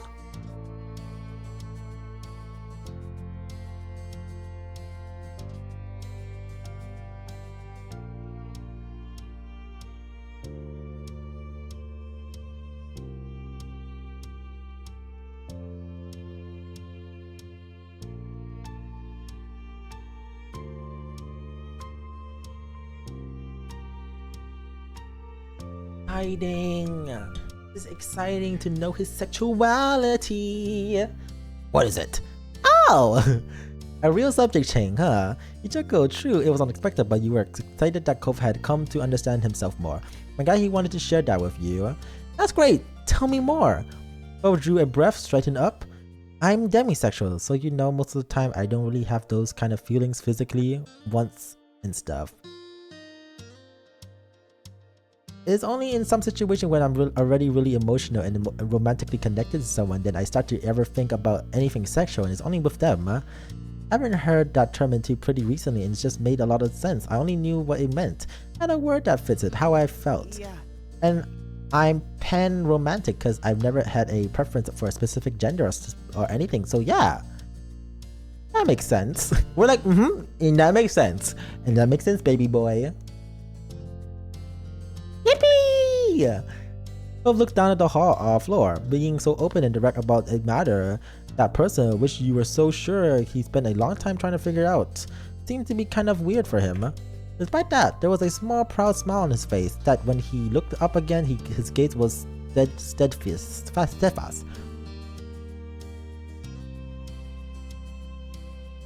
So does that mean you kind of figure sexual things about me?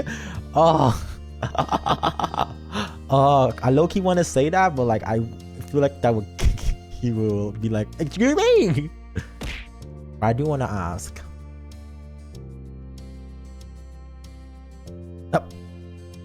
Cove flushed and frowns equally hard at the statement. He struggled to get a response.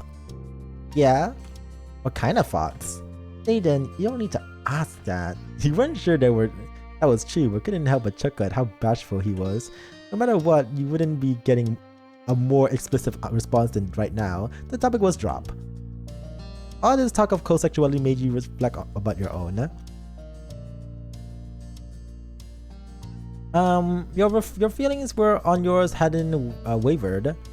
I've had known you for years now. It was heartwarming that he had reached a point where he felt simultaneously capable of discussing his own. He felt even this closer.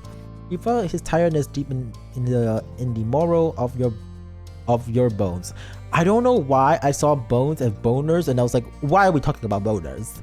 Bones. Oh my god. I got scared for a second. It's been a trying day. Now everything was neat wrapped up for today. At least, and you had the earnest arrest. We had some good talks and come out of it not only knowing each other better, but yourself too. Hey, we should probably head downstairs soon if your parents are still wanting everyone. If your moms still are wanting everyone to get together. Yeah, that's right. When a renowned spring in your steps, you led the way out of your room. You got downstairs to find others already assembled and waiting. Hi. Hello. Hey, good to see you both. Hey, here we are trying to corral everyone into a group, but the two of you were already upstairs this whole time.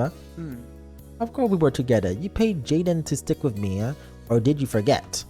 The statement was meaningless to your family who look at each other for answer in vain. It's Odin who got the message loud and clear, seemed embarrassed. He checked out nervously, rubbing the back of his neck. Ouch, son, you always know when to remind me of that one. I can't let you live it down yet. Can we hear exactly what the secret is? The suspense is killing me, yeah? Alright. I'll better get everyone up to speed. He held up his hand palms and pacifying his audience, or perhaps holding them up as a shield in events. Oh my god, thank you for the head pat. Another head pat. Keep rubbing my head until I start becoming bald or something. Or start balding. Listen. Oh, actually, I don't want to start balding. I love my hair. I'm just a boy. I'm just a boy with my hair. Please don't make me start balding. My god. I never gotten head pats in real life. Actually, no, I have.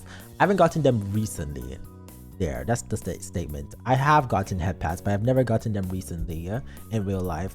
I don't remember the feeling. I feel like getting one in real life is just so different, huh? That first day I met Jaden, I've been worrying about Kova being alone for the summer. There weren't a lot of kids around, so he wasn't exactly on the best terms with me at the time. He glanced around your family, judging their response. I'm like, this was my one shot, so I kind of offered him $20 to be friends with Cove, and added that he couldn't tell him about it. Unless you're approaching twink death age, you're probably still good. Twink death age? I am not approaching twink death age. I would never approach twink death age. Oh my god. Don't say twink death age. That's like scary. That's scary. Oh, twink death age. Hopefully that's not happening to me anytime soon. Listen, there's some people out there who can still look like twins in their 30s, okay? And I hope that's me. I hope that's me in my 30s. I hope I'm still being able to shake my booty and stuff. Oh my god, twin death age. Not me though. Not me though.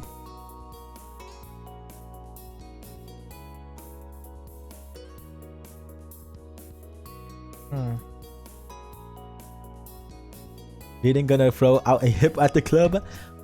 Oh my god. Hip. Not my hip.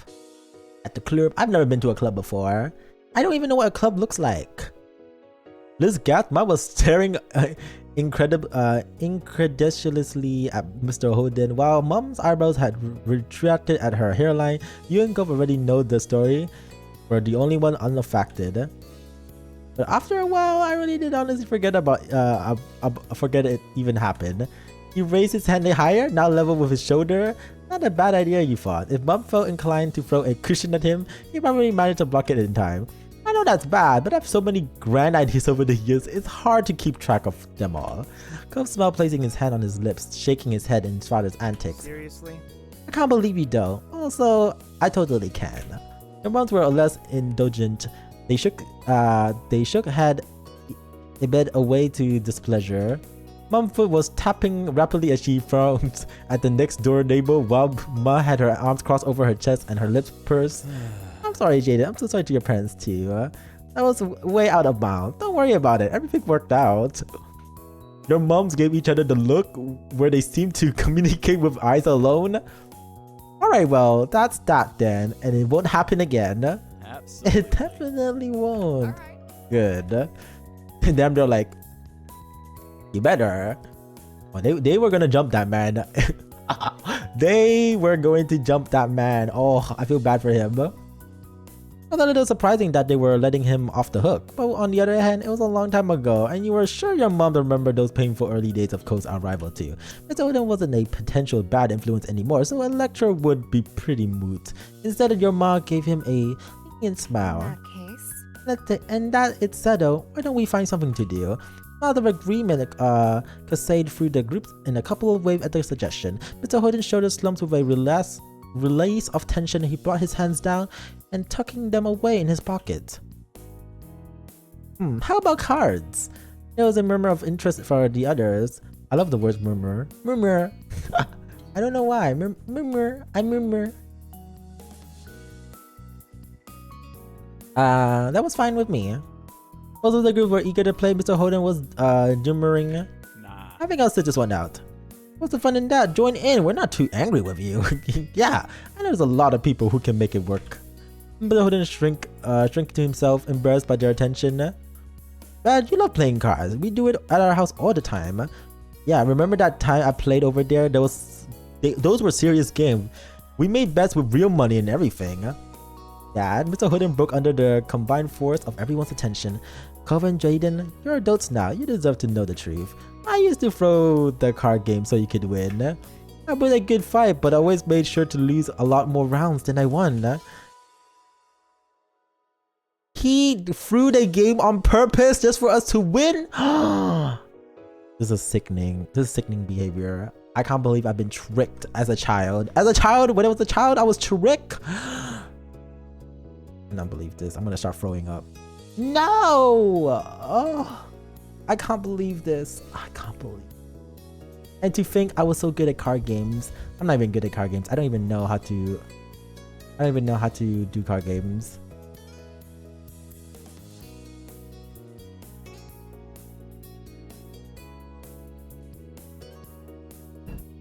Yum. Here we go. Where were we? Yeah. He toyed with the end of his ponytail, clearly distressed with the second great secret he was really feeling today. I know people want to be taken serious and fake wins doesn't mean as much, but I couldn't help myself. Much better than with everyone else get a chance to be victorious. Kira knew and went along with it. Of love and disbelief that he was in the fault that his dad stressed about hiding it after the other stunt he pulled over the few years. So what? Lots of parents do that. I hadn't guessed it, sure. Though looking back at it, it makes sense. That's right, what's the big deal, Cliff? You can finally take the kids' gloves off and give them a run of their money. Maybe even actual money in your case. Mr. Holden smiled coolly, a coily, his gaze lowering. I'm not sure that's a good idea, and why not? He waved his hand expensively, the movement fluid and vague. It's just, actually, I am something of a card shark. I used to make a lot of fast cash off games. Casual players don't have a lot of shots unless it's a game of pure luck. Cove's jaw hangs open, his eyes wide-eyed fixed on his father. Really? Another touch of amusement, even admiration, nestling amongst the shock. The other members of the Bun family exchange look arranged from Liz's disbelief to Mum's intrigues and Miles somewhere in the middle between two. You can't simply make a claim like that and expect us to go along with it. Let's see you back it up, Shark Man.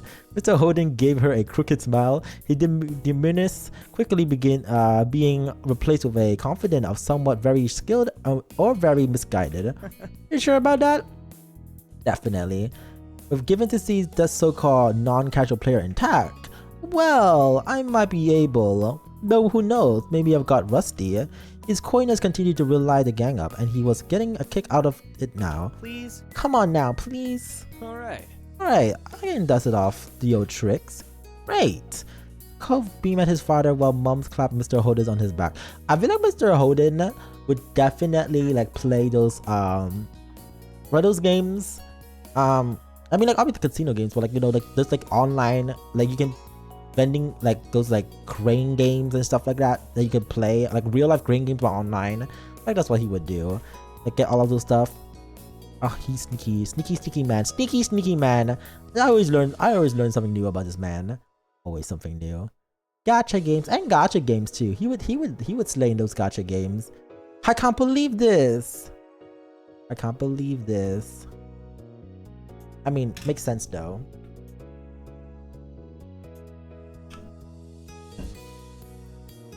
Oh, I need to drink more water. Damn, I'm almost finished with my cup. How the fuck? Oh. My hair is everywhere. I need to remember to cut my hair. I keep forgetting to cut my hair. Hopefully, the beginning of next month. I am the code. Get the blanket. Get the blanket right now. Get your blanket right now. No more being cold. Free blankets and stew coat. Free blankets and stew code. Time to turn on the heater. Gotta buy a heated blanket. What you need, a heated blanket. Very important to keep yourself warm.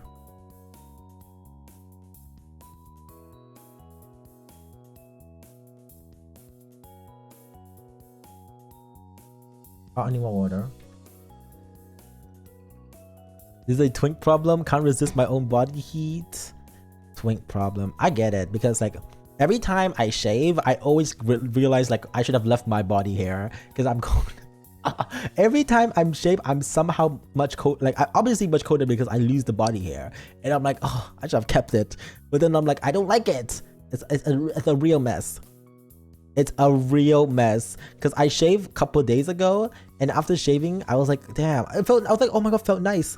Step out, and then and I was like, oh fuck, I forgot. Every time it touches my real skin now, it's not touching the hair. It's not the hair absorbing it. I just shave. Curses wanting to look hot and sexy, yeah. Grr. Mr. Holden on the back. Liz darted off the deck of the cards while the rest of you settle into the game. Why is it so hard? Why is it so hard to be hot and sexy? Yeah, these days. Hands were dealt.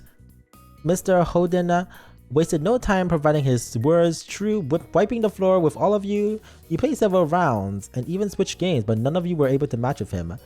Damn, is he really that good at the game? Ow! Hi, Misty. How are you? Ow. Thank you for the hair pet. Yeah. Hope you're doing well. Okay, I'm so late. It is okay. It's okay. We're still on the third part. We still haven't finished part 3 at all. Let me keep you up to speed. Where are we?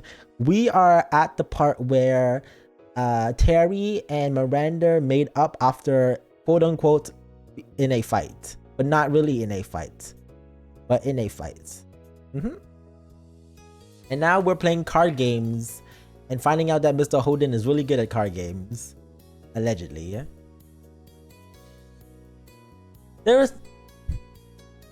You didn't fight with Cove? No, we didn't fight. We're madly in love. I'm madly in love with my man, allegedly. Yeah. Allegedly. Yeah. And I love him. So I fought with Cove because I was curious. Oh no. What did you do after fighting? Did you guys break up? Oh. That was how the alliance came to be forged. The rest of you joined force against Mr. Holden, only trying to increase the odds of beating him. With your combined effort to pull out a few victories, it's still a challenge. He was clearly a professional. No, Cove came back and we both apologized. Oh damn. Our love was so too strong. Damn, even when we were toxic. Damn, I would have been toxic.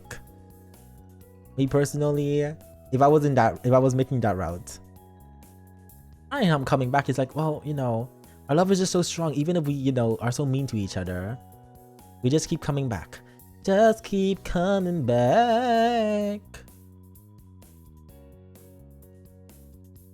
Despite that, you still had fun. Working cooperatively actually fostered a sense of camaraderie with the others. Mr. Odin didn't appear faced by this tragedy. You actually wondered whether this increased challenge made it more interesting for him. You spent the rest of the afternoon together with your family and Odin's having fun. It was an interesting evening for sure, with many discovery for everyone. It was freeing, and yet simultaneously you felt more tied together than you ever had before. Oh my god. Oh my god. Okay, let's see here. Charity. Ooh, charity. Oh, the cleaning up the beach. Yeah. Cove put himself to his feet from where he had been bent down in the sand, stretching out his back and groaning softly. Damn. Let him groaning and stretching and all of that. Not that I mind. Not that I mind. Or do I? I don't. But damn, we love a groaning and stretching. Ah. Oopsie. I had to wipe my mouth. A tired breath slipped past his lips as he wipes his brows, looking over at the shore. It looks great. You stood beside him and joining in the surveying of the sand that almost seemed to peek beneath the mid-lane sun. The two of you had been out of the beach since sunrise, cleaning up and down the beach, looking for various debris, and work had been paid off. Using a hand to shield your eyes from the blinding ray, you glance across the way where the other volunteer from Orca were gathered. They were easily recognizable by the high-vis vests they wore. They looked as though everyone was about to ready to wrap things up for the day. You did great. Over. The beach looked better than I ever seen it in ages. I could have done it without you. And the other volunteers too, obviously. We did a pretty good job, didn't we? He shared a smile, relieved to be able to take a break, but feeling proud of what you have accomplished. Cove placed his hand on his hip, a placed grin at the corner of his mouth as he admired the work you have done. You both have done. Ooh, cleaning. He began to realize, during your time volunteering for the organization, how seriously Cove took his service. It was easy to see that it was something important to him. You enjoy the work and mostly want to have a good time.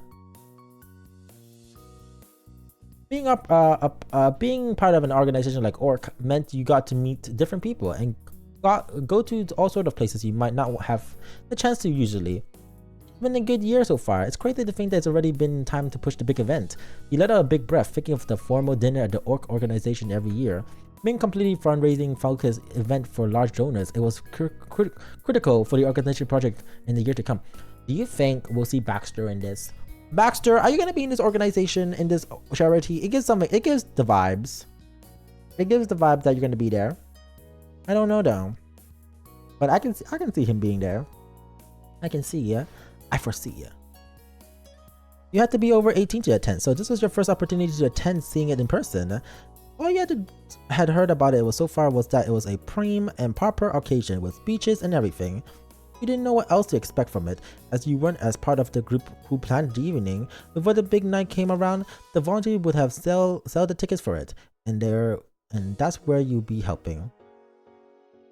I'm so excited to go! I'm curious about the night. It'll be fun. I've never been to a professional type party. Though he still seemed reluctant. I just don't feel excited about attending a super formal meal with the proper etiquette and stuff, you know. He threw his arm out of the side, making a bit of a show at how ridiculous it seemed to him. I've got sand all over my room and only one nice shirt. I go barefoot pretty much whenever I can. I'm gonna be so out of place. Oh, you work with Cove? Yeah! We're working so hard with him.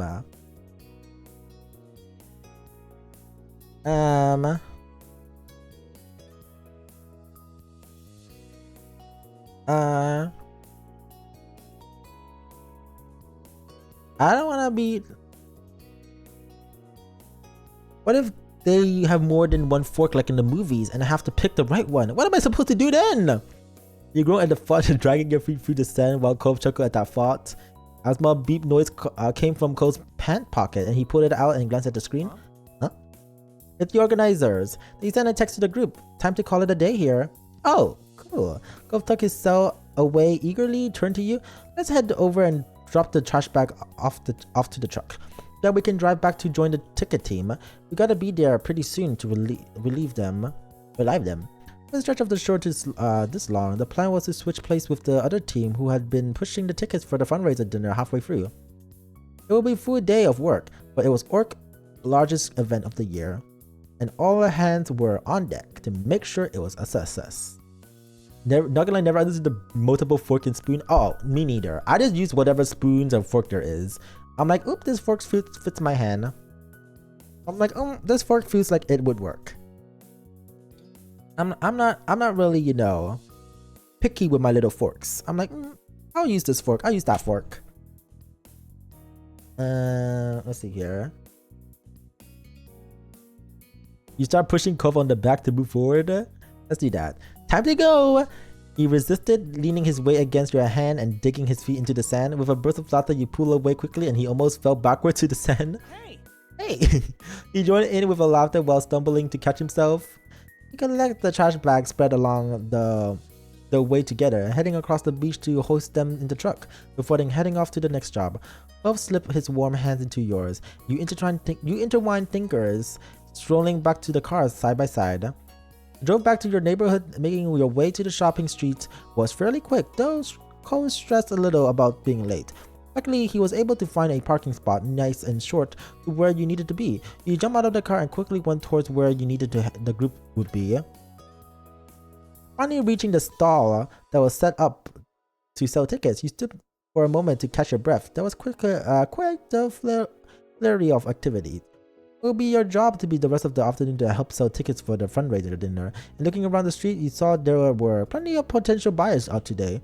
That will hopefully help to move the tickets along. The stall itself was simple. A portable table with a few plush seat animals as decoration and a banner stuck across the front. There were two volunteers who were already packing up and getting ready to head off to the beach. They gave both of you a friendly smile as you arrived. Hey, Cove Jaden! How things go to the beach? Not bad. What's good? The place looked really great. Well, lucky to get the two of you. Lucky to get 2 for 1 when it comes to you guys. Cove would clear his throat awkwardly from beside you. It was noticed his cheeks turned flushing red. Here we go again. That's right. We're joined at the hip, some might say. The volunteer checked or packed up the last thing of stuff, and Cove seemed to relax a little bit. The volunteers made a room for you and Cove behind the table while they circle around to the front of it. Thanks for coming in for their shift. We better make this quick so we can head off to the next place. No problem. What do you need us to do? Mjolnir gave a small smile to show that you were listening. One of the volunteers handed you a clipboard with all of the details needed to sell the tickets, while the other tossed a set of keys to Cove, which he caught with ease. This is for the money box and supply kit. Make sure to keep them on with you all the time. Aside from handling the cash with the ticket, there's also forms on the clipboard for the guests to fill in their info. That way, we know how many tickets we sold and who will be attending the event. There's a small script beneath if you get stuck on what to say, and that's about it. Pretty simple, huh? I think we got this. Oh, not selling tickets and stuff like that. I remember I had to do that once or twice. Back in my day. Stressful. Never again. I hate doing these stuff. I just hate going up to people, but like, hey, wanting, get this ticket for blah blah blah. Oh, not my forte, Like, I'd rather not talk than talk. Like, ugh. I hate talking. Like talking to strangers. And going up to them, especially going up to them, like, oh, I'm gonna start crying. And the matter you knew what you were doing, the volunteers said their goodbyes and started walking away, leaving you and Cove to manage the stall alone.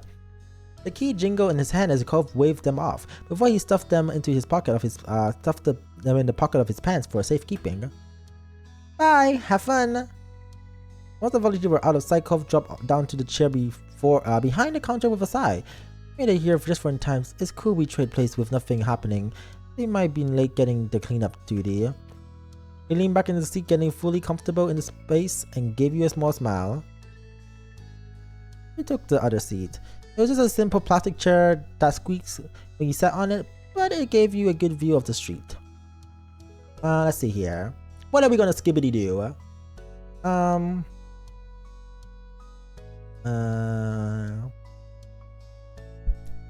We got things under control. Look at how well we did with the beach cleanup. I'm sure this will be a piece of cake. Cove grinned wider, his gaze placed as he smiled at you. I like the way you think. Cove rummaged around the situation a little, picking up a stuffed toy okra and holding it up in front of your face. You had to admit that was pretty cute, with its big bulgy eyes and oversized flippers. Setting it back to your top of the table, Cove moved on to check out the rest of the stall, finding a cooler stashed beneath the table. Then he pulled it out, opened the lid. You could see it was filled with half-melted ice cubes and about half dozen of water bottle. Grabbing one of the plastic bottles, he unscrewed the cup and took a long sip. You watched the condensation running alongside onto his fingers. Do you want one? He'll set his water on the side on the table, pulling out another one, holding it towards you. You accepted the water bottle. Of course, accepted the water bottle. Thanks. After opening up, you took a drink and letting out a satisfied sigh. You haven't realized how thirsty you have been, and it was always good to stay hydrated. The way I'm gonna have to buy another blanket. Not buying another blanket. Gotta wrap yourself up. Gotta start wrapping yourself up real tight. Gotta start doing like jumping jacks. Gotta start doing jumping jacks. Exercise to get warm. Exercises. I hate exercising. I mean, I love exercising. Ugh. On a weekend? No thanks. It's just the weekend. Gotta go up and down. Gotta move your legs. Gotta flow the body, yeah? Gotta flow the body. Not me though. I will say though, I'm glad that whenever I go under my blanket, I'm just basically warm. It's like the cold is just gone, which is good. It's good. I need that.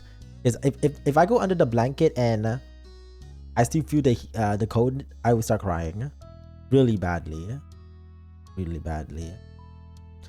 I have these days to do what I want to do now, not what I have to or should be doing. Well,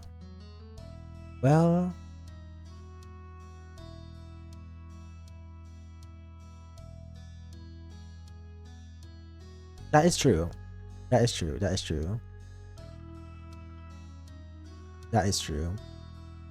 But then the weekends, that's when I like do all of my laundries and stuff like that. That's when like I'm doing things I have to do. Ugh, I can't even relate because I force myself to do things.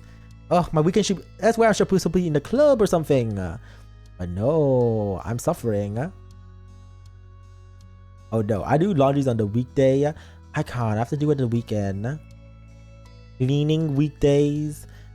See, after work, I'm kind of like, I'm tired. Night night. I'm like, night night. Let me go to bed. I'm a lazy bun. I rather sleep after work than do more things. But then like I always regret it because like, especially after waking up late. Oh, if I'm already exhausted, I might as well keep my momentum up. That's so smart. Not me though. I kind of am like, let's wrap this up. I'm like, Let's wrap this up. Good night. I should do that. An object in motion will stay in motion kind of thing. That's smart. That is smart. I should have done that. I should have done that. What was I thinking? After opening up, you took a drink and let out a satisfied sigh. You haven't realized how thirsty you have been.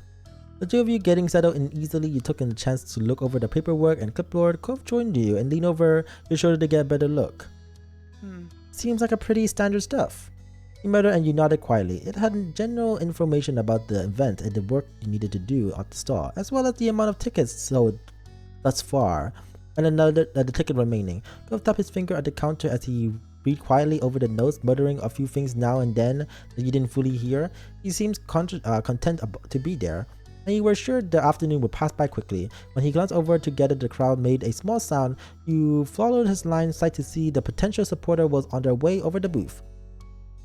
You psych yourself up, you feel anxious, you try to relax it for a bit, there's gonna be pain. You know what, I'm gonna psych myself up. I don't want to do this, but you know what, we gotta do it for the charity. This could be your first ticket sell of the day. You have to give it all you had to make sure this event went success. Hi, how are you all doing today? Time passes, the two of you mind the stall as people approach your sell pitch would either have them asking a ticket or two or handing off a mumbling maybe next time.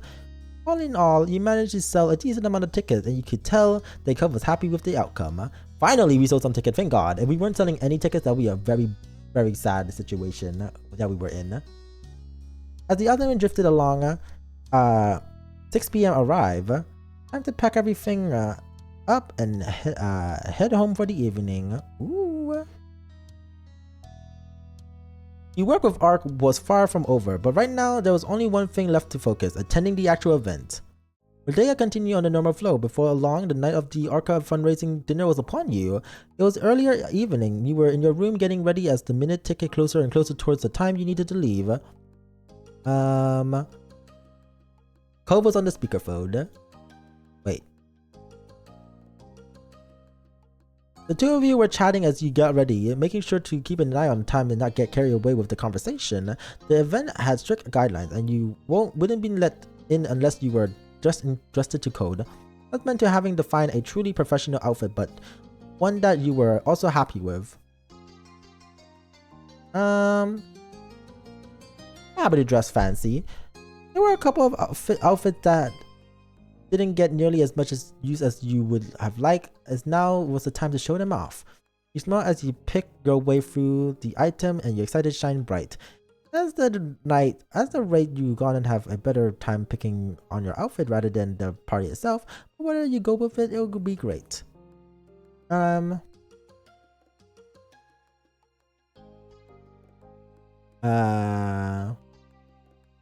quiet chuckle came from your phone and you smiled at the sound.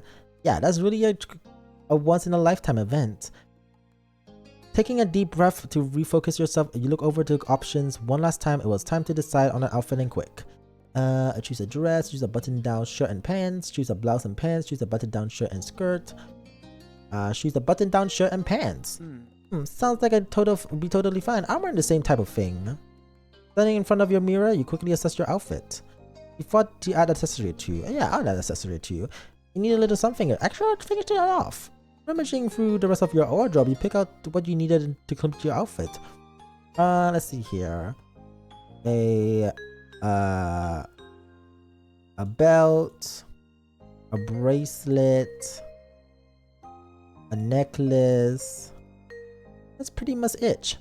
And with that, you decided to apply. You were ready to go. Finally, you were dressed and had it all together. Okay, just gotta change my shirt and then I'll be at the car. See you in a minute. You carefully head down the stairs into the living room where your moms were waiting for your appearance. As you entered, they both stood from the couch, coming over to you, smiling broadly. You look so wonderful, Jaden. Nice. Very mature too. Nice work, kid. They continued to ooh and fuss over you until you managed to brush them off. Ma took Mom by the arm and held her close. The two of them admire you proudly. Thank you. It felt a little strange to have everyone's attention on you, but you like it nonetheless. Liz smiled at you from where she stood and her expression soft. Ma came in to give you one last hug, and before you knew it, another pair of arms were wrapped around you, and then a third. Both Mom and Liz giggle as they hug you tight. Hope you have so much fun tonight. We won't wait up for you. Stay up as long as you need. You're old enough. The last wave goodbye. You left your home. You left your family. Approached the front door. It was time. Stepping onto the night, you close the door behind you gently and look out across the street. Ooh, it looks cute. Cove was standing there in the street. His eyes met with you immediately as if he had been watching your home for the moment you would come out. He smiled bashfully. Ooh, I'm excited for this little party, or this dinner. Look at him, he looks so cute. He looks so cute. He looks so cute. Hey Jaden. Hey, I hope you're ready to do this. You took the chance to check over his outfit as he walked closer across the way to meet you. It was formal for sure, though it didn't feel over-polished. It made sense for him. It was honestly sight for sore. He's always beautiful to you. With a growing smile, he stepped closer, his cheeks reddening all the way to his neck. Thank you. Thank you for coming with me and for dressing really nice for this. Your outfit is just perfect. Damn, Cove, you're so hot right now. Cove hung his bright face in embarrassment. After that, he wrapped his arm around his torso bashfully, as if trying to protect himself and the outfit from further teasing. Come on, Jaden. You laugh at the reaction. Then he shook his head, glanced back towards the garage, and throwing a thumbs over his shoulder, spoke. Come on. We should probably get going. Wouldn't want to be late at such a grown-up event, right? Yeah, let's go. Ooh, fun. You head over to Cove's car together, hopping in and strapping over your seatbelt. You were on your way, yeah? The event was being held up at the place you had never been to before. You brought up this location on your phone to help Cove navigate there. It took some time to find the right address, and once there you were met with the task of finding the parking lot. Though you were on time, it seemed like everyone else had already showed up and claimed the spot.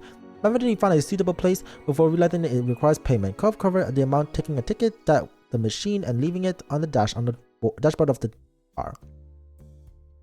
Despite the small holdup, you managed to ultimately make it to the event. Confirmed you were on the guest list before being shown in the dining area. Cove was so low as he look around, taking in the extravagance of the room, chandeliers hanging from the ceilings. And the entire place was this decked out with beautiful oceanic display. You were stunned yourself. It was extremely high class, even more so than you could ever expected. Whoa. It's so nice. You have been impressed by the work that had been done to make everything look so lovely, and how everyone had dressed up to their best outfit for the night. Seeing Cove smile as he took in the sight made you think he must feeling the same way. The sound of your name being called and echo over the dining room. When you look over, you recognize a couple of organization leaders looking your way. They approached you both in greeting, giving you a welcome smile and hello. Cove, Jaden, we're glad to see you.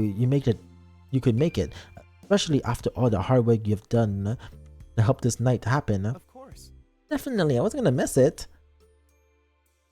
I wouldn't miss it. I wouldn't miss it either. It's such a big night. Of course, we had to see what we were working towards. Well, thank you for being part of the team. You're our best power couple, that's for sure. You're always welcome to participate in more activities when they come up. Let out an awkward, breathy laugh and rubbing the back of his neck.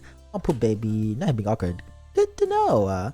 No shrugs then. His eye darted around the place with an awkward look. I guess we should talk to more people. This isn't more else to do at the event like this. You found your way into a group of people who were standing around, chatting with some light music playing in the background. Servers were a large silver tray with gliding between the desks, offering drinks and canopies. Cove approached various people as you wound your way through the guests. He managed to broach new conversation well. You were enjoying talking to so many different people, both guests and members of the organization alike, and you found yourself enjoying the company. The sound of microphone crackle came from the podium of the other end of the room. Someone who you assume must be the host of the evening was asking everyone to sit down in preparation for the mutant speeches. You and Cove looked for your table, finding it easy enough by the table name cards. They were placed deliberately beside the napkins. A few others joined your table, though they weren't anyone that you recognized. The host was still speaking as people were settling, starting off the speech by giving a welcome to everyone attending. She wanted on to provide some more information about the org, in which you suppose was the guests who weren't part of the organization and the purpose of the foundation tonight. Org's goal, as they're explained, was to aid the conservation and restoration of the ocean and beach. There were many people who had helped to make the group as successful as it was. Honestly, very slay for them. Gotta love them for that. Oh, I need a drink. What a fun party, yeah? Sorry, a fundraiser dinner. Been to a dinner once, not that long ago, having to dress up and all. I have to do that again soon. Oh, they find like a cute outfit and all. That's a lot of work, having to find like a good outfit and everything.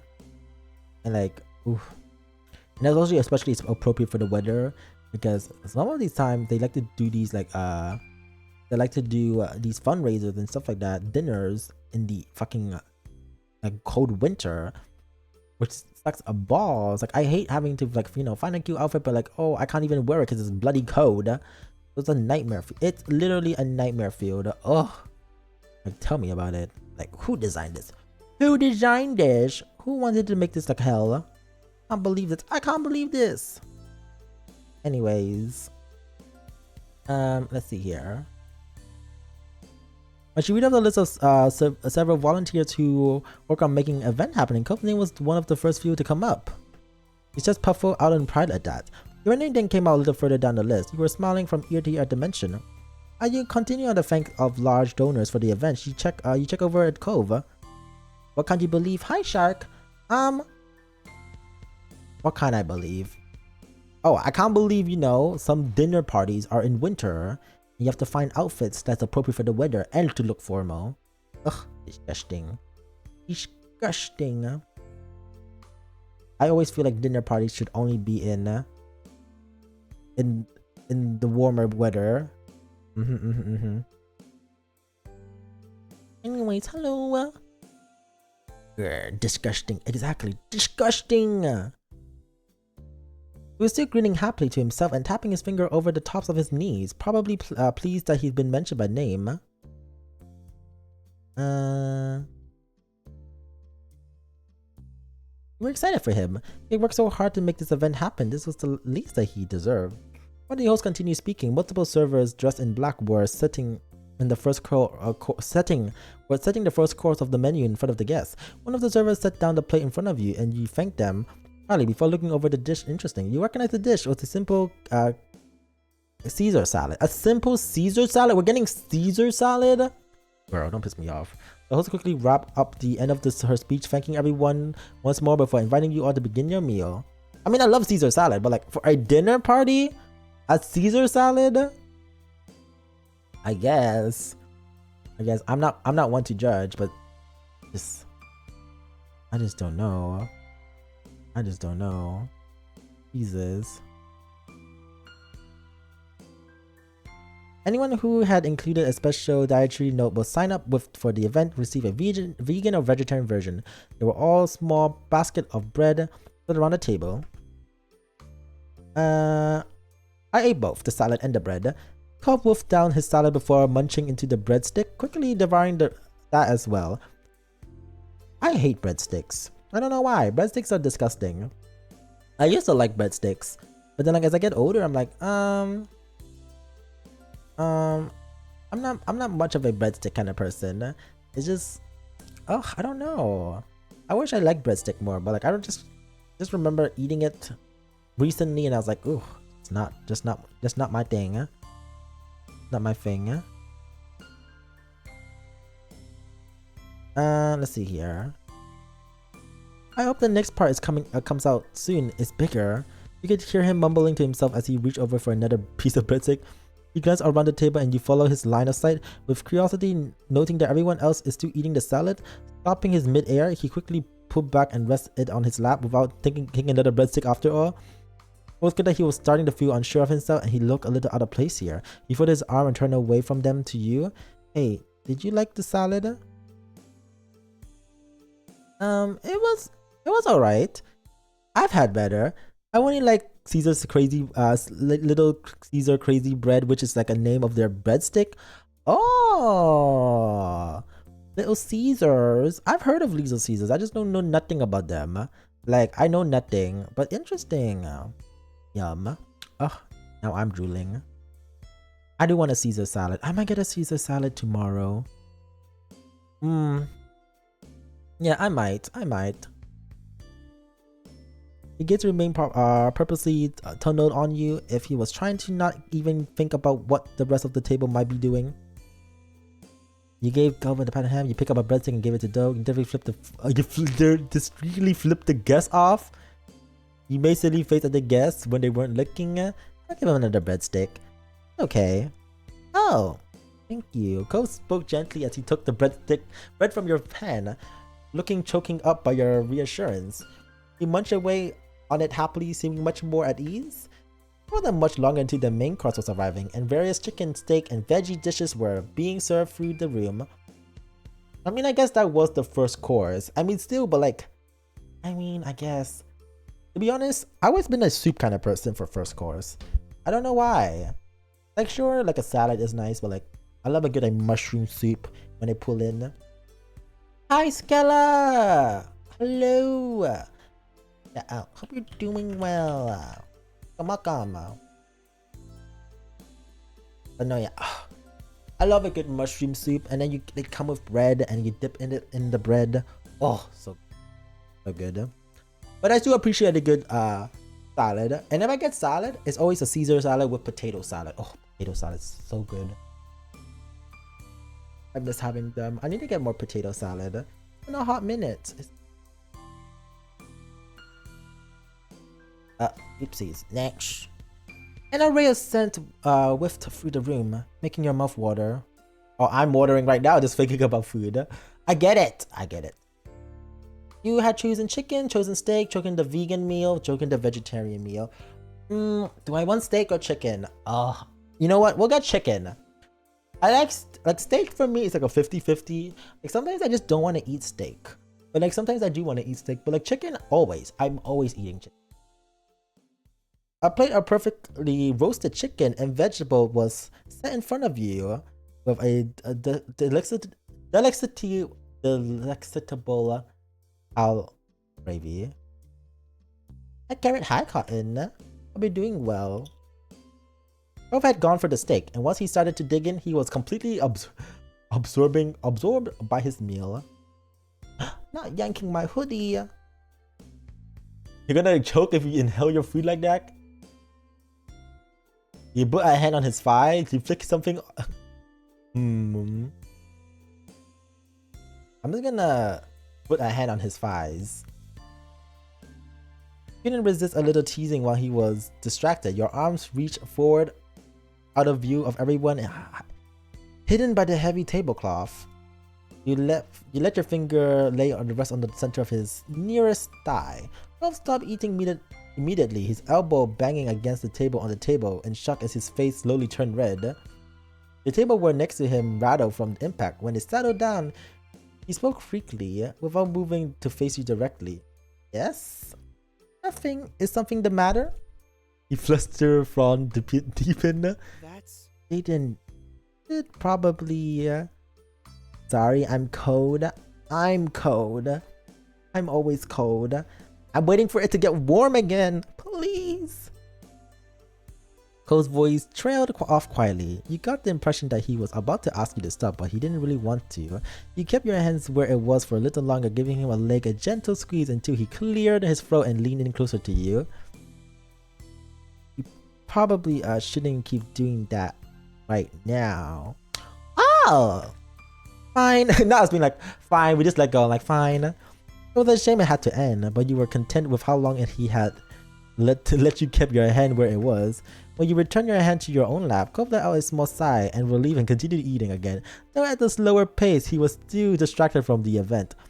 Dinner eventually ended, and the last of all was dessert, a lemon sorbet that had been particularly dyed blue. The mix of white with bold streak of blue made its little scoop look like a ball of roaring ocean waves. The effect was very pretty, but the seasoning size was small. Perhaps it was the price to pay the artistry. You turned your cove to find him pouting a little at the size of it. Looking at the dessert, it took him only a few bites to polish it off. Again, the other people around the table had barely even begun eating. Unimpressed air settled over him and he sat back in his chair, sipping his water unhappily. You're such a big baby! We can get more dessert later, I was gonna say that. You gave him a reassuring smile. He looked up at you sheepishly, embarrassed to have been caught soaking over such a thing. He fumbled for a defense. It was just really good, that's all, and now it's gone. But I'm okay. With a slight grin, he shrugs to show that he was really fine. Do you like a bite of mine? You scoop up a planeful of your sorbet and offer it to him, holding a hand beneath it to avoid any drips. His eyes widen as his eyes desert hungrily, surprised by the offer. Nah, he's like, I'm gonna eat it up right now. Recovering it quickly, he leaned forward over the table, lifting out of his chair a little as he ate the treat from your spoon. As he sat back, humming happily with his mouth full, he couldn't help but smile at the sight. Cove swallowed the fox ocean and let out a satisfied sigh. Even though it wasn't that much, the simple fact that he's gotten more hit the spot. Thanks. Thanks, Jaden. You're welcome. Oh, there you go. You're welcome. You pleased to see how he was perkier, and you went back to eating the rest of your dessert. Okay, that was cute. A little cute, like, fancy dinner with them. I love that. I love that. But as much as I love to carry on the game today, sadly we have to wrap it up here. I am praying hopefully that we can finish this by next week or the following week. But I can see us almost finishing this because what's the word I was trying to find? We're getting close to step 4. Step 4. But yeah. Let me see here. Who are we gonna raid? Who shall we raid? Who shall we raid? Who are we gonna raid? You know what? Let's go raid them. Anyways, thank you so much for everyone for being here. You guys have been slay and nice. Tomorrow we're gonna be playing Mario Kart, which is exciting. I haven't played Mario Kart in such a long time. Not that long, but like, about a while. So I'm excited to get back into the Mario Kart of it all. And yeah, that's for next week. I'll see you guys. Oh, no, tomorrow. I'll see you guys tomorrow. Not next week, tomorrow. Yeah.